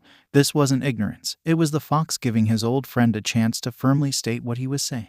"Do you have what it takes? Hero school isn't a one-semester commitment. Hell, it's not even a year-long one either. You're looking at nearly half a decade of dedication, with each year getting harder than the last, only just to get your foot into heroism." "Why are you telling me that?" "These are all things I knew. Because I'm making sure you know what you're getting your ass into before you go in head first and waste everyone's time and money. I don't know how you managed to squeeze your way past the exam, but this is the point where you should turn away now before you wimp out. It's not too late to start aiming for something else you can handle." "Like you know what I can handle," spat Izuku, raising his voice as he stood his ground. Instantly matching the energy, Katsuki shouted, "I do. You don't have the best track record of handling anything when it gets tough. You often puss out and let it walk all over you." "You know nothing about me," snapped Izuku, turning toward the blonde who was aggravating him. "Quick reminder, dipshit," yelled back Katsuki, facing the fox as well. He poked his chest exclaiming, "I've watched over you for nearly a decade. Even before you and your mom moved in. You think I haven't picked up on any of your habits? I know some things you don't even know yourself because you're too into your own head. I know so many of your embarrassing stories, like how that janitor had to clean up one of your messes. I bet you're still regretting that one. I can tell so much from just looking into your eyes that the secrets you think you're hiding is open knowledge. You're as readable as a book to me." Izuku's blood was boiling the more he kept getting his chest poked. Izuku told him, "That was a long time ago. Maybe the confidence boost from living with a beautiful woman made your balls drop a bit, but don't let it go to your head," scoffed Katsuki, getting in Izuku's face. "This isn't social media. Glittering yourself up doesn't mean you improve.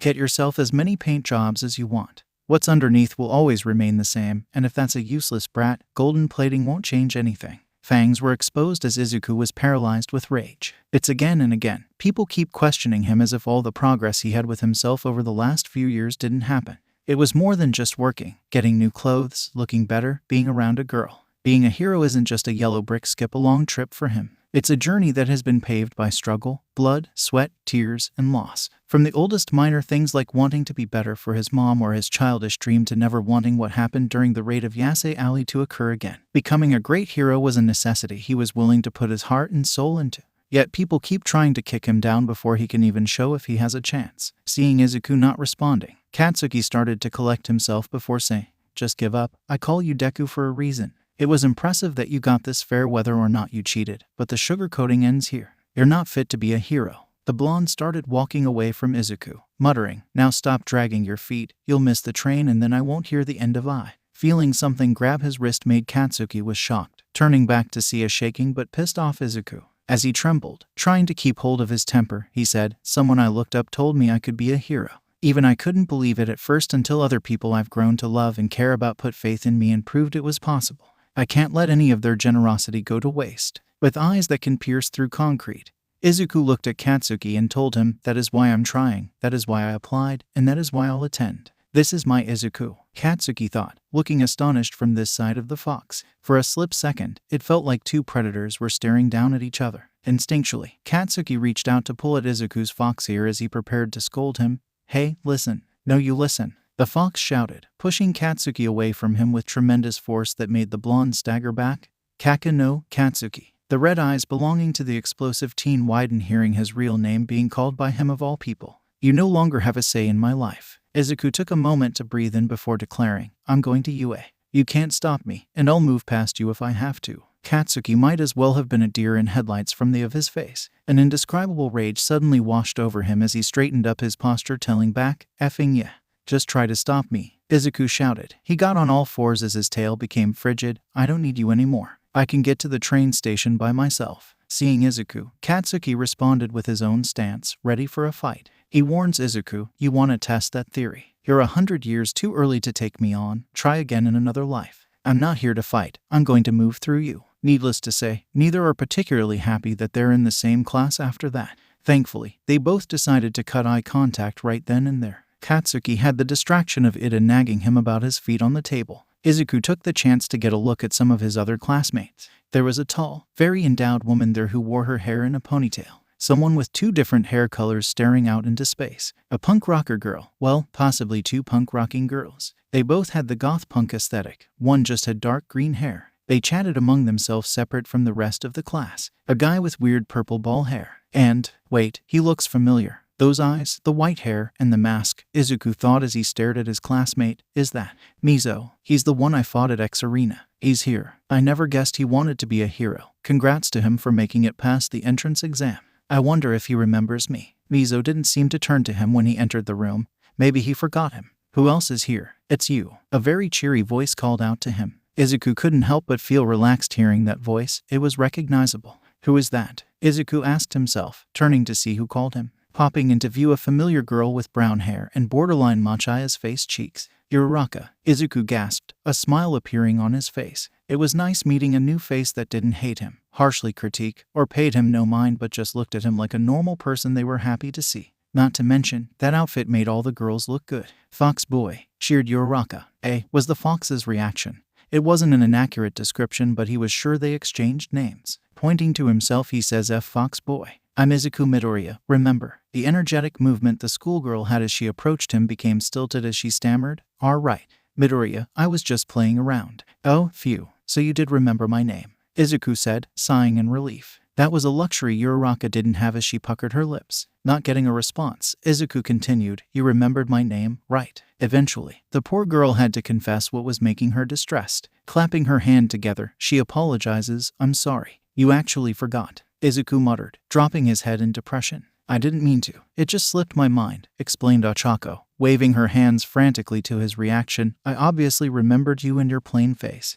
"Plain," Izuku squeaked in a sad tone. "But one day when I was wondering how you were doing, I don't know, I couldn't remember your name for the life of me." Sulling to the side, Izuku muttered, "Don't worry, it's okay. It doesn't seem to be, she exclaimed, seeing him look so down. Honestly, I'm fine. This is one of the least hurtful things done to me. Oh well, okay. Anyway, I'm glad you managed to pass. Ochako told him. I was worried you might have failed because of what happened. The fox pointed to himself. Me? Well, thank you. I'm glad I passed too. But I was more worried that you might have not passed since the debris fell on you. Guess we both lucked out by saving each other. She gave him a thumbs up. Yeah, guess we did, Izuku replied, rubbing the back of his head until he realized something. Wait, you saved me. Yeah, who do you think saved you when you fell after you went all BZZZT when you did that awesome punch? That was you. Sorry, I didn't know. After the spark and all, it becomes hazy and then I remember a sharp pain before blacking out. Uraraka, I just remember, I'm so sorry about knocking you out. I needed to make contact for my quirk to save you, but I didn't think I hit you that hard. It was because I was balancing on a levitated robot. It made it hard to aim, so I just went for it. Don't apologize. Despite my aching cheek, you saved my life and I was on the brink of passing out anyways. Phew, that's a relief, sighed Ochako, clutching her chest, wanted to clear the air in case you held a grudge or thought I was a brute. Izuku looked shocked. I would never over a single slap that helped me. I'll always be grateful for being saved, so don't feel like you owe me anything. That's assuring, replied Ochako. While things were lighthearted at first, there was a change in the atmosphere as the schoolgirl's posture. The look in her suddenly became devious. Speaking of owing something, the fox tilted his head. She started fidgeting, pointing her fingertips together, and becoming overall quite bashful. She seemed almost embarrassed to speak, but eventually, she said, we don't owe anything to each other. But maybe, as a friendly gesture, you can do something for me. Like what? Izuku asked, confused as to why she's acting this way. Well, Ochako went. She gestured for him to come close so she could whisper it. Hey, after finally getting on her new shoes that were school-allowed, Roomy happily walked the halls. F glasses for making me change, but at least I brought a good backup pair. I'll still look like that bad beach, even on my second-choice shoes, she told herself, doing her routine grooming of ego. Unlike other methods she has for the same goal, this one was relatively healthy. What she started thinking of next wasn't, I'm going to be attending class with some of the best hero students around. I'll need to establish my dominance quickly. Should I pick a fight with the biggest guy I see there? No, size might not transfer to being the best. And Dad will be pissed off if I kicked my classmate's teeth in just because. Damn, this is going to be harder than I expected. This was a whole lot easier in Yasei Alley. If it isn't the rebellious but secretly pampered daddy's girl, Roomy, a voice called out from behind. Roomy was preparing to end someone's entire career right then and there until she saw who it was. It's you. Walking up like she was introducing herself on the catwalk was the silver-tongued woman in the Yasei Alley, Setsuna Takage. With a self-serving bow she says, thank you, it's good to be back. And this isn't a crossover episode, so you're not getting rid of me that easily. Facepalming herself, Roomy groaned, oh god, why does it need to be you? Awa, what's wrong? You don't miss me. I do. It's just that if I were to have one friend from Yasei Alley come back into my life, you were at the bottom of the list. You serve better as an addition to a meetup. Is it because of my special kind of personality? If you mean annoying the shit out of me, then yes. Oh Roomy, I don't annoy you. It's the games I play that annoy you. Not my fault you can never tell if what I'm saying is part of a plan, prank, or set up for future schemes. Even right now. But don't worry, this totally isn't a part of it. Arg, you're doing it again. The sharp-toothed girl giggled to herself. Oh, that felt so good to do again. Great to be with you again. Good to see you too, Roomy grumbled, obviously annoyed, but at least it's somewhat good news. The girls caught up pretty quickly. Oh, so you two have been dating, Setsuna whispers, dramatically placing a hand on her cheek. Roomy nodded with a small blush. Why yeah, just don't tell anyone. I only told you because I know you'll be snooping around anyway. Better now than before you start using it to tease me. The dark green woman gasped. I would never, for long. You have problems, you sick bee. Wait, who's that? Roomy spots a lanky man with black hair and haggled eyes. He was busy looking through papers in his hand. Is that? Roomy said, squinting as she got a closer look. Setsuna raised an eyebrow. Do you know him? Immediately Roomy's face lit up brighter than the sun. An afterimage was left behind from how fast she ran over to him. Dry Eyes Chan, the bunny cheered, practically tackling the grown man into a hug. The exhausted man, who looked like he hasn't slept in a week, weakly looked down at the random girl who was hugging him. His eyes started turning red as he asked, what are you doing and who are you? Don't you remember me? Roomy asked, looking up at the man and not letting go. You were my babysitter. I could never forget you, Aizawa. What are you on about? I don't. Suddenly all color from Aizawa's face drained in a nanosecond as he recognized the face. He practically turned into a ghost. The image of a younger Roomy flashed in his mind, looking down at her. It's her. Setsuna was confused as she watched a grown man look down at a teen, visually shaking, and say, Our Roomy. With the smile of the bunny growing, she says, "You remembered me?" Breaking out of the hug. Aizawa was still trembling. "WW, what are you doing here? Why are you here?" "Because I go here, of course." "You go here? What year is it?" The panic in Aizawa's voice grew as he rambled on. "Oh God, you are old enough to go here. Your course, is it? Lord, please have mer." "That's right. Hero course." "Damn it," Aizawa screamed in his mind. There was only one sliver of hope yet. "Which class are you in?" Pure innocent dosed Roomy's answer. "Class 1A. Does that mean you're going to be my teacher this year?" The door to Nezu's office was kicked open. "I can't teach this year. I'm quitting," declared Aizawa, walking in. Nezu didn't look up, continuing to arrange his desk. "I'm assuming you finally looked at your student listing." "He sure looked happy to see you," Satsuna commented as they made their way to Class 1A. Roomy shrugged. "Yeah, but he was always a little bit off. Must be because it's been so long he had an explosion of emotion and ran off." "If you say so. You make it sound like there's something off to it." Satsuna opened the door and the two girls walked in. "Well, something tells me babysitting you could lead to long-time hello." Roomy couldn't believe what she was seeing. Some other girl had her hands all over her boyfriend. "Let's go back a few moments." "Ha ha ha, I knew it. Your ears are so fluffy." Ochako cheered as her hand frantically played with Izuku's ears. The fox had lowered himself down so his classmate could have easier access, though he seemed a bit flustered from it. It did feel nice having someone treat his ear so nicely. He responds, "I get that quite a lot. My ears are quite popular with girls." "Of course they will be. They're utterly adorable," cackled Ochako, pulling Izuku a little closer, which put him close to brushing against her chest. "I wanted to pet these boys the second I first met you, but I didn't want to be weird about it." Right then would be when Satsuna and Roomy opened the door. "Please let me do this more often," Ochako requested. "Really?" Izuku responded. "I guess it wouldn't hurt." "Yeah," Ochako cheered, giving a tiny jump. "I want to cuddle with them so badly." "Cuddle? Oh, that gives me the idea. Let me play with your tail next." "I can cuddle with that." "Ooh, Mabe." "Hello," the voice of Satsuna rang out, catching their attention. Immediately Izuku turned out, surprised to see the devious girl he once knew, Satsuna. "Hiya." She greeted him with a wide smile. "Oh, this is the spicy action I miss." The fox was about to happily greet the old friend until he realized who was right next to her. Our Roomy. Describing the look she had was impossible, but its existence caused Izuku's body to scream. "Run." As Roomy's eye twitched, she thought to herself, "Never mind then, guess I am bashing in my classmate's face today." "Sorry but not sorry, Dad." It's amazing witnessing how so much murderous intent can be hidden behind a stern face. Even more amazing was how such a vicious aura was only being sensed by the people who know the emitter well. To the naked eye, Roomy was just a bunny girl who entered the classroom, but to Satsuna and Izuku, that rabbit was filled with nothing but pure bloodlust. Izuku couldn't lie. Seeing her like that was a bit of a turn on. "Damn it, not now, DK." The green fox told himself. He had enough on his plate to deal with and he didn't want to add low blood flowing to his brain to be one of them right now. He needed to prepare himself for what's next. His very loving but rash to acts of violence girlfriend just came in to see Ochako, another girl, fawning over his fox ears like he was a cute puppy. He was in the danger zone. If referring to her as a bunny made him end up with broken rib cages before, only Bird Jesus could tell what she'll do this time. "Oh hey, I think I remember you," Ochako cheerfully said, approaching Roomy without any caution and waving a friendly hand. "You were right next to Izuku when they were explaining the entrance exam, right?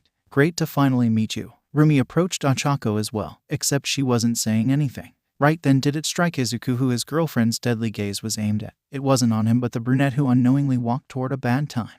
"Oh shoot, Ochako, no." Izuku rushes for them. "I have to do something now to calm Roomy down or else this will end horribly." But when she's like this, not a lot can calm her down. There's still my sunset maneuver, but to do it here. No, whatever the consequences will be is nothing compared to letting this get out of control. Bird Jesus, watch over me. Moving past Ochako, Izuku reached out to grab Roomy's shoulder. "Move out the way." A bellowing voice rang out from the hallway. The earth suddenly shook 1,000 times as a brown blur stampeded through the hallway outside of the classroom. Like a typhoon, a gust of wind blew into the classroom, flipping up a couple of papers. The combination of quakes and gusts caused a huge distraction within the classmate and drew all their attention outside, wondering what happened. As they all looked out the classroom, the only thing left to see was a smaller blonde girl with 2 horns sticking out, her head moving in the same direction as the brown blur, crying out, "Sister, come back. You're going the wrong way. We're going to be late."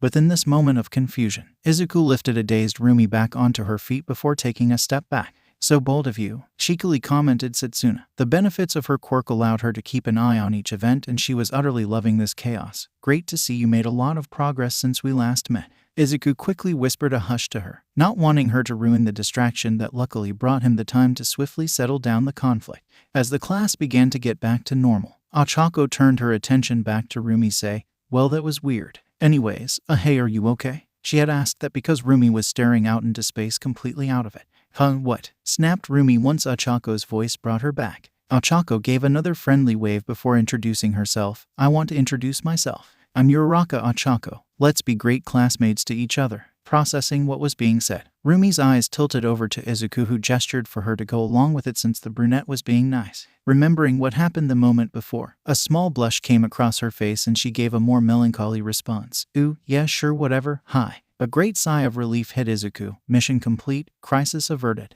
Then the full-blown realization of what he just performed in the middle of the class. Oh god, I actually did that here. The rest of the pre-class period was relatively calm. After Roomy reluctantly traded names with Ochako, she spent the rest of the time sitting next to Izuku with Setsuna playing catch-up. There was an obscene amount of joy Izuku had seeing Setsuna again. Out of the friends from Yasei Alley, she was the one he knew the least about, right next to Tsuyu. The only difference was that Izuku learned a decent amount about Tsuyu from second-hand information Ryder told him whenever the links mentioned their time together. Setsuna, on the other hand, even though they've spoken with each other more often than he ever interacted with the frog, Izuku felt like he barely knew anything personal about Setsuna at all. Yet being able to see her alive and well in front of him warmed his heart and his soul felt less shallow than before. Izuku spared no question for Setsuna, a lot of which the devious Greenette didn't answer or gave vague responses to, which barely filled in the holes of her absence. "What happened to you?" "I left." "Duh. Why did you decide to leave?" "Kinda felt like it." "Where have you been?" "Around." "Why didn't you pick up your phone?"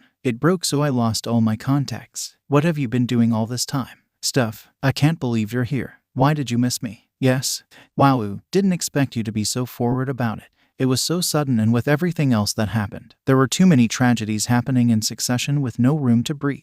Roomy nodded in agreement with Izuku. For a moment Setsuna stayed silent, looking a bit stunned before mumbling, I actually feel a bit bad now. Sorry, I didn't mean to guilt trip you. I may not know what it was, but I trust you had something important to do, so don't overthink it. Then starting now, look forward to a new year of friendship with the silver-tongued," the sharp-toothed lady assured, teasingly sticking out his tongue with a wink. Glaring 30 daggers at the Greenette, Roomy growled a ruffled, "Oi." Setsuna covered her devious smile, chuckling, "Oh, I'm just playing around. You know, as any friend would. By the way, here's my new number, friend. You can pack up your stuff now if you're only here to make friends." A gravelly mumbled from the door. The small looked to find Aizawa had re-entered the classroom. Being chary, Roomy called out, "Hey, sleepy eyes, where did you run off to?" There were no answers as Aizawa glared in Roomy's direction, thinking back to his conversation with Nezu. "I'm quitting." "You won't." "Yes, I will." "No, you won't." "I will." "No." "Yes." "No." "Please." "No." "Please." ... And "Oh, come on," whined Aizawa,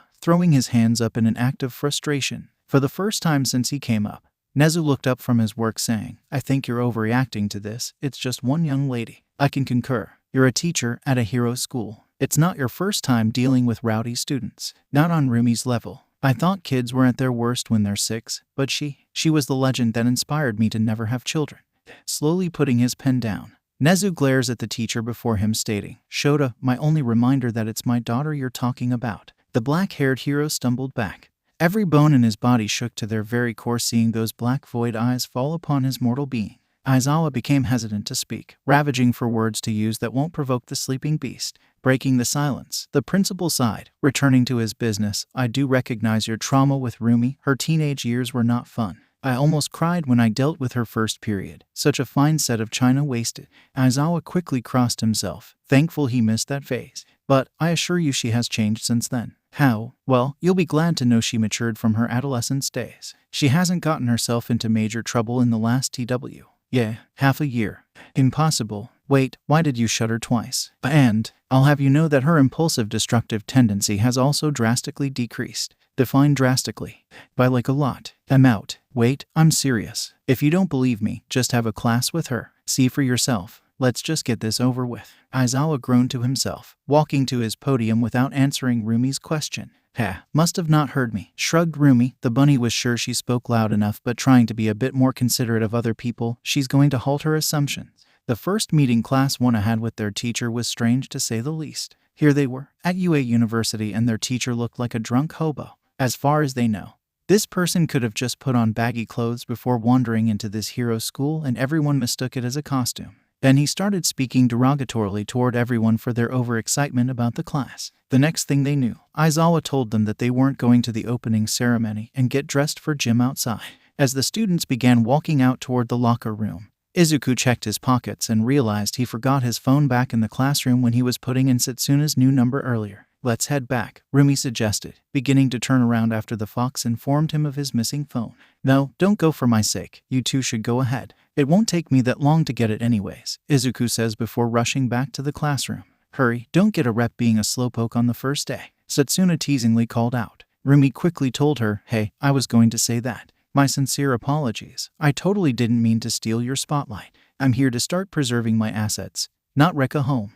Damn it, your acting skills are too impeccable to tell if you're being genuine. Hehehe. Re-entering the classroom, Izuku zoomed to his seat collecting his phone. As he turned around to leave, the fox saw that he was no longer alone in the classroom. Another student was still in the room. Izuku snuck a glance at her while she wasn't facing him. Someone else is here. Oh, it's her. She was one of the goth punk girls he saw when he first entered the class. The dark green hair to be specific. She was talking to the other punk girl with long earlobes and purple hair. Izuku was never into the style of goth, but he can recognize it when he sees it thanks to Rumi's experimentation with it in her disguise going into Yasei Alley. Despite the school uniform, the fox was impressed with how this student managed to maneuver around the rules to show off her rebellious aesthetic. Wearing fishnets over her black boots, black nail polish, and dark-colored eyeliner was a bold choice she decided to go for. I guess with how laid back our teacher is, she won't have an issue as long as it doesn't get in the way of the class. I might have something else to say, but that's another conversation Izuku wasn't willing to get involved with.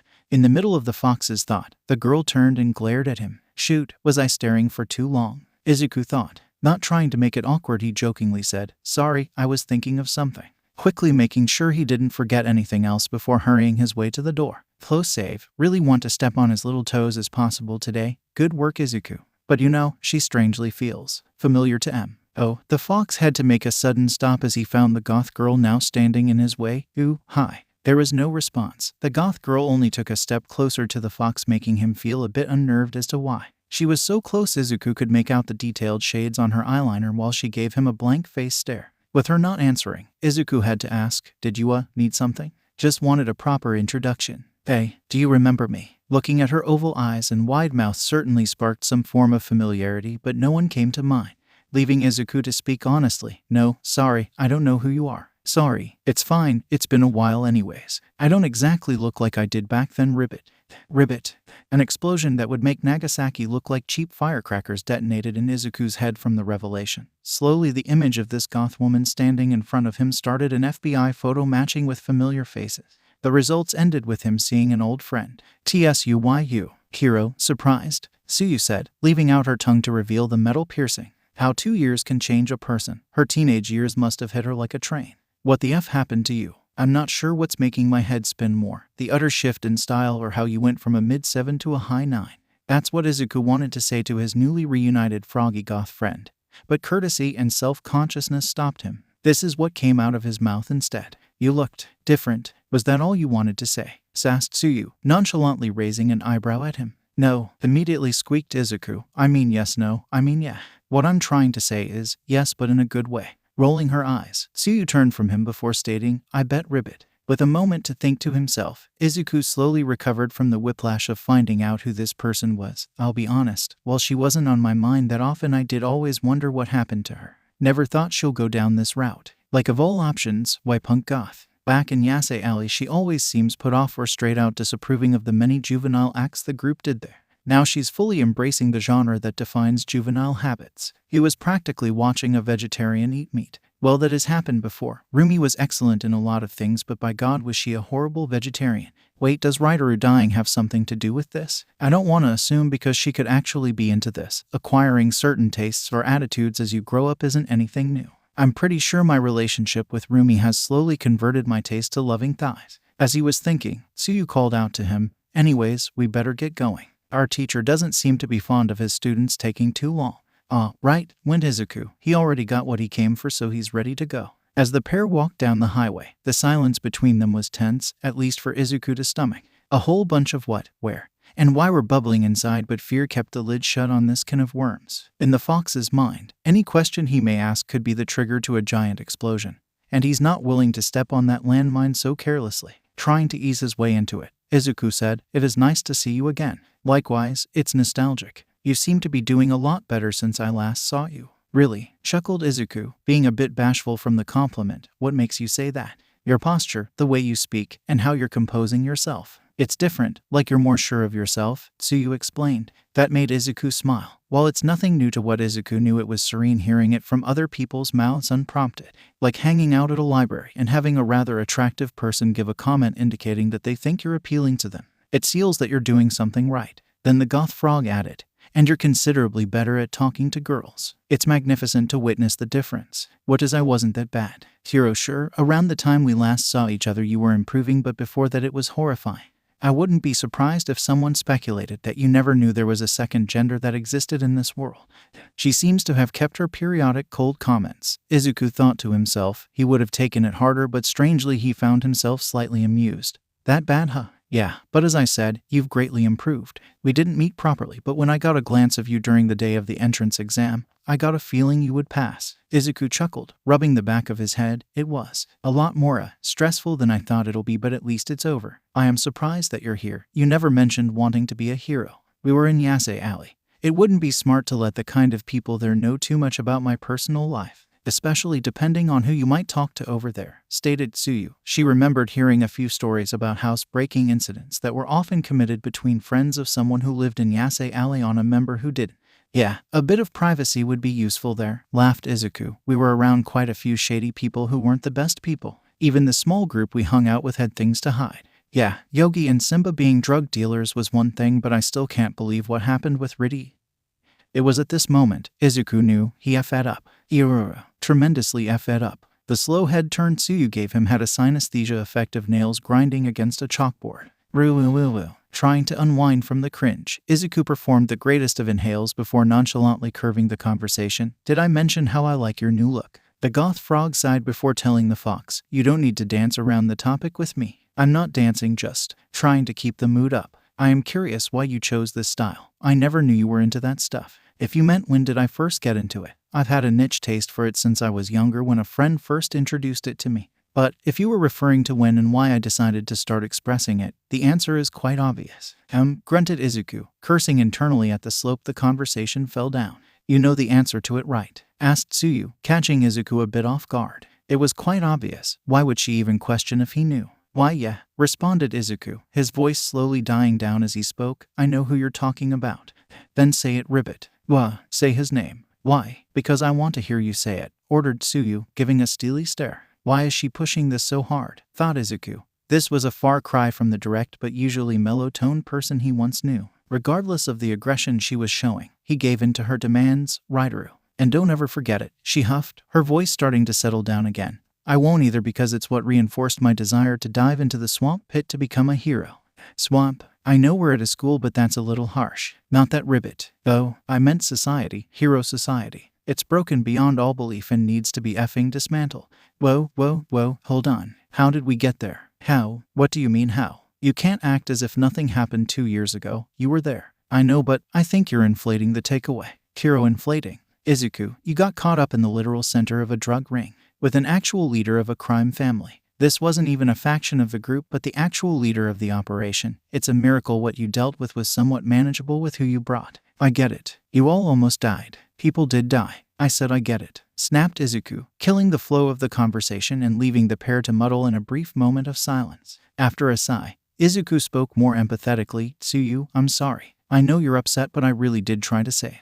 "Don't apologize," Tsuyu sternly told him, cutting him off mid-sentence. The smaller stature woman stepped in front of Izuku to stop him in his tracks. "I don't blame you for what happened, Izuku. It'll be pointless for you to say sorry. Not like you could have done anything about it. Which is why I'm here. A society like the one we live in, where there are all these heroes everywhere but no one could have helped a single child.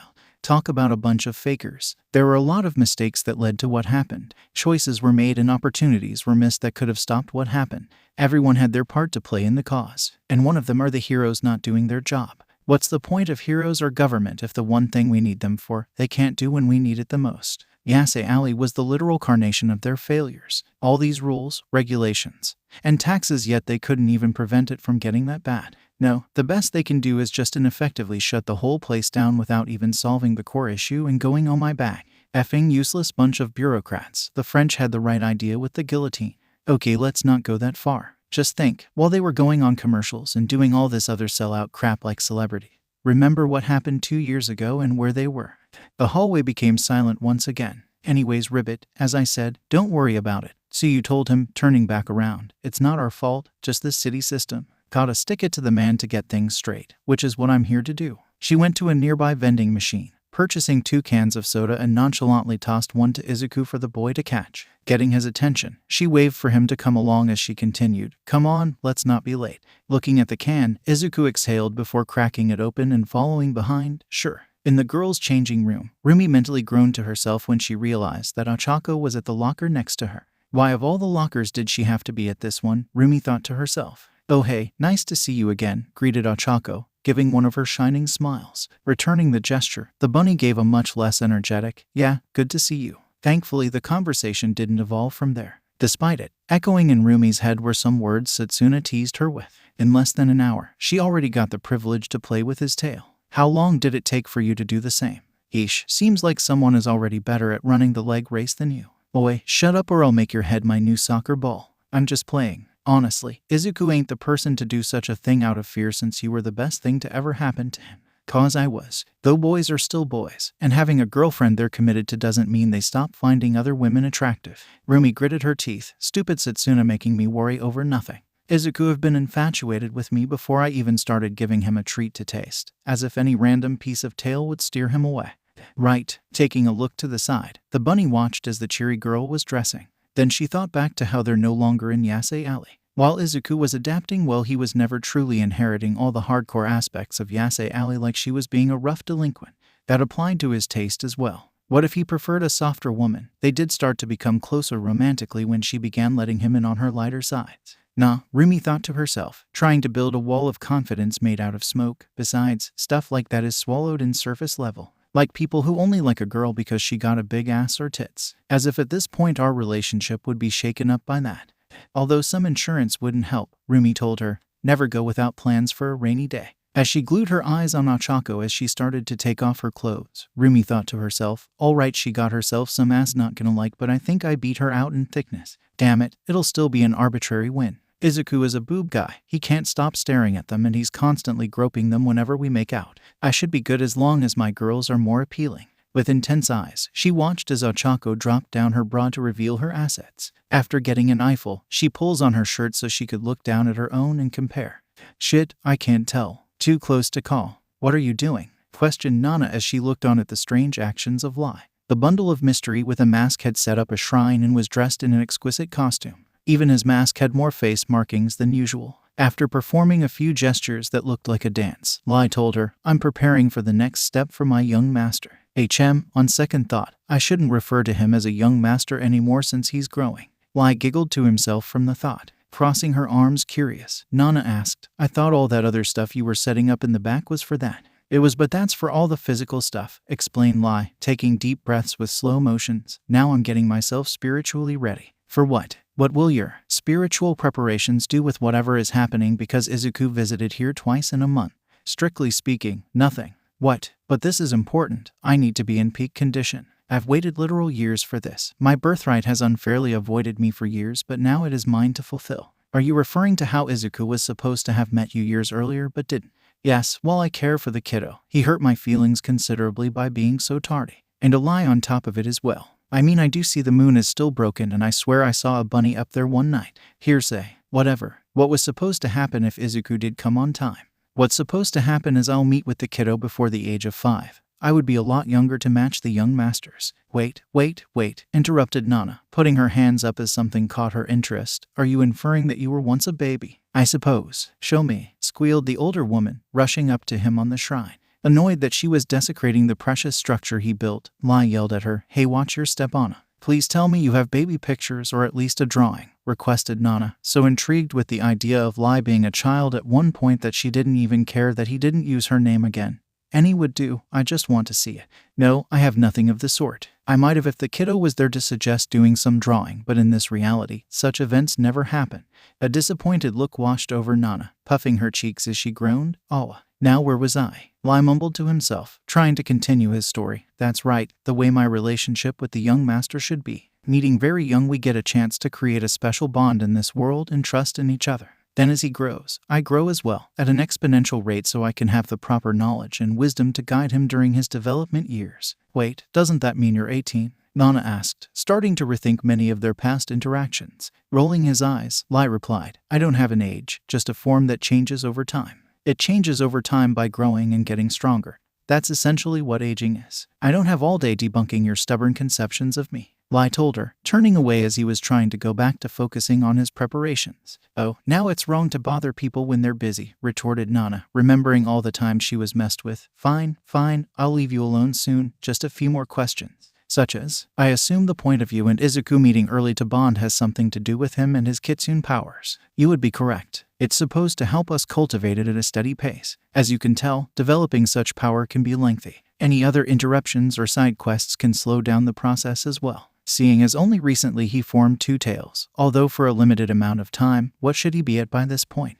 Focusing on his balance, Lai told her, under the current circumstances, he's on schedule, maybe a bit early even. But if he was here when he should have been, he would be able to form his 3rd tail at his age. Or if he was a very slow learner, at least be able to form his 2nd tail and maintain it like it was breathing. Yikes, then we got to speed things up. He doesn't have all the time in the world to learn what he needs. I'm working as fast as I can, which is why I'm focusing. Now please, let me prepare, Lai told her, prompting Nana to let the theater kid have his stage. After a few moments of ceremonial movements, he chanted, let my power flow, to whom I have sworn to guide, when he speaks my name. Directing his hands toward a wooden post in the middle, he called out, bless my master with the power of Foxfire, Shinra Lai. Nothing but the wind could be heard. Did you do the thing? Questioned Nana, not sure if she was preemptively speaking or missed something. Slowly to respond, Lai looked bizarrely at the untouched post before saying, I don't know. Something should have happened. Looking at his hand, the masked person gave it one more try, Shinra Lai. Nothing. Shinra Lai. Still nothing. Shinra Lai. Lai. Shinra Lai. Foxfire Shinra Lai. Not a single thing. Curious, Nana floated up to ask, are you doing it wrong? Lai snapped at her, of course not. The activation is my name. It's the reason behind my name.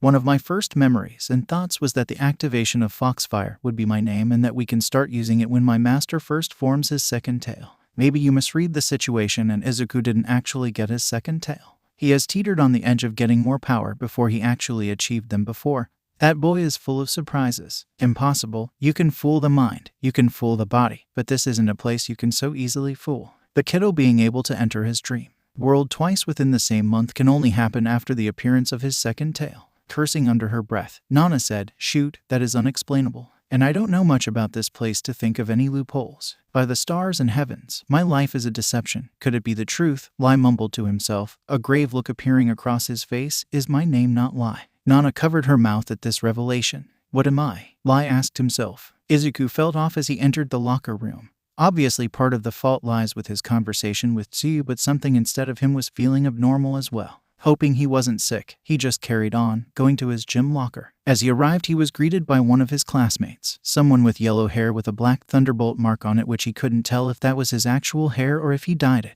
Oh hey, what's up? The yellow-haired boy greeted him. Not wanting to be rude, Izuku greeted him back. Oh, hi. His classmate was already midway through getting his gym clothes on when he said, I'm Kaminari by the way, you. Izuku Midoriya. Great to meet ya. Likewise, let's have a good year. Kaminari gave a nod of acknowledgement before putting his focus back on getting dressed. As Izuku started to undress so he could put on the gym suits the school sent to all the students' homes, he began to think to himself, I know she told me not to worry about it, but Tsuyu seems really mad at what happened in Yasei Alley. I don't blame her for having a heated opinion on the subject, but for it to birth a desire to tear down an entire system, or guillotine people. I know the world we live in isn't perfect, but is flushing the whole system the answer? Mass murdering people is of course off the table. Wasn't it that kind of thinking of tearing everything down over its flaws which lead both Simba and Ryder to take the path they did? Izuku thought, removing his shirt, but maybe she's onto something. A shout caught Izuku's attention. Holy shit, dude. The fox quickly found Kaminari and a few other classmates nearby staring at him. What's the matter? He asked them, wondering what brought all their attention onto him. It was making him feel embarrassed. Why are you all looking at me like that? How did you get that scar? Kaminari pointed out, pointing to Izuku's right shoulder. Izuku looked and saw the jagged scar from when his shoulder was mauled by Simba. Thankfully, Mary's treatment helped with the healing, but it still left a nasty scar afterward. With his shirt on most of the time, he almost forgot how big it was. The only time he ever worried about it was when he was home and had to hide it from his mom and aunt. He doesn't want to give his mom a heart attack by showing her he got a scar over his entire shoulder that makes it look like he got attacked by a wild shark or lion, which wasn't that far off from what happened. He's going to need to survive at least one semester or a year before he can start coming home with scars without immediately freaking out his mom. At least then it would be a bit expected that he won't come out of hero training completely flawless and he can pin the whole thing off as an accident. Looking at his classmates, Izuku told them an answer that'll hopefully end the discussion early.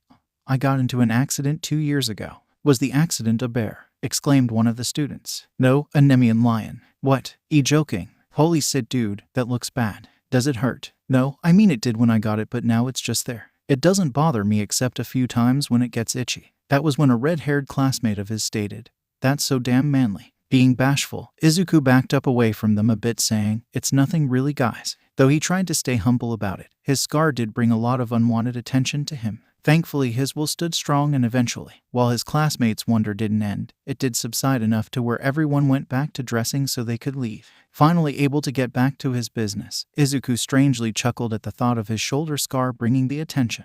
If they had asked him honestly, he would have said the other scar on his body, the one near his gut where he was stabbed. That was one that still burned time by time because it was laced with the poison of betrayal. And that was something that doesn't heal easily. Clutching this wound, Izuku thought, an imperfect system continuing to exist can lead to devastating results, and those will leave scars that won't go ahead to destroy or maintain, order or chaos, glorification or deconstruction. What choices to go into the future with for the best results? Things that are easier said than done.